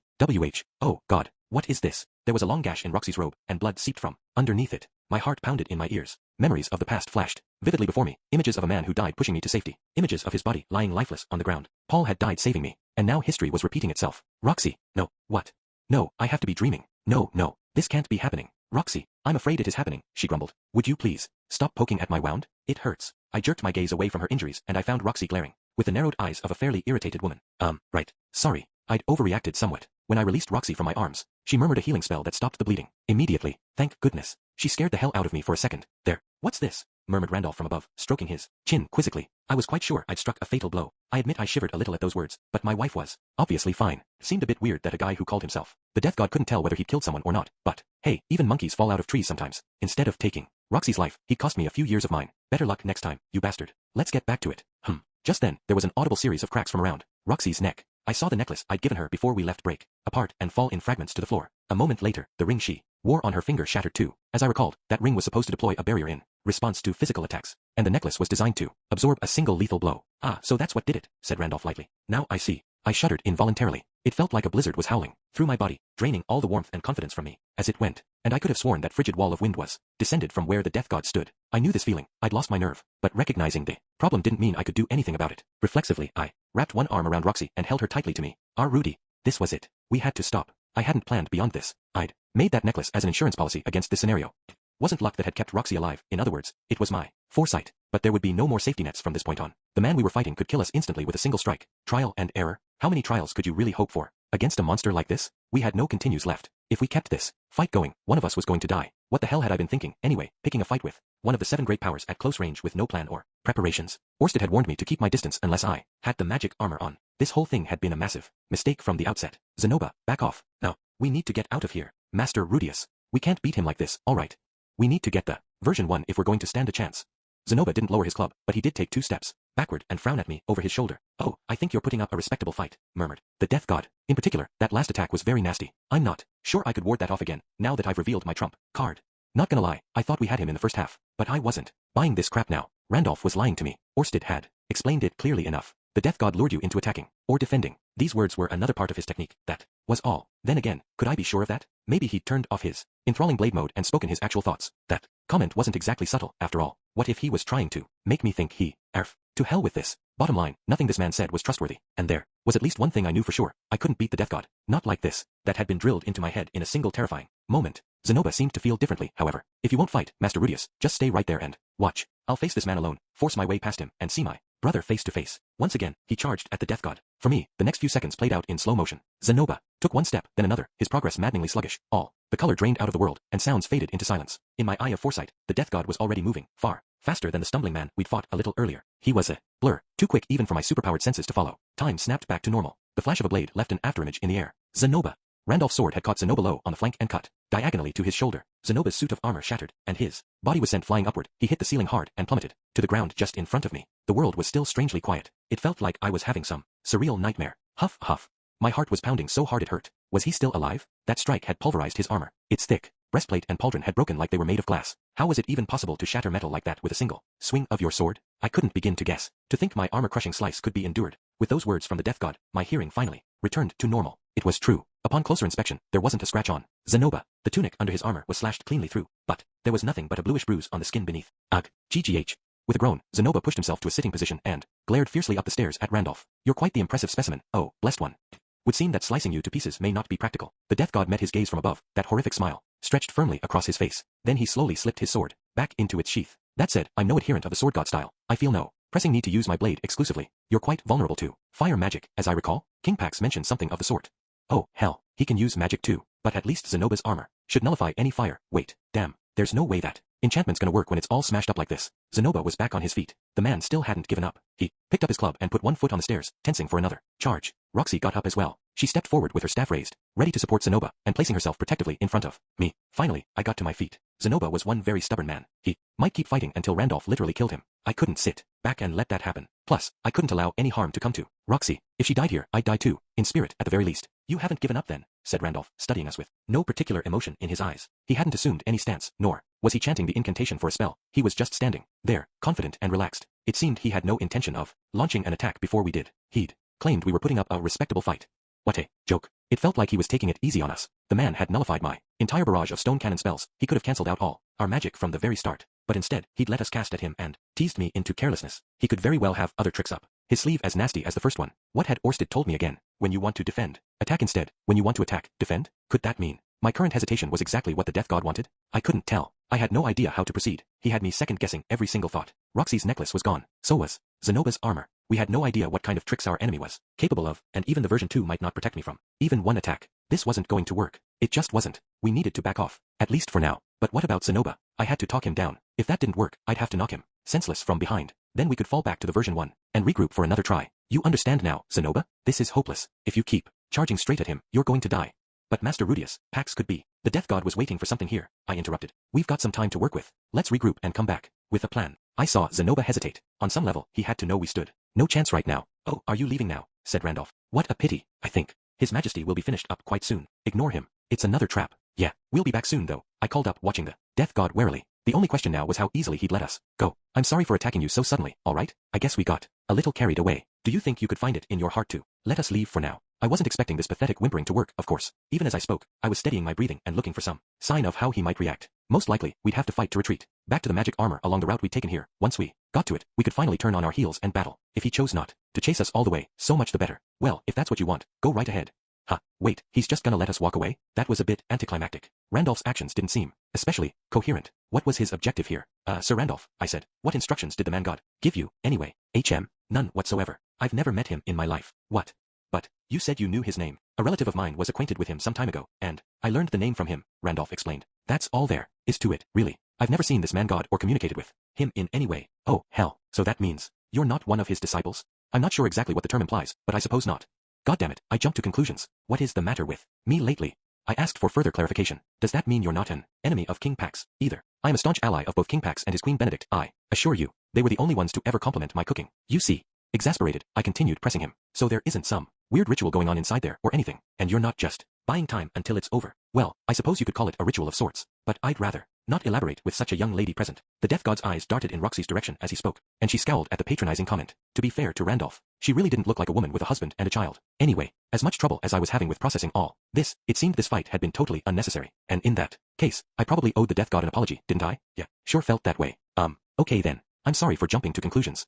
Sounds like we're on the same side here. Let me apologize again for attacking you like that. No, it was my fault as well, replied Randolph, bowing his head. To us, I should have explained myself more clearly. Wow, what a nice guy. Glad we got all that cleared up. Ugh, wait a second. What if all of this is just another part of his act? What if he's just buying time while he charges up his super insta-kill move or something? Okay, dumb example, but you never. No, damn it, I can't even think straight anymore. If this really is the next number in his Puppet Master act, he's got me doing the tango on his palm. Oh, just as I was getting myself all worked up again, Randolph glanced backward and visibly relaxed. I didn't let my guard down a bit, of course. I wasn't about to let myself get careless now. It seems it's over, Randolph muttered. Over? What's over, Randolph? Our lives. Come now, there's no need to be so wary, he said, glancing my way. I have no intention of killing you three. Aha, very believable. Didn't you say something about a fatal blow before? Maybe I was hearing things. Haha, I suppose you've got me there. I must say, you're quite the wit, Sir Rudius. Oh good. I'd amused Mr. Skullface. Not that I'd been trying to. In any case, King Pax ordered me to let no one enter until the thing was finished, and now it is, so I fulfilled my task. Returning his sword to its place at his hip, Randolph settled back onto his chair, with a little sigh. Please feel free to enter. Could this be another trap? Maybe he planned to cut us all in. Half the moment we walked past him seemed plausible to me. Randolph studied us before asking, does the thought of showing me your back disturb you? I suppose I could excuse myself for a moment. That won't be necessary, said Zenoba, securing his club back to his waist. We'll take you at your word. And so, inspired by my friend's brave example, I finally decided to believe that the fight was truly over. Our battle against the death god had ended as awkwardly as it began. The king's chambers occupied the top floor of the royal palace. It was the finest suite anyone could have asked for, an extravagant testament to the kingdom of Chiron's wealth. The walls were lined with paintings. Beautiful statues stood on finely crafted desks, and near the back of the room, there was an enormous, canopied bed. The thing had to be almost 5 meters wide. The sheets were rumpled. In the middle of the bed, a blue-haired girl was wrapped in them, sleeping quietly. It was Queen Benedict, and judging from the clothing scattered carelessly on the floor nearby, she was lying there naked. A familiar scent hung in the air. Two people had very recently been loving each other very much, in a way you can't describe, within earshot of a child. So Pax and his queen had been getting busy. Up until just a moment ago, the man was aware his kingdom was falling apart around him, right? Talk about nonchalant. Pax himself was out on the balcony at the moment, leaning on its railing and gazing out at the capital below. His stubby limbs and large head made him look almost childlike, and his features were more homely than regal. He was clad in only his underwear, showing off a back that was moderately muscular. It was also covered in scars and faded bruises. The story of his life was written on his body. I was wondering what all that commotion was about. So you've returned, brother. The instant Pax turned back toward us, I realized how wrong I'd been about his state of mind. He had the face of an exhausted man, a man on the verge of giving up entirely, but he seemed oddly calm, as well. Randolph had said something about Pax coming to terms with his situation. Apparently, there had been some actual coming involved in the process. I mean, I've been there. Sometimes you've got to let it all out. Yes, your majesty. I'm here to rescue you. Let us abandon the palace and make our way to Fort Karen together. Zenoba strode up to the balcony and extended his hand to his brother. Pax looked at it dubiously for a moment, then snorted. You want to rescue me? Surely you're not serious. Your majesty, it would be wisest to surrender this position for now and gather our strength elsewhere. You can take the palace back at any time once we've gathered an army of sufficient size. And then what? Do I repeat the cycle once again? Pax met Zenoba's gaze with eyes so cold I nearly shuddered. If you told me he was the real death god, it would have seemed almost plausible in that moment. Repeat. What cycle, your majesty? The reply to Zenoba's question was another disdainful snort, muttering, as if you'd understand, under his breath. Pax's gaze flicked out over the balcony once again. Comical as it may sound now, I did my best to rule this kingdom. Well, I dismissed the corrupt ministers my father left behind, and gave their posts to others more deserving. I gathered mercenaries to guard against the threat of war. I won't deny that public safety suffered as a result, but I was trying to secure a future for Chiron.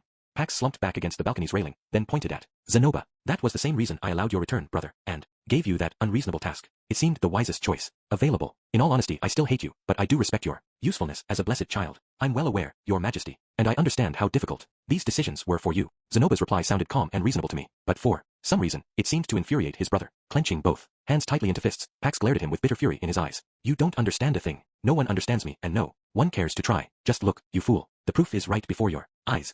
With a wide sweep of his arm, the king gestured at the world. Beyond his balcony, the city far below us lay silent in the night. Despite the ring of rebel bonfires burning all around the palace, you could barely make out the huge crowd massed around the city's walls. Their campfires and tents were visible even from here. At this distance, it really did look like Latakia was surrounded by a massive army, a horde of soldiers, my own troops, and yet they make no move to crush these rebels. You're mistaken, your majesty. The large majority of that crowd consists of ordinary citizens, not soldiers. Many among them are simply merchants or adventurers of unclear origin. What difference does that make? Shouted Pax bitterly, slamming his fist against the railing. It's still proof that everyone in this kingdom has rejected me. I was starting to feel a bit alarmed, but forced myself to keep looking on in silence. This wasn't the time for me to speak. Zenoba was the only person here who might be able to calm his brother down. That's simply not true. Not all your subjects have turned against. Don't patronize me. You yourself could have led an army to this city, but instead there's only 3 of you, and the other 2 are here to keep you safe, not me. Isn't that right? Well, Pax wasn't wrong about that. I'd been opposed to helping him in the first place. In all honesty, I didn't care much what happened to him or even to Chiron. I was here because I didn't want Zenoba to die, period. That's what I thought. It's always been this way. No matter how hard I try, no one gives a damn. Whenever I convince myself I've succeeded, everything crumbles apart mere moments later. My efforts always backfire in the end. Always. Pax paused his diatribe for a moment, just long enough to jab an accusing finger in Roxy's direction. Roxy, startled by the sudden attention, Roxy froze in alarm and made no reply. You know what I mean, don't you? Or have you forgotten entirely by now? What? Think back to the moment when I mastered my first intermediate level spell. Roxy's eyes darted around uncertainly. Did she even know what he was talking about? I studied to the best of my ability. I practiced, and when I finally succeeded, what was your reaction? Well. From what I could see out of the corner of my eye, Roxy seemed completely flustered by this question. I couldn't tell if it was because she'd forgotten all about this, or because she remembered all too well. You sighed, damn you, cried Pax. Wah.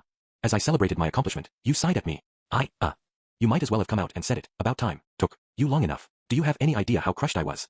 Roxy's eyes went wide, and she bit her lower lip. Was this story actually true? It was incredibly hard to believe. She'd always been so happy for me every time I made the slightest progress. And still, despite it all, I adored you. You treated me less dismissively than almost anyone I knew. Even after that awful moment, I desperately strove to catch your interest. But to no avail. Your mind was always elsewhere, and your eyes looked right through me. You were too busy writing letters to some man I'd never heard of, to so much as glance in my direction. Why, I began to ask myself, was I even bothering? Why work so hard when all my efforts were so clearly wasted?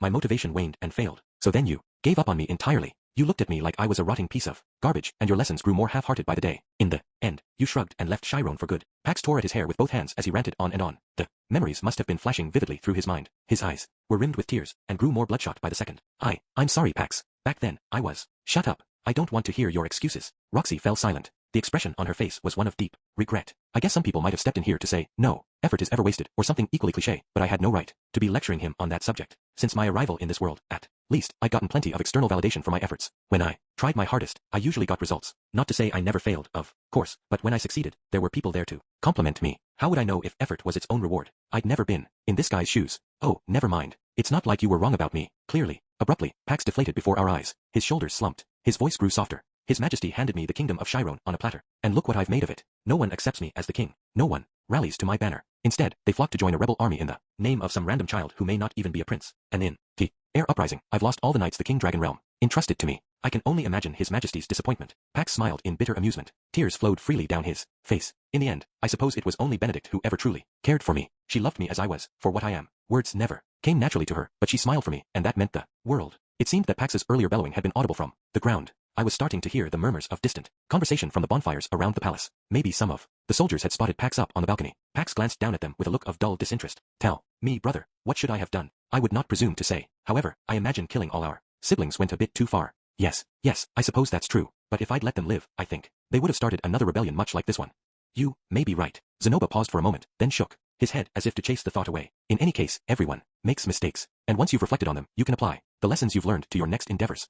The words echoed through the king's chambers, filling the entire floor with Zenoba's cheerful voice. You had to hand it to him. The man had an amazing ability to ignore even the heaviest of moods. It seems I'm incapable of that. All I ever do is repeat the same mistakes over and over again. The slow, steady way Pax shook his head in that moment looked exactly like the way Zenoba did it sometimes. The two of them were completely different in appearance, but they had a lot of mannerisms in common, at least. Raising his head, Pax glanced at something behind me. Randolph. Yes, your majesty. I startled, just a little. The man was standing right behind me, and I hadn't even noticed his approach. Kind of unnerving, you know. What with the whole always stands behind his prey thing. Proceed as I instructed earlier, please.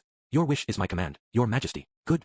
What were these instructions he'd given earlier? Were we about to find ourselves back in battle with the death god? Our positioning was terrible. If so, he had gotten way too close. Without the version 1, it would be a tough fight anyway, but if the fight started at point blank range, we didn't stand a chance. All these thoughts flashed through my head instantaneously, but before I could react in any way, Pax hopped up and over the railing of his balcony. Wait, this is the 5th floor. Is he? He jumped off the damn balcony. Wah. Zenoba sprinted forward. There wasn't the slightest chance he'd make it in time, but he ran anyway, his hand outstretched. Desperately, he grabbed hold of the railing with both hands, and leaned forward, and his momentum ripped the metal off the balcony, sending him tumbling into the air. Zenoba! My heart pounding with panic, I spun around and ran out of that room as fast I could. We found them in the palace gardens. Zenoba was kneeling in the dirt, his face blank with shock, cradling his brother's lifeless body in his arms. Hurry, Master Rudius, he croaked as I approached. Use your healing magic. Kneeling, I retrieved a scroll from within my robe and placed it against Zenoba. The fall from the 5th floor had left him visibly bruised and battered. No, use it on Pax. I shook my head without a word. Pax was already dead. It looked like he had hit the ground headfirst. It was a gruesome sight. I wanted to believe he hadn't felt any pain, at least. He's gone, asked Zenoba quietly. Yeah, I'm sorry, Zenoba.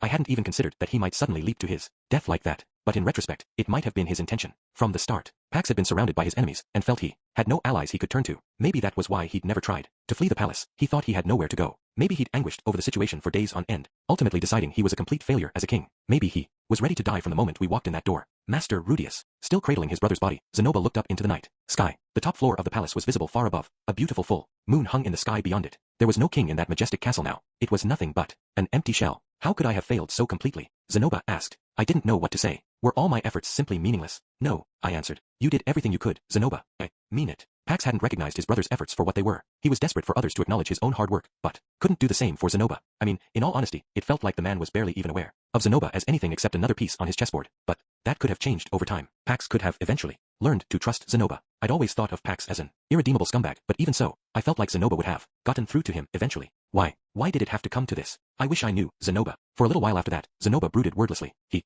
eventually looked up at me with the expression of a man who just remembered something. Could it be that this too was the man god's doing? I still had no idea what strings the man god had been pulling. None of his disciples had revealed themselves, but in the normal flow of history, Pax was destined to turn this kingdom into a republic, eventually, following a few twists and turns. Now those events were never going to happen. If the man god was involved, that was probably the reason. Maybe his one and only goal this time had been to cause the death of Pax. That pixelated bastard could see the future. He didn't have to send someone to murder you if he could set off some series of events that he knew would drive you to despair and suicide, right? Well, maybe. To be honest, that sounded like a really slow, roundabout way of doing things. Maybe the man god had played no direct part in anything that occurred here over the last few weeks. But in hindsight, there was one thing I knew for sure. He'd arranged for my first visit to this kingdom many years ago. That directly resulted in Pax's exile to the King Dragon realm. And, according to Orsted, the Republic of Chiron would cause the man god problems in the future. He'd acted to prevent it from coming into existence at least once. It seemed safe to assume that he'd always been looking for ways to deal with Pax, one way or the other. What a disaster. I should have realized all this from the start. I'd jumped to all sorts of conclusions, some of them less than reasonable because I hated Pax too much to think the damn thing through. Yeah, I finally replied. It's possible. I see.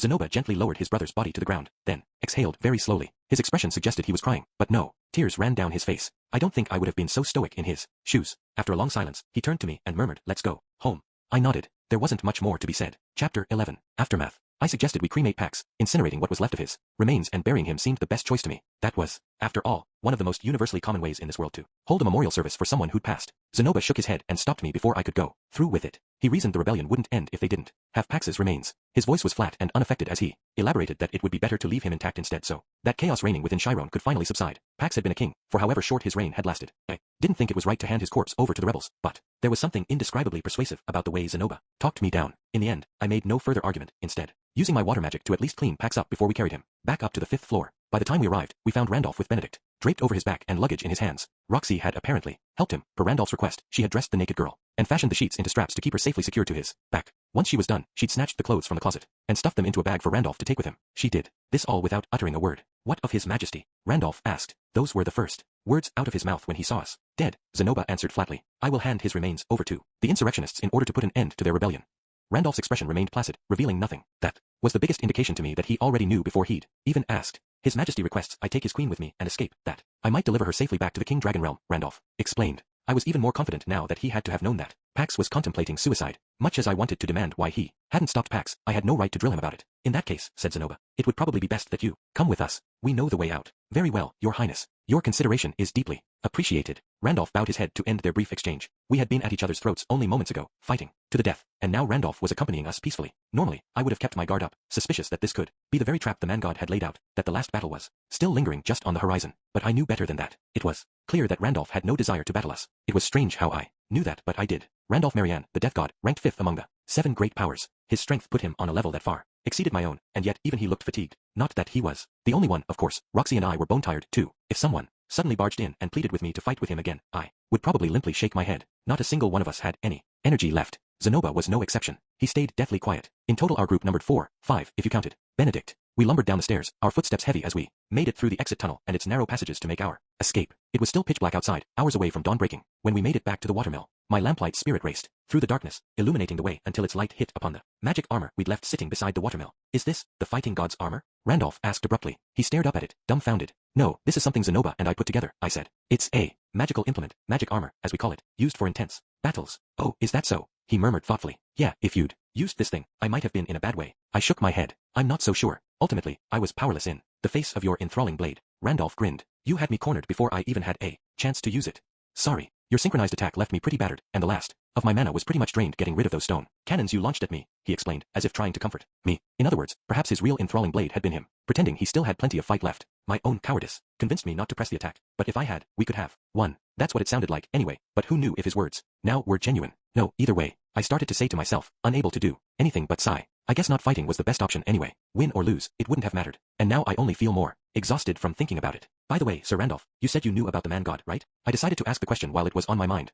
Was a rare thing for anyone to know of the man god, and after all my efforts here, I'd let Pax die anyway. It would be pathetic to walk away from this with nothing to show for all my trouble. Yeah, not that I know much of anything about him, Randolph answered. Well, would you mind telling me what you do know? Sure, I guess. All I heard was that a relative borrowed his power long ago to face an extremely powerful foe. I furrowed my brows. An extremely powerful foe, you say? He did it to protect his fiancée. At the man god's suggestion, he stole the fighting god's armor, wore it himself, and went into battle with the dragon god Laplace, who, at the time, was said to be the strongest in the world. Poor Sod wasn't able to protect his betrothed in the end, though, and the battle nearly took them both out. There was a brief pause as he finished before he chuckled and tacked on, who knows if any of it's even true. I was pretty sure I had heard a story like that before. Yes, come to think of it, Kishirika and Orsted had said something similar about how the dragon god and fighting god had battled. It was a story I heard a lot when I was younger, when alcohol was involved. Figure it's probably complete fiction, but I grew up hearing it all the time, so naturally, the man god's name stuck with me. Randolph continued. This was, in fact, pretty valuable information. He was recounting a story about one of the man god's previous disciples, though I suspected Orsted already knew about this. Following up on it couldn't hurt. So, who was the name of this relative? I asked.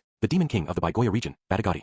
Oh, maybe it was complete fiction then. The Badigati I knew was heroic, if not a bit half-hearted at times. I could imagine someone making up such a story about him. Not that I thought Orsted was lying about the story at all, but people often claimed other people's valorous deeds for their own. Thank you, I said, voice trailing off at the end. After all was said and done, I was totally wiped. I didn't even have the energy to say anything else. To think I'd been on the edge all this time over nothing. Sigh. I didn't want to think anymore. I just wanted to go home and crash. I had not slept for an entire day, to be fair. Randolph, what do you plan to do now? Zenoba asked. I plan to return to the King Dragon realm. After that, I'll protect Her Majesty till she gives birth. Then, I'll teach her, kid, academics, swordsmanship, and culinary skills too. Gives birth. So Benedict was pregnant, then? It was hard to tell by looking at her. I was told to give the kid lots of praise as they grow up, so they may end up spoiled rotten, Randolph confessed with a shrug. I see, Zenoba murmured. Benedict would birth the child, and Randolph would raise it. I wondered if Benedict knew that Pax was planning to die. Perhaps. The natural thing to ask them was why they hadn't stopped him if they knew, but I wasn't about to pose that question to either of them. They couldn't have stopped him, and it was likely that they were the ones who felt the most miserable about his passing. Sir Randolph, would you permit me one last question? Zenoba asked, as if something had suddenly crossed his mind. Surrounded by darkness, Randolph tilted his skull-like face as he waited for Zenoba to make his query. Why did you stick by Pax for so long? Because the king of the King Dragon realm ordered you to do so. Randolph wore a thin smile. Nope, I did it because I liked the guy.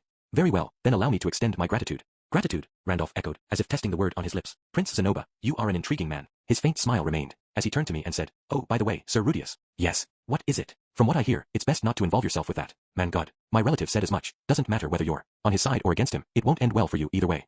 Wise words, I said. A bit too late though. If only Randolph could have told me that 10 years earlier. Thanks to his relationship to this man god, my relative had a rough time of it himself, Randolph continued. Right, Badigati. It did occur to me that Badigati had once said something which implied he did know of the man god. Unfortunately, I had absolutely no idea where he was right now. Well, everyone be safe, Randolph said, bidding us farewell. You as well. He exchanged a handshake with Zenoba before turning on his heel and leaving. His skull-like face faded into the darkness. Left on our own, no one spoke a word. We dragged ourselves inside the watermill and passed out, sleeping like a couple of logs. We awoke by noon the next day and made our way back to the capital. The rebel army already moved into the palace, and the groups camped outside the walls had vanished. The chain once holding the gate shut was nowhere to be seen. The Eye of Severance. That was what Randolph had called the demon eye he possessed, but I had no idea how it had kept the king's enemies from infiltrating the palace. In any case, the effects had worn off at some point, either because Randolph had strayed too far from the castle or because enough time had passed since he activated it. Pillars of smoke rose from inside the castle, likely from cooking fires. You could almost feel the elation from afar. Those inside were bound to be drunk on victory, much like the soldiers of Fort Karen were in the wake of our battle. And the atmosphere wasn't confined to the palace. The celebratory mood pervaded all corners of the city,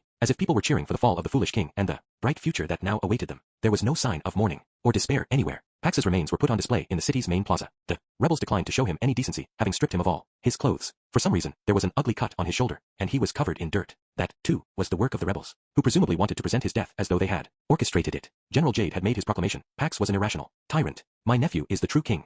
Typical propaganda. Without an education in politics, I couldn't really say if Pax had been truly a tyrant. The label probably would have fit him years ago, but the man I'd met in recent days seemed neither irrational nor a tyrant. Sure, if you focused on the part where he massacred the entirety of the royal family, you could argue that he was a despot. But even with these disgraceful rumors circulating, only a tiny group could be seen slinging stones at the former king's corpse. People hadn't loved him, but neither had they hated him. He had spent too long abroad and ruled for far too short of a period. If anything, most people probably thought, so who the hell was that guy, anyway? In other words, most were indifferent to his death. That was the impression I got. Zenoba trembled as he watched. His eyes stayed wide open, fists shaking at his sides. Even I could feel bile rise in my throat. Perhaps it would have been better for us to cremate him after all. Maybe handing his body over to the rebel army wasn't the best idea. They probably knew they'd secured victory the moment they took control of the palace. In fact, before all of that, I could have probably saved Pax from his fate. I could not have anticipated that he would leap from the balcony, but I could have sailed over the edge with him and deployed my magic from midair. Maybe then no, it was no good entertaining such thoughts. Never in my wildest dreams did I think he would jump. By the time he did, it was already too late. If anything, I should have realized that he was contemplating suicide sooner, but even that seemed like I was asking too much of myself. Did I make the wrong call again? Zenoba suddenly blurted as I was lost in thought. I had no idea what he was feeling. It was impossible to know how much he really thought of Pax as his brother. All I knew from studying his face right now was that he had held some kind of special feeling for the man, perhaps something in their past, something that I didn't know about, that spurred such emotions in him. I don't know, I confessed honestly, but seeing this should discourage people from trying to oppose the next king, and I guess the country will be more stable now.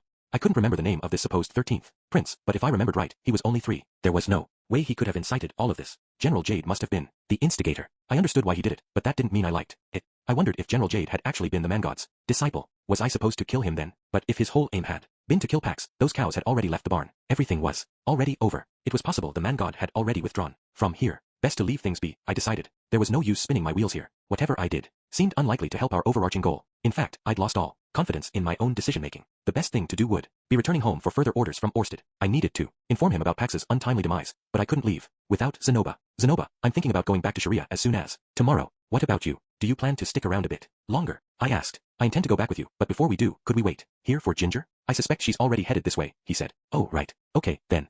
Whoops. I'd completely forgotten about Ginger. We did need to rendezvous with her first. We could leave once she'd rejoined us. So we went and found an inn where we stayed for 3 days. We decided against heading toward Fort Karen to meet Ginger on the road. I was eager to head back home, but I also wanted to take in a little more of this country before we departed. I didn't think we'd come across any groundbreaking revelations in the few extra days we were spending here, but I made sure to gather what information I could. Nonetheless, the hot topic of the town was, of course, the most recent incident. People spoke of how the rebel army surrounded the city, clashing with Pax's royal forces. They described how the death god Randolph had engaged General Jade in a deathmatch that lasted several days. There was also talk of how wise and noble their new king was. It was all people talked about, from the markets to the mess room in the inn, to the wells where people gathered. It was hard to tell truth from fiction in these tales, and most seemed to be fabrications. History is written by the victors, as they say, cruel as that reality may be. Of course, not all of these rumors were invented by General Jade. Some might have started as jokes, with eavesdroppers taking that humor as fact. Judging by how quickly the rumor mill worked, these whispers had probably already started while the enemy army was still camped outside the palace. People loved theatrics, after all. They do say truth is stranger than fiction. From my experience, reality was strange, but also mercilessly and depressingly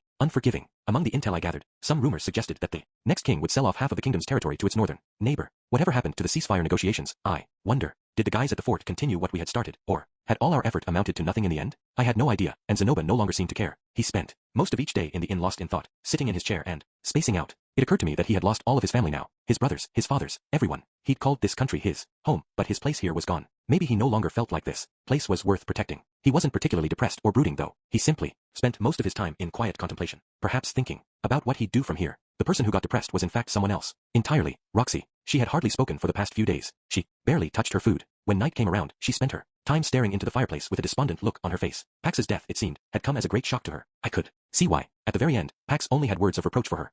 Was as if he blamed her for his suicide. If I were in Roxy's shoes, I'd probably be at a loss too. I'm back, I called out. After a long pause, Roxy responded, welcome back. She hugged her knees as she stared vacantly at the fire, as she had for several days now. I took my seat beside her as usual. Hey, Roxy. The conversation died there as usual. Everything I could think of saying to her seemed so cliché and insensitive. I couldn't bring myself to force the words out, even if they could assuage whatever guilt she felt. It's true, she murmured, speaking for the first time. I did sigh at him back then. Roxy didn't look at me as she spoke, but I could tell she was speaking to me. Her lament didn't stop there. I mean, the day that Prince Pax mastered that intermediate spell, he was so elated when he came to show me, and I just sighed at him. I may have even muttered to myself, it sure took you long enough. That would be hurtful, I acknowledged. Roxy clutched tightly at the hem of her robe. Honestly, I think, when I was teaching him, I kept comparing his progress to yours. I found myself thinking things like, Rudy could have grasped this instantly, or Rudy would have learned this at the snap of my fingers. And because of that, I saw him as being beneath you. Maybe I really did look down on him. I had learned intermediate magic almost instantly. Roxy herself picked it up just as quickly, I assumed. Not everyone found it so intuitive, though. I'd found that out the hard way by teaching Eris and Ghislaine.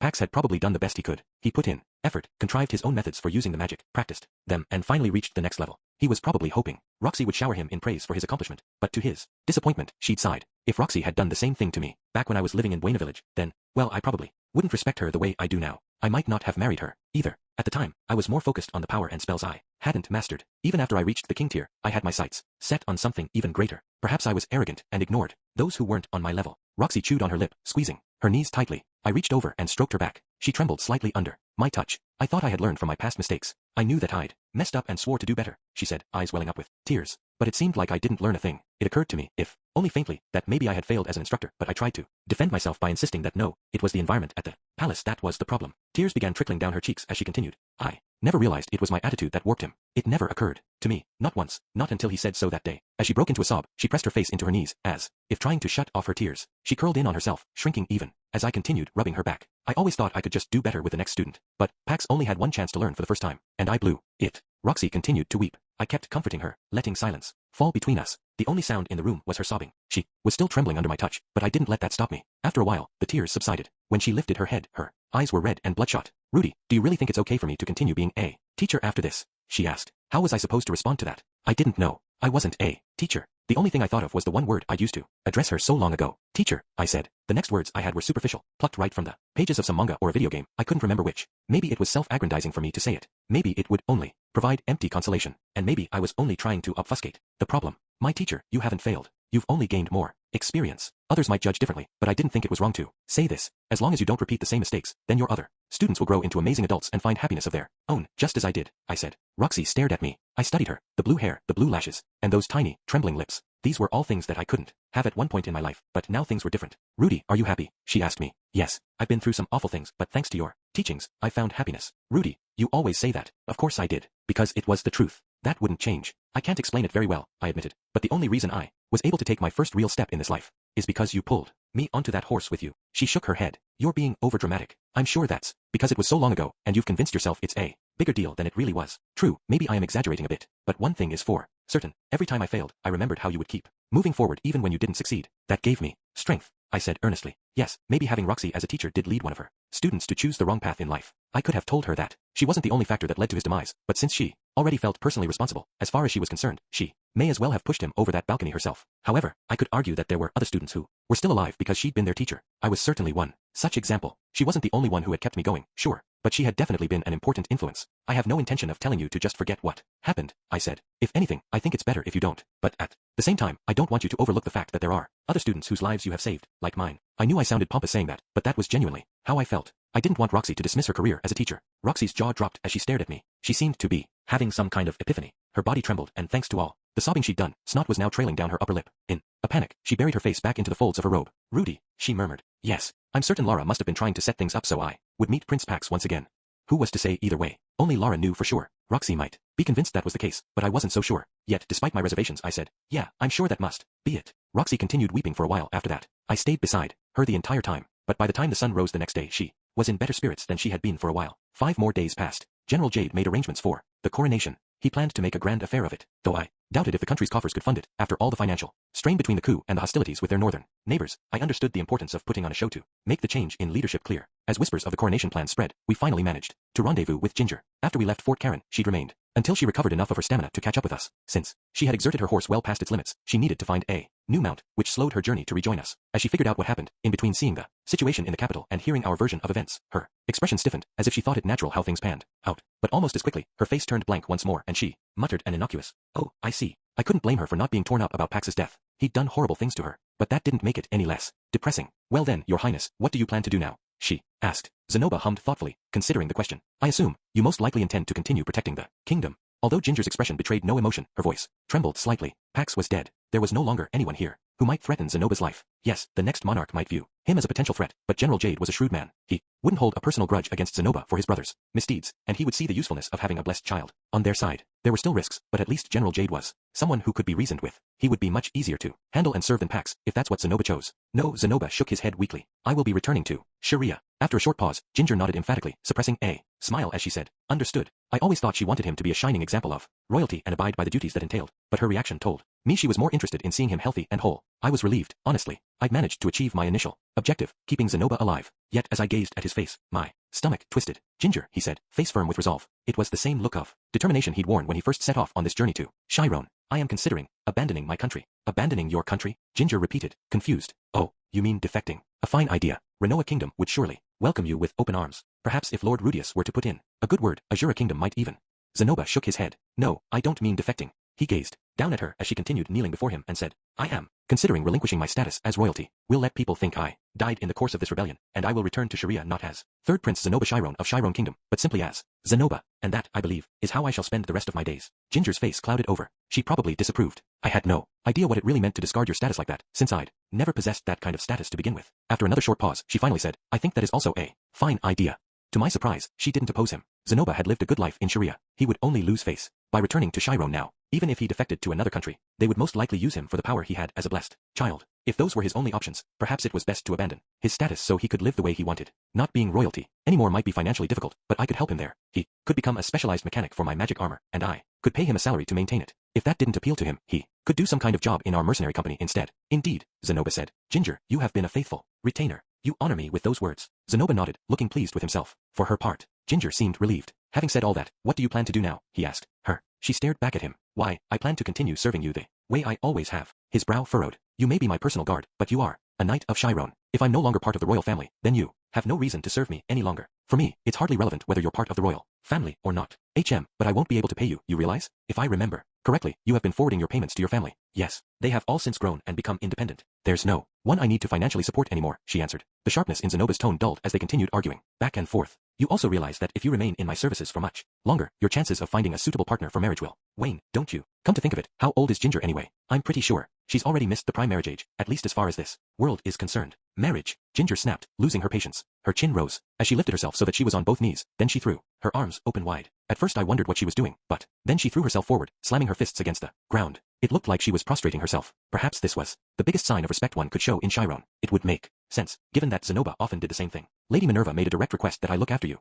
Doesn't matter whether you're royalty or not, nor do I care if I stay at your side in the capacity of a mistress instead of a knight. But I beg of you, if you're truly concerned for me, please, keep me with you. Her declaration was so sudden that I couldn't hide my confusion. Minerva, if I remember right, that's the name of Zenoba's mother.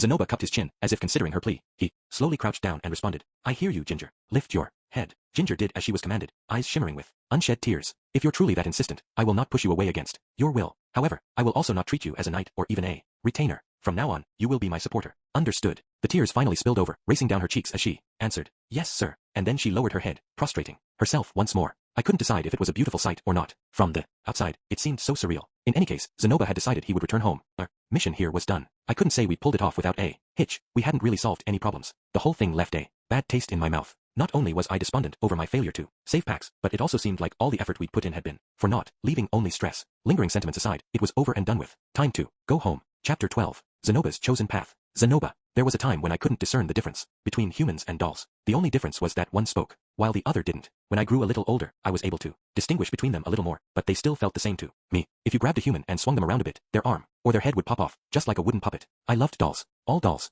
Yes, there were some that were better made than others, but I adored even the inferior ones. In fact, the only type of doll I didn't like were humans. Despite being exactly like dolls, all they did was complain and try to rob me of my freedoms. I hated them. It wasn't until I met my master that my view of them began to change. Even then, the shift was gradual. After he left, I headed for the magic city of Sharia where the two of us reunited. At some point, in the years after that, I stopped hating every single human. I suspect Julie was the catalyst for that. She was a slave we, Master Lady Sylphie and I, that is, picked out together, one whom we intended to teach to craft figurines. At first, she could neither speak nor take care of herself at all, making her a burden. But Master entrusted me with the task of looking after her. Though it was troublesome, it was no different from crafting a figurine. To craft one, you had to first whittle down a regular piece of wood until it took shape. Naturally, I resolved myself to be diligent with Julie's care and taught her everything one step at a time. At some point during that process, Julie stopped being a burden. It made sense. She listened obediently and absorbed the skills that Master taught her quickly. I watched as she gradually transformed into exactly the kind of human that I do like, so of course I couldn't hate her. I didn't realize that until Ginger came into the picture though. From my perspective, Ginger was someone who always found fault in everything and never stayed quiet about it. She'd call the most banal and irrelevant things important. For example, if we were talking about a tree, she would keep fussing about the state of its leaves or branches, and even though I'd argue with her that solid roots or a solid foundation was what made a healthy tree, she would never get the point I was trying to make. Honestly, she was a pain in the neck. It wasn't until we met again in Sharia that I stopped seeing her that way. She still complained incessantly, but somehow it didn't get under my skin. Why had my feelings changed so much? I knew it had to be my master's influence. He would never have abandoned me for any reason. It didn't matter that I was clumsy, that all I had going for me was my physical strength, or that I would destroy a figurine as soon as I created it. It didn't matter to him that I lacked mana and that I couldn't live up to his expectations, nor did he seem to resent me for all the desperate, wasted effort he'd poured into trying to teach me his secret figurine crafting techniques. I had nearly given up on my dream. I was convinced I could never make figurines myself, that it was a skill reserved for gods alone. Master didn't throw in the towel. He tried all kinds of methods to teach me. He tried to find some way to include me in the process. I was grateful. Up to that point, not a single person in my life had ever truly looked at me as a person. Had it not been for Master, I probably never would have realized that Ginger also looked at me for me. Foolish as I was, it was only then that I finally understood the difference between humans and dolls. I knew it was important to make that distinction, but once again, being a fool, I didn't understand why. I only knew that it was. Master didn't spell it out for me. Instead, he led by example and helped me realize it myself. I owed Master for guiding me, and I respected him for it too. In fact, I was even proud of myself for having the foresight to recognize him as my master. Ever the buffoon, I unfortunately didn't understand some of my master's actions. Lady Nanahoshi, the girl known as Silent 7-star Shizuka Nanahoshi, was one such example. She appeared to be studying summoning magic as a method of returning to her home. No one had ever elaborated on where exactly that home was, but I had no interest in knowing. Personally, I only had bad memories of my own home. I couldn't empathize at all with her intense desire to return to where she came from. From what I'd heard, Master's own memories of his home in Azura Kingdom were largely bitter. In spite of that, he devoted himself to helping Lady Nanahoshi. When she broke down, he dragged her to his own home and looked after her. When she was deathly sick, he traveled all the way to the demon continent to search for a way to heal her. I helped too, but only because it didn't bother me to do so. If Master was doing something and it meant helping him, I didn't have to think twice. But that didn't change the fact that I didn't understand why he was helping her. It was in the midst of all of this that something within me changed. At some point, I began developing some attachment to my own birthplace. There were some days when I'd find myself intensely nostalgic for Chiron's palace, in spite of how awful it had been. Nanahoshi was always talking about her home, so I could only assume that had rubbed off on me. That was likely why I immediately felt compelled to answer Pax's summons when I received the letter from him requesting aid. I did genuinely love my country and wanted to protect it if the need ever arose, so when it did, I felt like I had to go. I was wrong. When Master tried to persuade me to return home with him at Fort Karen, my heart wavered. I considered it. My days were so fulfilling and enjoyable back in Sharia, making figurines with Master. Enough that I honestly considered abandoning my homeland for it. But I couldn't do it. It was like a wall went up, saying I couldn't go back. Pax is my brother, so I want to save him. That was nothing more than an excuse I blurted out in the moment. It was a calculated move, since I knew it was the one thing that would surely convince him. Yet somehow, that answer also resonated with me. I didn't know why. I'd heard before that if you speak a lie, sometimes you end up believing it yourself. I thought at first maybe that was it, but no, it wasn't. It wasn't until after Pax jumped from the balcony and I saw his remains that I realized the truth. It brought a memory from the distant past back to the forefront of my mind. My elder brother, the second prince, had been hosting a party, and I was invited. I don't remember now what the party was for, but it was the type where attendance was mandatory. But I didn't remember if I had actually even attended or not. The one thing I did remember was that, by pure coincidence, the young Pax had been seated right beside me. This was before Lady Roxy began serving at the palace. Pax could not have been older than 10 at the time. We didn't talk. We only sat beside each other. I sensed that he wanted to speak with me, but I couldn't be bothered to engage in small talk. I didn't even glance his way, and he never worked up the courage to speak to me, even though he'd never said anything to me. In a way, I had ignored him. As I cradled his dead body in my arms, I couldn't help but think, why didn't I say anything to him back then? Even a word or two. That dispelled any doubt I had. I finally understood. My own puzzling actions mirrored that of my master's.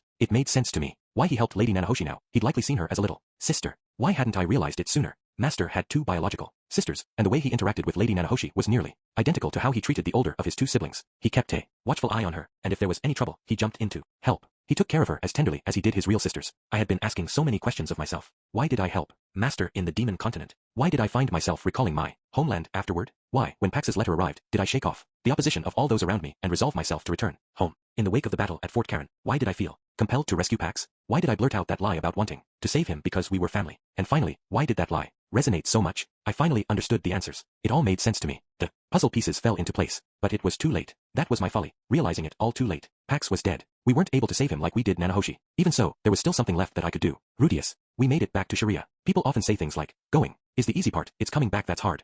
That didn't really apply to us. We had a smooth return trip. I used my magic armor to draw our carriage back to the woods, where we had a teleportation circle prepared to take us back. Zenoba and I worked together to disassemble my armor, then hauled it back to the floating fortress. Roxy went on ahead while Zenoba and I stayed behind to pay our respects to Perugius. He said a curt, I see, when he first saw us and we filled him in on what had happened. Afterward, he guided us to the room we'd last spoken in and offered his own words of wisdom. It's foolish to let any country tie you down. Zenoba nodded earnestly and told Perugius he was abandoning his royal status, which left Perugius looking pleased. He even offered me some words of encouragement, saying, you did well.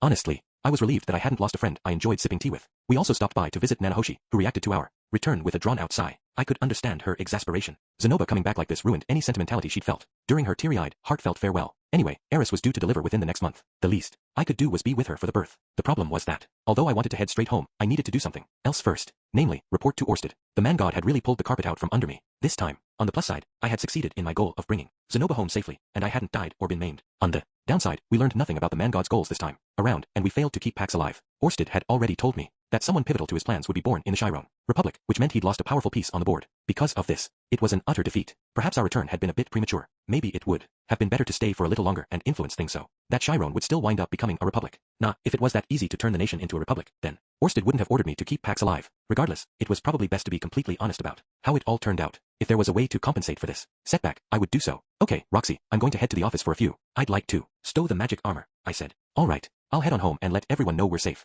The two of us parted at the entrance to the city, and I made my way toward the office. For some reason, Zenoba had decided to tag along with me. Something wrong? I asked him. No, but that armor helped keep me alive, so I thought I would thank Orsted for lending it to me and apologize to him for having destroyed it during our journey. Oh, okay. It was odd that Zenoba wanted to thank Orsted directly. I figured Orsted's curse would be potent enough to snuff out any positive emotions Zenoba had. Perhaps this sudden change was courtesy of Cliff's painstaking research. Maybe Zenoba might start throwing punches once he actually came face to face with Orsted. But as long as I held him back, everything would work out, surely. Feeling confident, the two of us walked together the rest of the way to the office. I stowed my magic armor, locked the door to the storage, and headed into the main building. We passed through the deserted lobby and made our way straight to the boss's office. I sucked in a deep breath before going inside. I was about to report that I'd failed, after all. Not like I hadn't failed numerous times before, I had, but this one was a considerably larger failure than the others. He might reprimand me for it. Maybe I'll be lucky and he won't be in today? Nah, it would be better to get it done and over with. Okay, well, first things first, time to knock. Indeed, a courteous knock could put one in a good mood. I needed to keep mine calm and polite. I raised my fist and very lightly tapped it against the door. Rudius, echoed a voice on the other side. So much for the hope that he wouldn't be in. Despite my anxiety, I had already mapped out an explanation in my head. All I had to do was stick to the truth and be honest with him. Pardon the intrusion. I, Rudius Greyrat, have at last made my return from Chiron Kingdom. I threw the door open, barged in, and bowed deeply. When I straightened up, a strangled cry escaped my throat. Gah! Orsted was wearing a black, full-face helmet. I could only assume this new face, magical implement, I guess, had been newly crafted by Cliff. Seems you have returned safe and sound, Orsted observed. Why yes. His appearance had taken the wind out of my sails, but I carried on. I had resolved to give a most sincere, accurate report about my mission's failure. Yes, indeed. All I had to do was say, Sir Orsted, I achieved absolutely, positively nothing. Hold up, that doesn't seem right. Allow me to give you my report, I said and launched into a matter-of-fact overview of the events that transpired. I noted all the things I had been wary of, plus whatever signs I hadn't noticed at the time. As I spoke, I was careful to keep a level head and lay out every detail one by one, so it wouldn't be a problem if he wanted to be nitpicky. My report had a rhythm to it. First, I described an event, then what I felt about it, what I thought about it, who I consulted about it, what conclusions I drew and what actions I took. Then, I told him what the results were. I also included what I suspected the man god's motivations were, and how I thought best to proceed in relation to that. I didn't leave anything out. I offer my most sincere apologies. I failed to fulfill my duty, thereby allowing Prince Pax's death. A suffocating gloom filled the air. I couldn't read his expression beneath the helmet, and that only made it several times more terrifying than usual. Frankly, I preferred him without the helmet. Actually, while we're on the subject, why is he wearing that thing anyway? Couldn't he just, I don't know, take it off for me? The King Dragon Realm's king, Leonardo King Dragon, is one of the man god's disciples. Most likely, General Jade of Chiron Kingdom is one as well. He manipulated the two of them in order to drive Pax into a corner, forcing him to commit suicide, Orsted said. So there were two disciples involved this time. The man god had used the King Dragon Realm's monarch to support Pax, which then instilled in Pax the idea that he had to live up to the king's expectations, lest he become a failure again. The king gifted him a queen and the death god, which gave him every advantage. But at the height of it, the man god used Jade to orchestrate Pax's fall. That was my read of the situation, anyway. If the man god really could see the future, then he knew exactly which pieces on the board he had to move to coax Pax into taking his own life. Who knew if my interpretation was correct? But it seemed the most direct conclusion to draw. So who was the last disciple, then? I asked. Perhaps the king of the Bista Kingdom, although there's also a good possibility he didn't employ a third. Oh, come to think of it, the death god did mention that demon King Badagati might have once been one of his disciples. There was a short pause before Orsted responded. If he were a disciple this time, it wouldn't make sense for him not to show himself. True. Badagati was the type who liked to be in the spotlight. As far as the man god was concerned, I was an irregularity, so it was likely he'd actively pick people I wasn't likely to have met. Alas, I had failed to figure him out this time. I felt pathetic. We could still take Jade out, if you want. I offered. It's too late. Orsted's voice betrayed no emotion. I really am very sorry about this. I made an incorrect prediction from the start. After I disposed of Leonardo, I should have gone to Chiron Kingdom personally, rather than leaving everything up to you. That was my mistake. However, his voice trailed off. It didn't seem like he was going to comfort me and tell me not to worry about it. Apparently my failure in this was rather far-reaching. Isn't there anyone else who could serve as a replacement for Pax? I asked. No, there's really no other option. He didn't respond. Was the Chiron Republic really that important to his plans? I had tried pushing him to consider another path, but he dismissed me twice. Now what? How was I supposed to salvage this? Sir Orsted, would you mind if I spoke? A voice broke in from behind me. I glanced backwards and found Zenoba standing there. How long had he been there?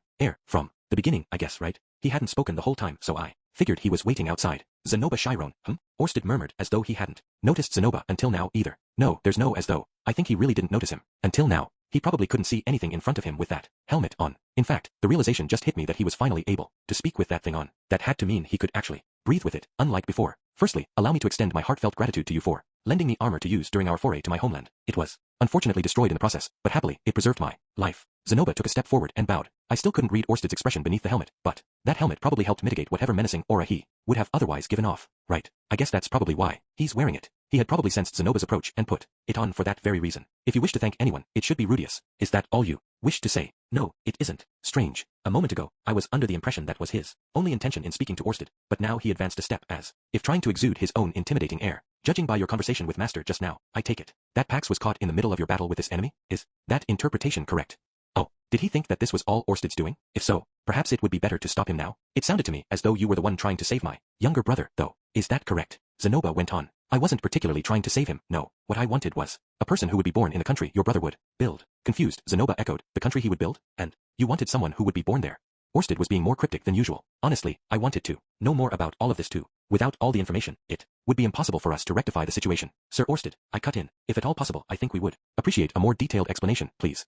Orsted didn't respond immediately. Silence dominated the room, only broken when I heard him suck in a deep breath from inside his helmet. Under any other circumstances, that might have eased some of the tension in the room, but I sensed anger in the way he gulped in the air. My anxiety ratcheted up. After becoming king, Pax Chiron would have created a republic, he explained. He told me that part before. What I wanted to know was what happened after that. AF. Ter Chiron became a republic. A man who had once been a slaver would rise to prominence. A man by the name of Bolt Macedonius. Pax would have appointed this man to an important position. So the key person we needed here was Bolt Macedonius. Then, Bolt Macedonius would go on to be an authority in the republic and put down roots there. So what role does he play? I asked. Bolt himself plays no role in my plans, but one of his descendants gives birth to the demon god Laplace. Laplace. So that's where he came in, huh? Now that Pax is dead, Orsted explained, I have no idea where Laplace will be born.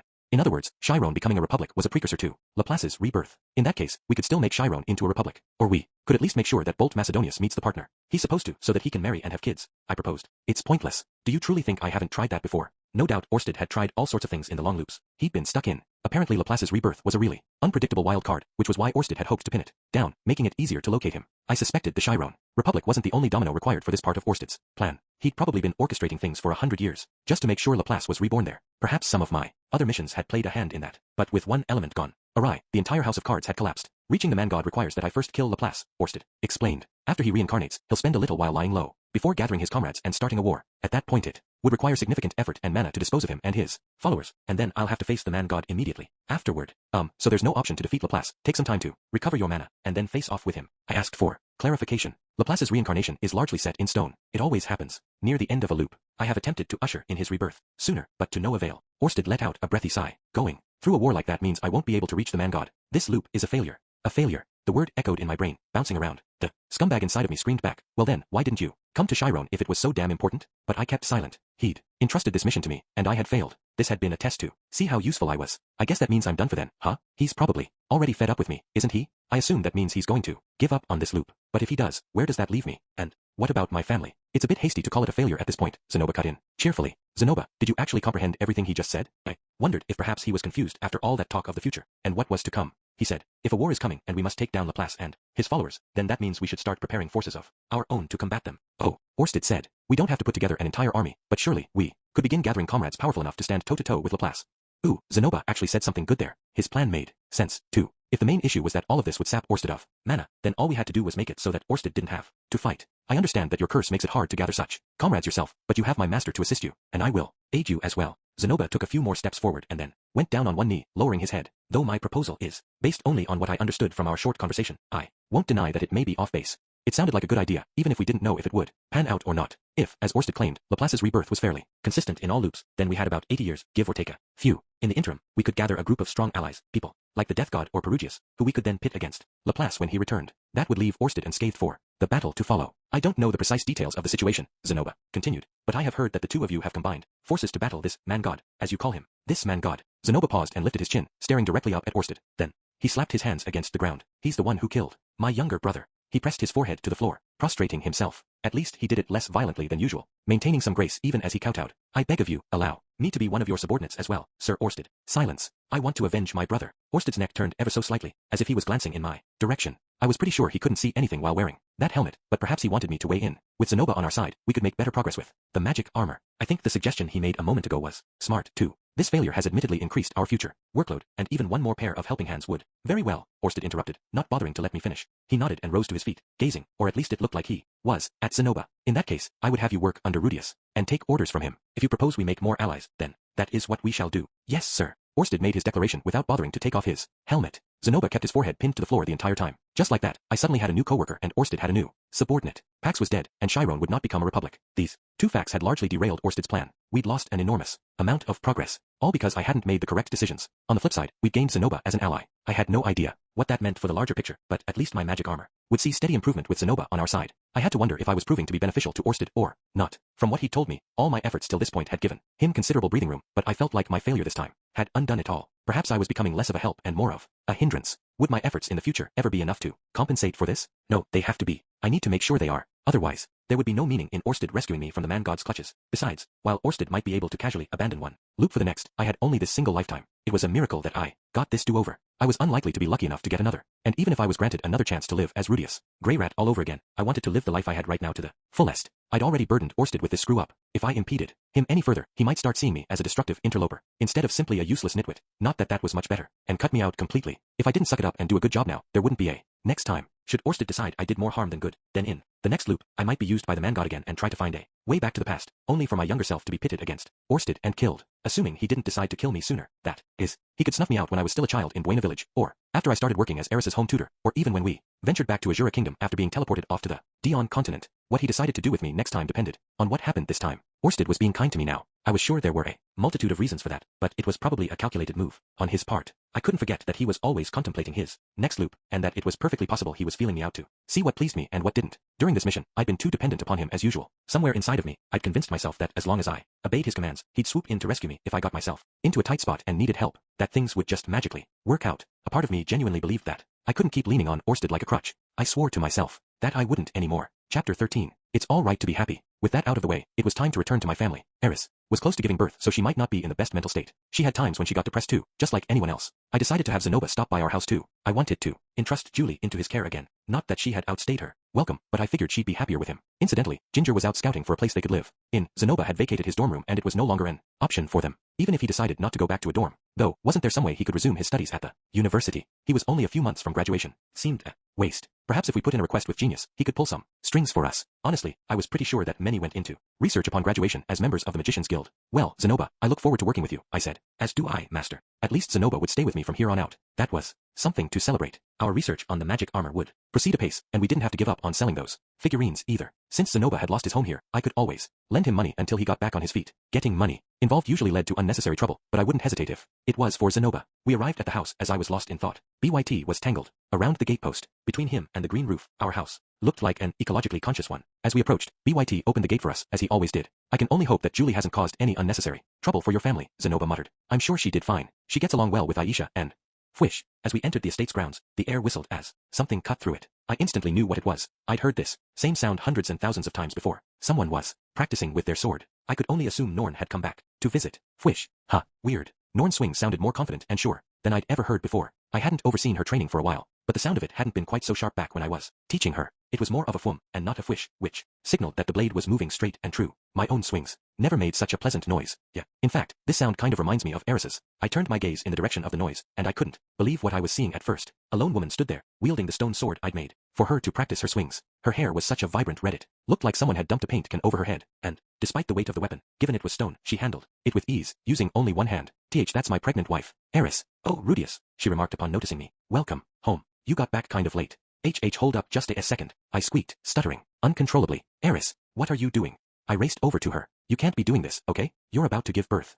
Yeah, I get you're strong enough to handle your sword with ease, but that thing is heavy. Flexing your stomach like that is... Wait a minute. Her stomach. I glanced down at her abdomen and found it unexpectedly smooth and trim. Where is my little baby? Huh, I blurted. Just to be sure, I tested my hand against her stomach. Ooh, amazing. She's got a six-pack, and her muscles are super tight. This is definitely not the kind of pregnant tummy I've seen before. What in the world was going on? Had her sinewy six-pack somehow compressed our baby like shrink wrap? Oh, God. No, stop it, I chided myself. This is no time to be panicking. Perhaps the baby had been pushed lower because of the six-pack. Is it here instead? What do you think you're doing? Eris snapped, socking me in. the face after I groped her bottom. I gazed up at her, having been knocked onto my own bottom. Eris had taken up a wide stance, crossing her arms over her chest. Her chin jutted out as she gazed down at me and finally said, "It's out. Now." "What's out?" The words left my mouth before I could think them through, even though the answer was already obvious. "The baby." "Whose baby?" "Mine, of course." Eris had given birth to our baby. I pursed my lips as I digested this information and sat up, straight, legs neatly folded beneath me. Pardon me for asking, but approximately when did this event take place? 10 days ago. It was super late at night, but I got through it. 10 days ago? What was I doing then? Oh, right. I was still in Chiron. I was probably in an inn with Roxy, and the two of us were. Probably. No, there was no need to recount that part. Basically, what this meant was, I didn't make it in time for the birth. Yeah, it would have been nice if you could have gotten back sooner, but it's too late now. A cocky grin spread across her face, as if she was trying to rub it in my face that she was perfectly capable of doing it all by herself. Well, now what? Should I prostrate myself? No, it wasn't like I'd done anything wrong. We'd known this was a possibility before I left. I still couldn't shake the guilt, though. While I was too perplexed to properly respond, Eris furrowed her brows. What's with you? Aren't you happy? No, that definitely wasn't the case. I am happy, but I feel a little conflicted. Oh, right. It was a boy, of course. His name is Aruz, just like the historic human hero. Was joy an appropriate emotion right now? I'd failed to fulfill the mission Orsted gave me. I'd let Zenoba's younger brother, Pax, die. We'd managed to scrape by without the whole thing coming undone, but I'd screwed up so much of what we'd wanted to accomplish. My son's birth was heartening news, if a bit sudden, but was I allowed to be happy about it, all things considered? Master. While I waffled back and forth over my emotions, the entrance flew open. A tiny figure with orange hair darting out. She streaked right past me and launched herself at Zenoba, clinging to his thigh. "Ah, Julie, my dearest apprentice, I have returned home." Zenoba reached down, slipping his hands beneath her arms and lifting her into the air. Tears streamed down Julie's cheeks. Her tiny fingers clutched at his sleeves. I've been waiting patiently for your return this whole time, Master. I know, he said. It was a heartfelt reunion. In fact, Julie showed so much emotion at his return, I almost started to question whether my family had been cruel to her while he was gone. The next words to come out of Julie's mouth were jaw-dropping. "You know, I love you from the bottom of my heart, Master." "Oh, you do you? I never realized." Before he could finish, she cut him off and kept babbling. "Please, don't ever leave me behind like this again. Please let me stay with you until your dying breath. I beg you, please," she pleaded, voice heavy with sorrow. The way she spoke made it crystal clear how much she had worried. Zenoba stared back, initially dumbfounded, but his lips soon gave way to a gentle smile. "You needn't worry anymore," he said. "From now on, I'll be with you. Forever. Master." Wah.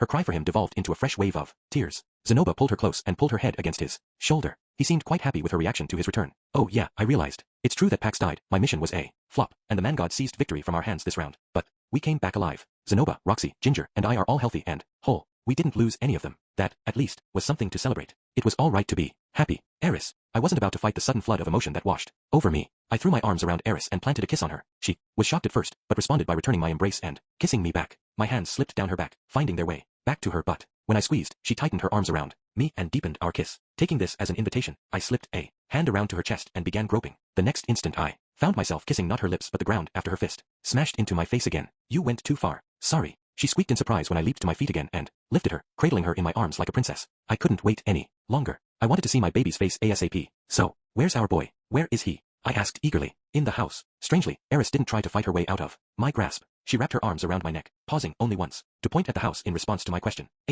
Master." Zenoba bellowed. "Yes, Zenoba. I will respectfully take my leave for today. I shall see you again tomorrow. Be sure to convey my gratitude to Lady Roxy as well." "You got it." After that brief exchange, Zenoba spun around and left. Apparently he didn't want to impose on our harmonious little family gathering. I raced straight into the house, through the front entrance and into the living room where we found two girls seated on the sofa. One of them was cradling a baby in her arms. "Look, Miss Norn, look." He just smiled. "Aisha, come on, let me hold him." "Ah, fine," Aisha grumbled back. "I guess you have held Lucy and Lara before." "Oh, he's touching my breasts. I guess he must be hungry." Norn shrugged. "Hard to say. We both know what his father is like." The two 14-year-old girls cradled my little man and fawned noisily over him. "Hold up, my little man?" That sounded like a euphemism for something dirty. "Okay, Eris, I'm going to put you down now," I announced. "K." My sisters noticed us the moment I set my wife down. They glanced up at me, smiles on their faces. "Welcome home," said Norn. "Good to see you back," said Aisha. They were smiling. Both of them were really smiling. I had a sudden flashback to Pax's face, to the self-deprecating, resigned grin he wore before the end. "Miss Roxy told us what happened," Norn said. "About how rough it was for you guys." "Forget that. Here, take him," Aisha insisted. "Oh, yes, right. Elder brother, this is your baby, little Aruz."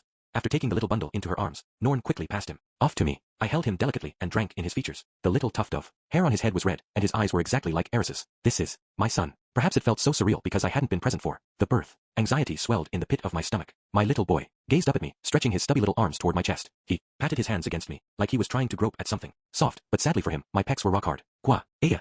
He immediately broke into tears. All the tension in me faded, relief sweeping in to take its place. Yeah, there's no doubt in my mind now. This is definitely my kid. Paul's grandbaby. Aruz? That's your daddy, Norn supplied. "He's not a stranger. Big brother, are you okay?" Aisha asked. Both she and Norn were eyeing me with worry. Only moments before, the two of them had been holding him, calling him cute, smiling as they did so. It was clear how much they loved him already. I knew that they loved me too, as family. Again, my mind drifted back to Pax. Zenoba had no children, but I figured some of his siblings probably did. Pax had murdered them, all, every single one. He couldn't love them, chose not to, wasn't, loved himself, either. Oh, I realized. Maybe this was the kind of relationship that Zenoba wanted with Pax. My eyes heated, shimmering with tears. Hey, why are you crying? Eris demanded. I don't know. I can't help it. Fine, you leave me no choice then, she said. Give me the baby. I'll hold him, so quit your crying. I don't wanna. I shook my head like a petulant child, continuing to cradle our baby as I sat on the sofa between Aisha and Norn. Tears kept trickling down my cheeks for a while. I wondered why I could not give Pax the recognition he so desired, even at the very end. I thought, at the time, that I understood how he felt. Warped though his reasons were, I should have been able to grasp his justification for being unable to love others. The environment he was in was so harsh that putting in effort seemed ridiculous. I should have realized that too. I should have seen that, in spite of the cards being stacked against him, he'd clawed his way to the throne. I could have given him recognition for his hard work. That kind of recognition had the power to change people's attitudes. Sure, maybe I wouldn't have forgiven him immediately for all he'd put Lilia and Aisha through, but I should have been able to do something to dissuade him from taking his own life. Someone must have heard my sobs because footsteps came echoing down the stairs. After a few moments, Sylphie and Lucy popped their heads in. Roxy followed close behind, holding Lara in her arms. Lilia and Zenith, who'd likely been in the kitchen, came through the doorway as well. Sylphie had probably heard what happened from Roxy. She saw me weeping and silently began stroking my head. Lucy decided to mimic her mother, climbing into my lap before reaching out her little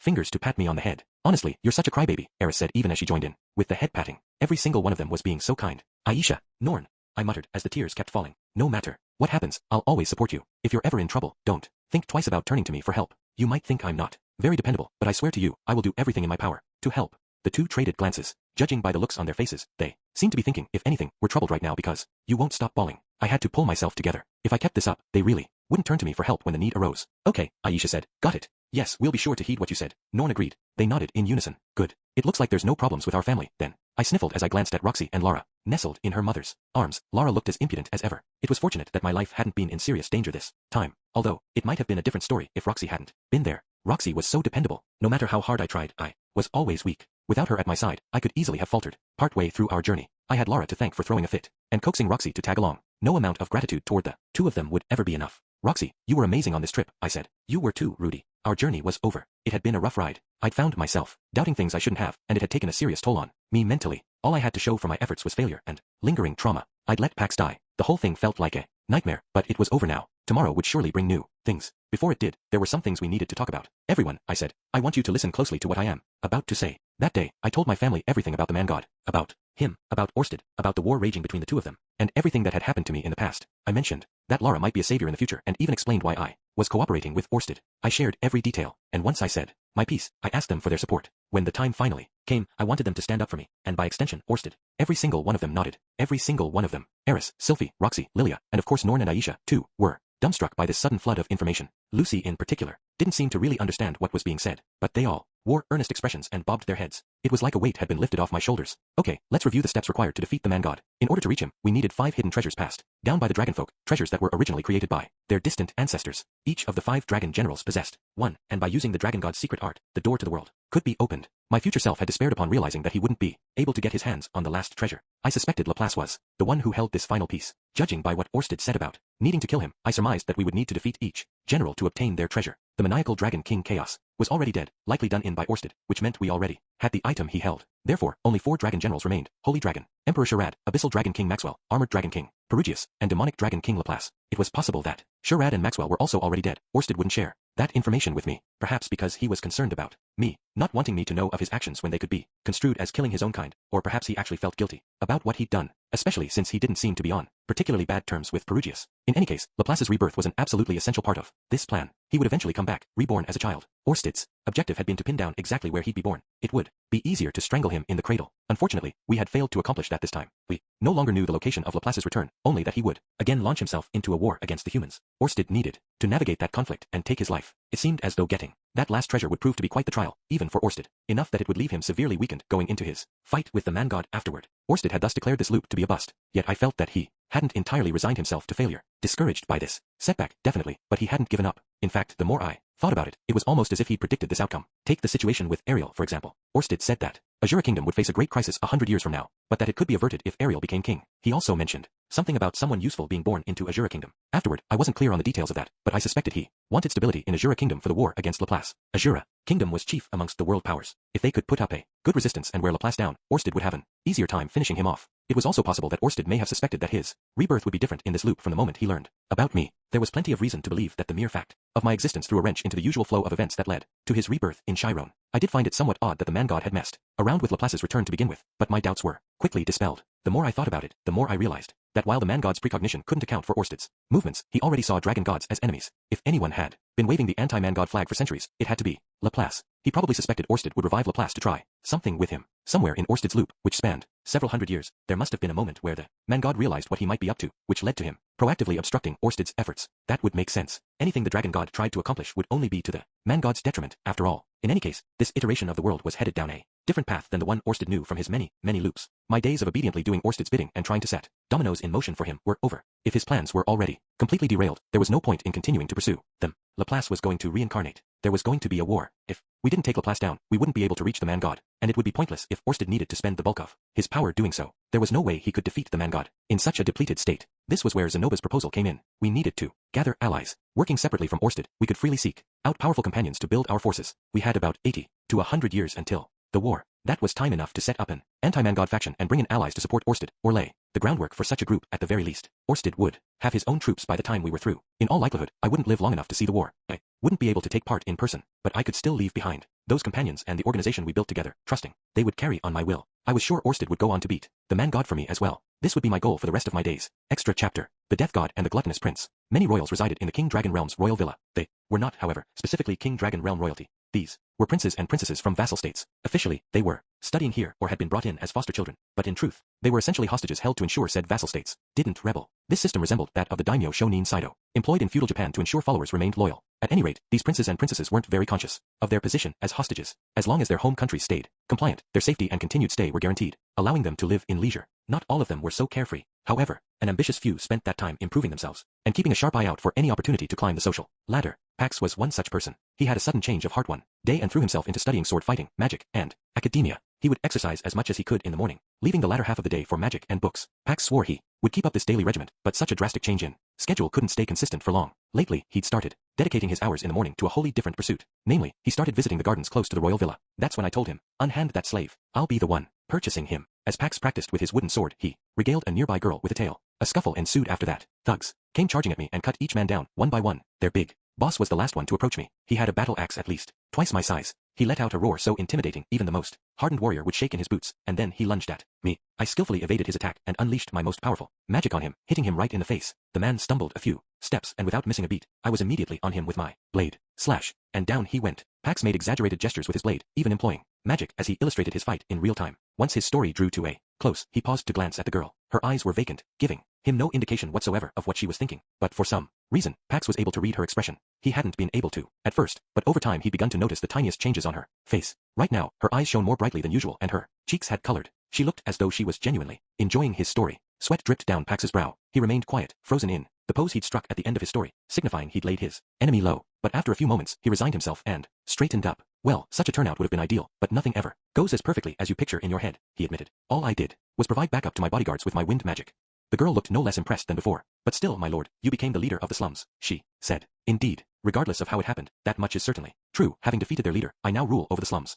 Amazing, Pax grinned. Isn't it? I may have had a slight case of cold feet during all the commotion, but that doesn't change the fact that I consolidated Chiron's ruffians. Go on, I will permit you to shower me with even more praise. Amazing, truly amazing. Benedict was the 16th princess of the King Dragon Realm. Her expressions were muted, giving little indication of her emotion, and her tone was flat with little inflection. Yet the way she eagerly listened made it clear how excited she was about his story. To be frank, Pax had dramatized his story more than a little. In a desperate bid to retain some dignity, he slipped in the part about him using magic to support his bodyguards, but the truth was he hadn't even done that much. It pained him to fib like this, but not a single soul in the realm listened to his stories as earnestly. It was only natural to get a little carried away. Tell me more, Benedict muttered. In all honesty, the truth didn't matter to her. Since her family had largely given up on her education, she couldn't read, and no one else spoke to her like Pax did. She was locked away in the cramped confines of the royal villa. Anywhere she went, they treated her like an eyesore. She woke in the morning, ate her food, and then wandered off to find a deserted place to waste away the time until her next meal. Then bedtime would come, and she'd start the whole dull routine again the next day. Amid all of this exhausting monotony, Pax's exciting tales were like a breath of fresh air. She enjoyed it. More, she repeated.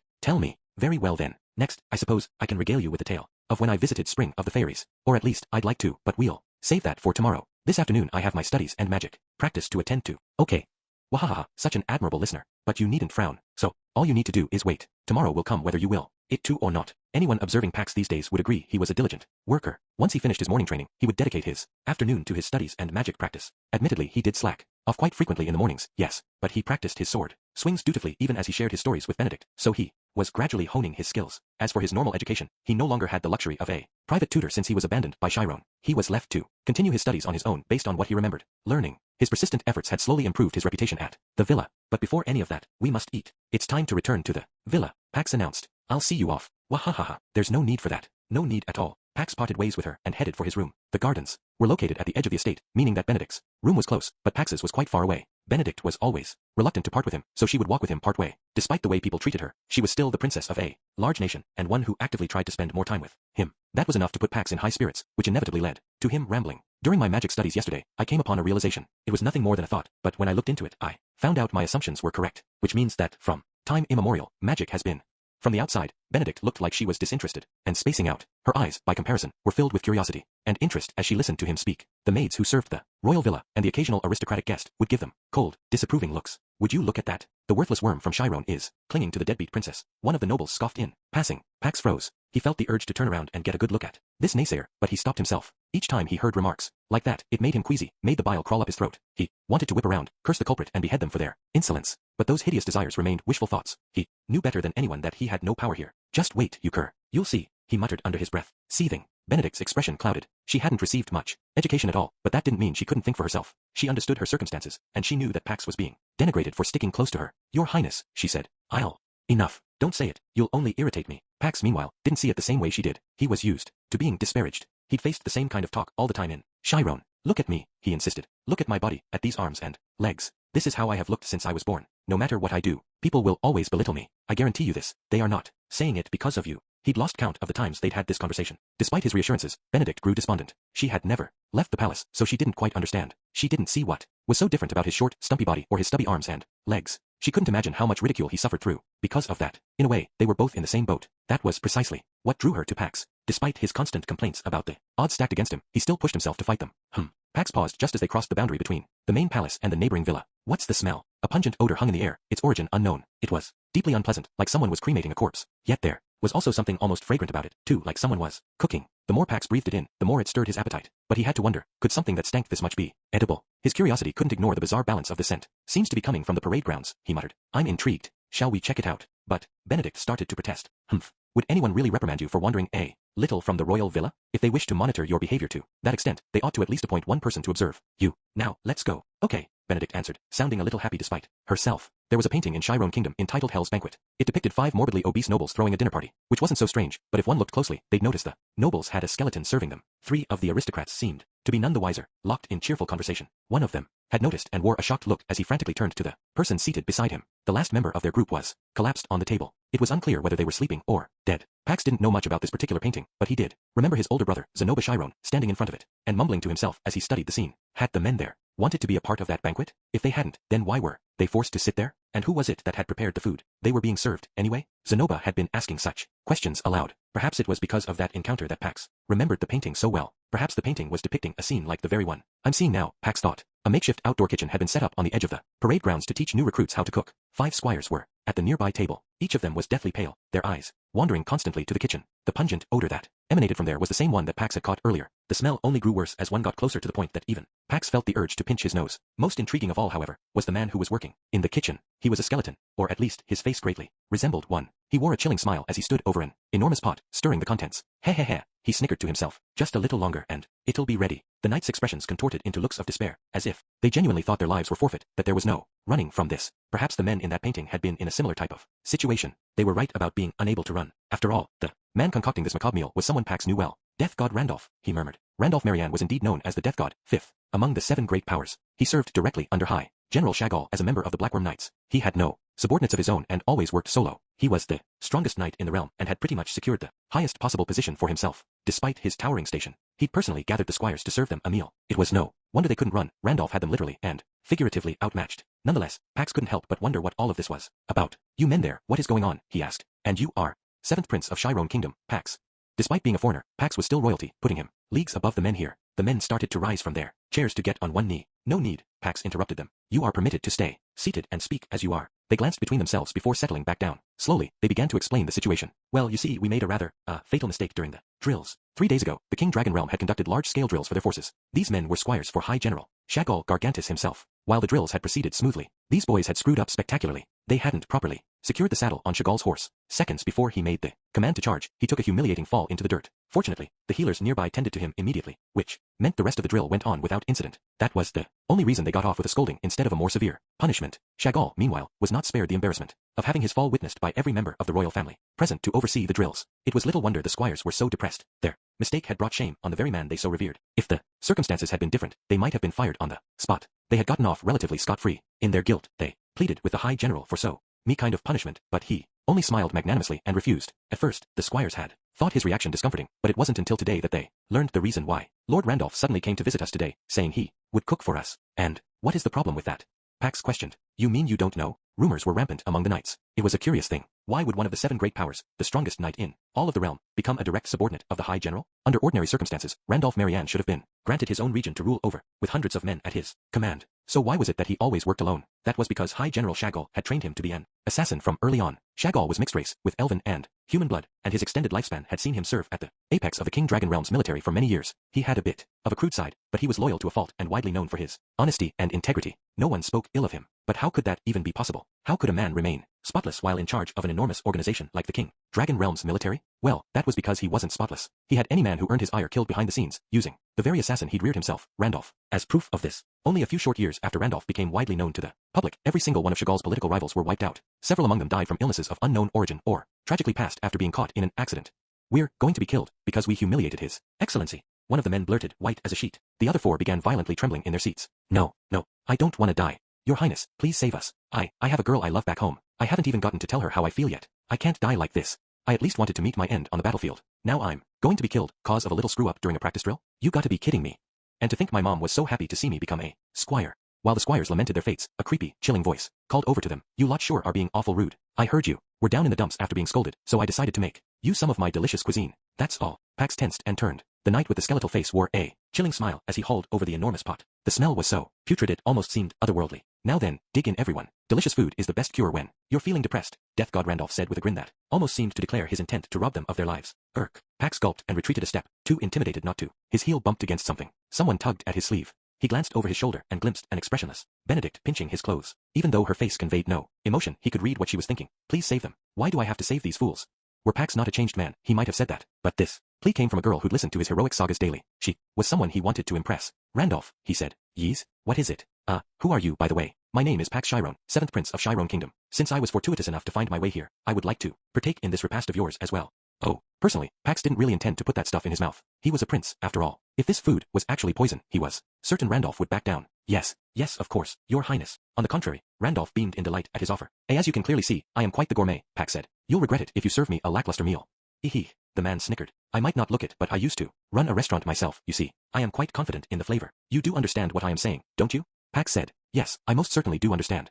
This man is out of his damn mind, Pax thought. If his poison killed Pax, the matter wouldn't be solely between the King Dragon Realm and Chiron Kingdom. There were royals here, from a wide array of countries. A knight couldn't get away with senselessly murdering one of them. The other vassal states wouldn't stand for it. If the King Dragon Realm indiscriminately and randomly killed their hostages, then what was the point in keeping them? The other vassal states would rise in rebellion. In spite of this, Randolph looked perfectly composed. In fact, he seemed to be challenging Pax. If you think you can eat it, then eat it. We both know you're only saying you will. You won't actually do it. Or perhaps, Pax thought, having heard that I'm a prince of Chiron and having seen what I look like, he thinks no one will care one whit whether I live or die. Damn it. I don't care if he is one of the 7 great powers. He's looking down his nose at me. Pax couldn't afford to die here, yet he couldn't allow himself to be treated with such contempt. Besides, Benedict was watching. He couldn't meekly back down simply because he knew the other party cared nothing for his welfare. Fine. Move aside, he roared. He shoved one of the squires aside and plunged himself down. Go on, then. It isn't every day one gets the opportunity to sample the cooking of someone as famous as the Death God. My stomach has been rumbling since the moment I caught wind of your dish's fragrant scent. Pax was being defiant now. If Randolph didn't think he would actually eat the food, then he would do exactly that. He'd guzzle it down, let the poison kill him, and thereby bring chaos to the entire realm.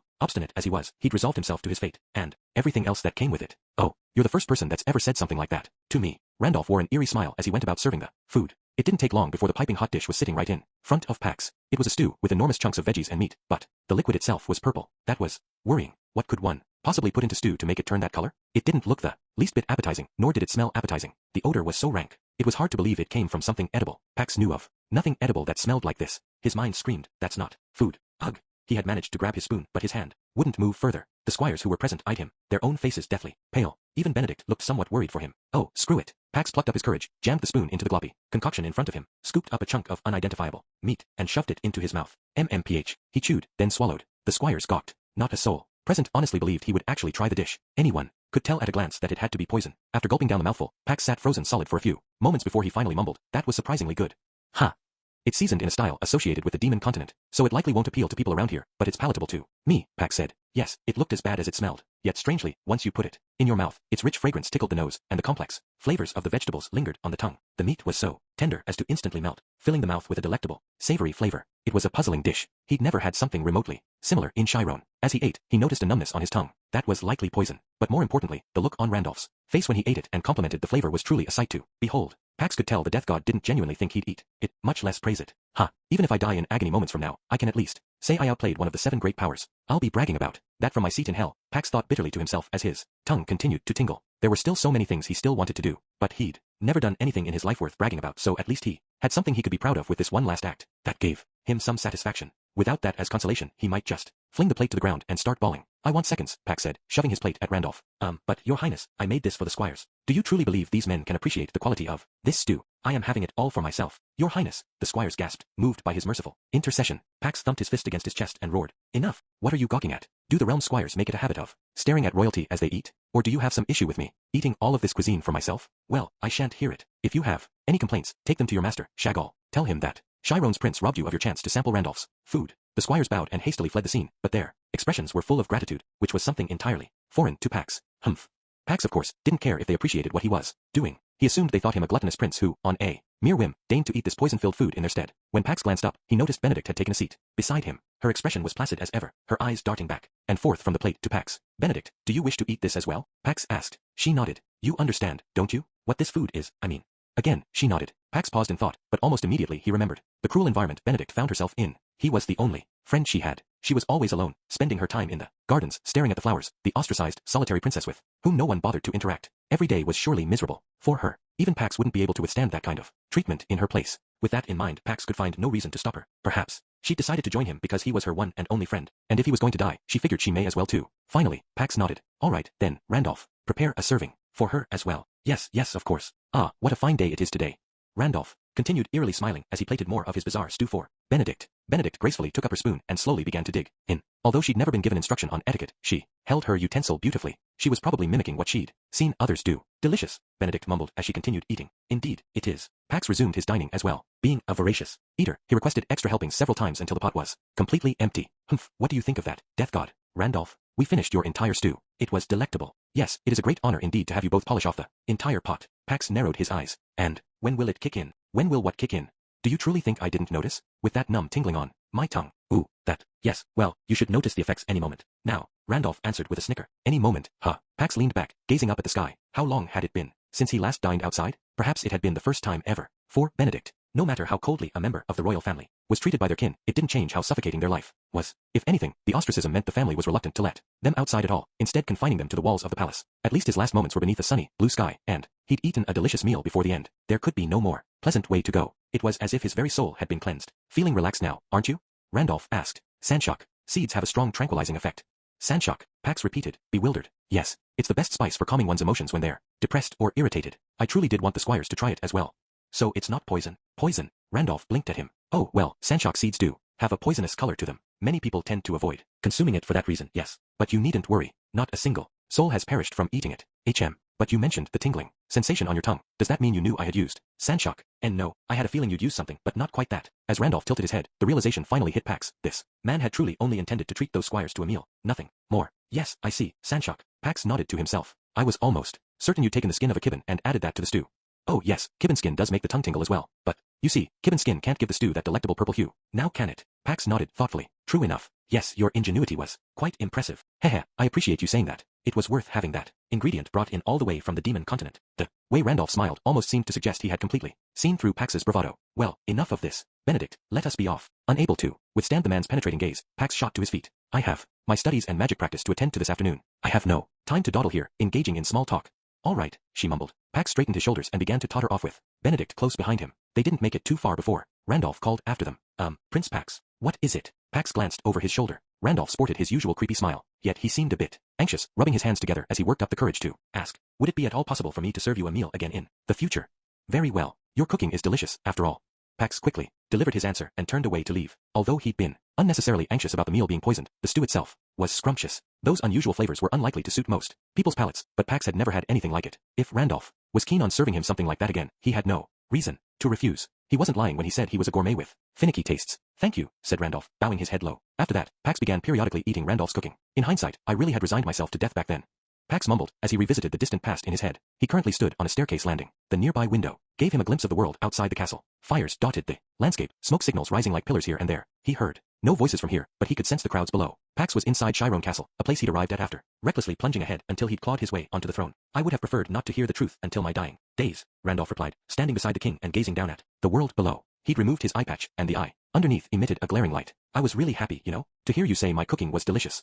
Don't start that. It may not have looked appetizing, but I wasn't lying to you when I said it was good, Pax said. Hee, it's hard to believe you when I now know you thought I meant to poison you. Their voices swelled with emotion as they conversed, gazing through the glass. Inconsequential happenstance had brought them together, and even after their initial meeting, nothing particularly exciting or significant took place. All that happened was that each time Pax and Benedict sampled Randolph's cooking, they praised its taste. They would chat a bit while he was concocting his odd dishes, but they'd go their separate ways once the meal was over. The cycle repeated numerous times until Randolph realized how often he was in Pax's company. It would be a stretch to call Pax his pupil or apprentice, but he did offer some advice on swordsmanship and magic. In the end, you and Benedict are my only allies, Pax said as he watched the people gathered outside. They knew not all of the people out there were enemies. Knight had risked his life to venture out and bring back a scouting report. Yes, not all of them were against him, but Pax knew that they weren't in support of him either. The vast majority of Chiron hadn't welcomed his ascension to the throne. They could be his enemies under the right circumstances, but they could never be his allies. Why do people hate me so? It had been that way his entire life. No one ever allied themselves with him. Perhaps his appearance repulsed them. Perhaps he simply had no talent for finding comrades. Pax honestly had no clue. He had tried his best in his own way, but for all his efforts, only Benedict and Randolph had come to his side. Maybe if he had conducted himself better, Zenoba and Rudius, and maybe even the knights that had died, might have been willing to stand with him. It was too late to reflect on that now. Good question. People are often terrified of me as well, and I haven't the faintest idea why either, Randolph said as if trying to comfort him. But in Randolph's case, it was no doubt because of his appearance. If only he could do something about that skeletal face and that unsettling smile, things might change a little. Actually, even with those problems, Randolph had still gained the respect of the King Dragon Realm's High General and numerous swordsmen. Pax had nothing like that. He'd become king, and now had both a wife he loved and an excellent subordinate. But alas, that was no way to run a country. He couldn't win the recognition of the masses. Maybe he'd gone about this the wrong way, but the fact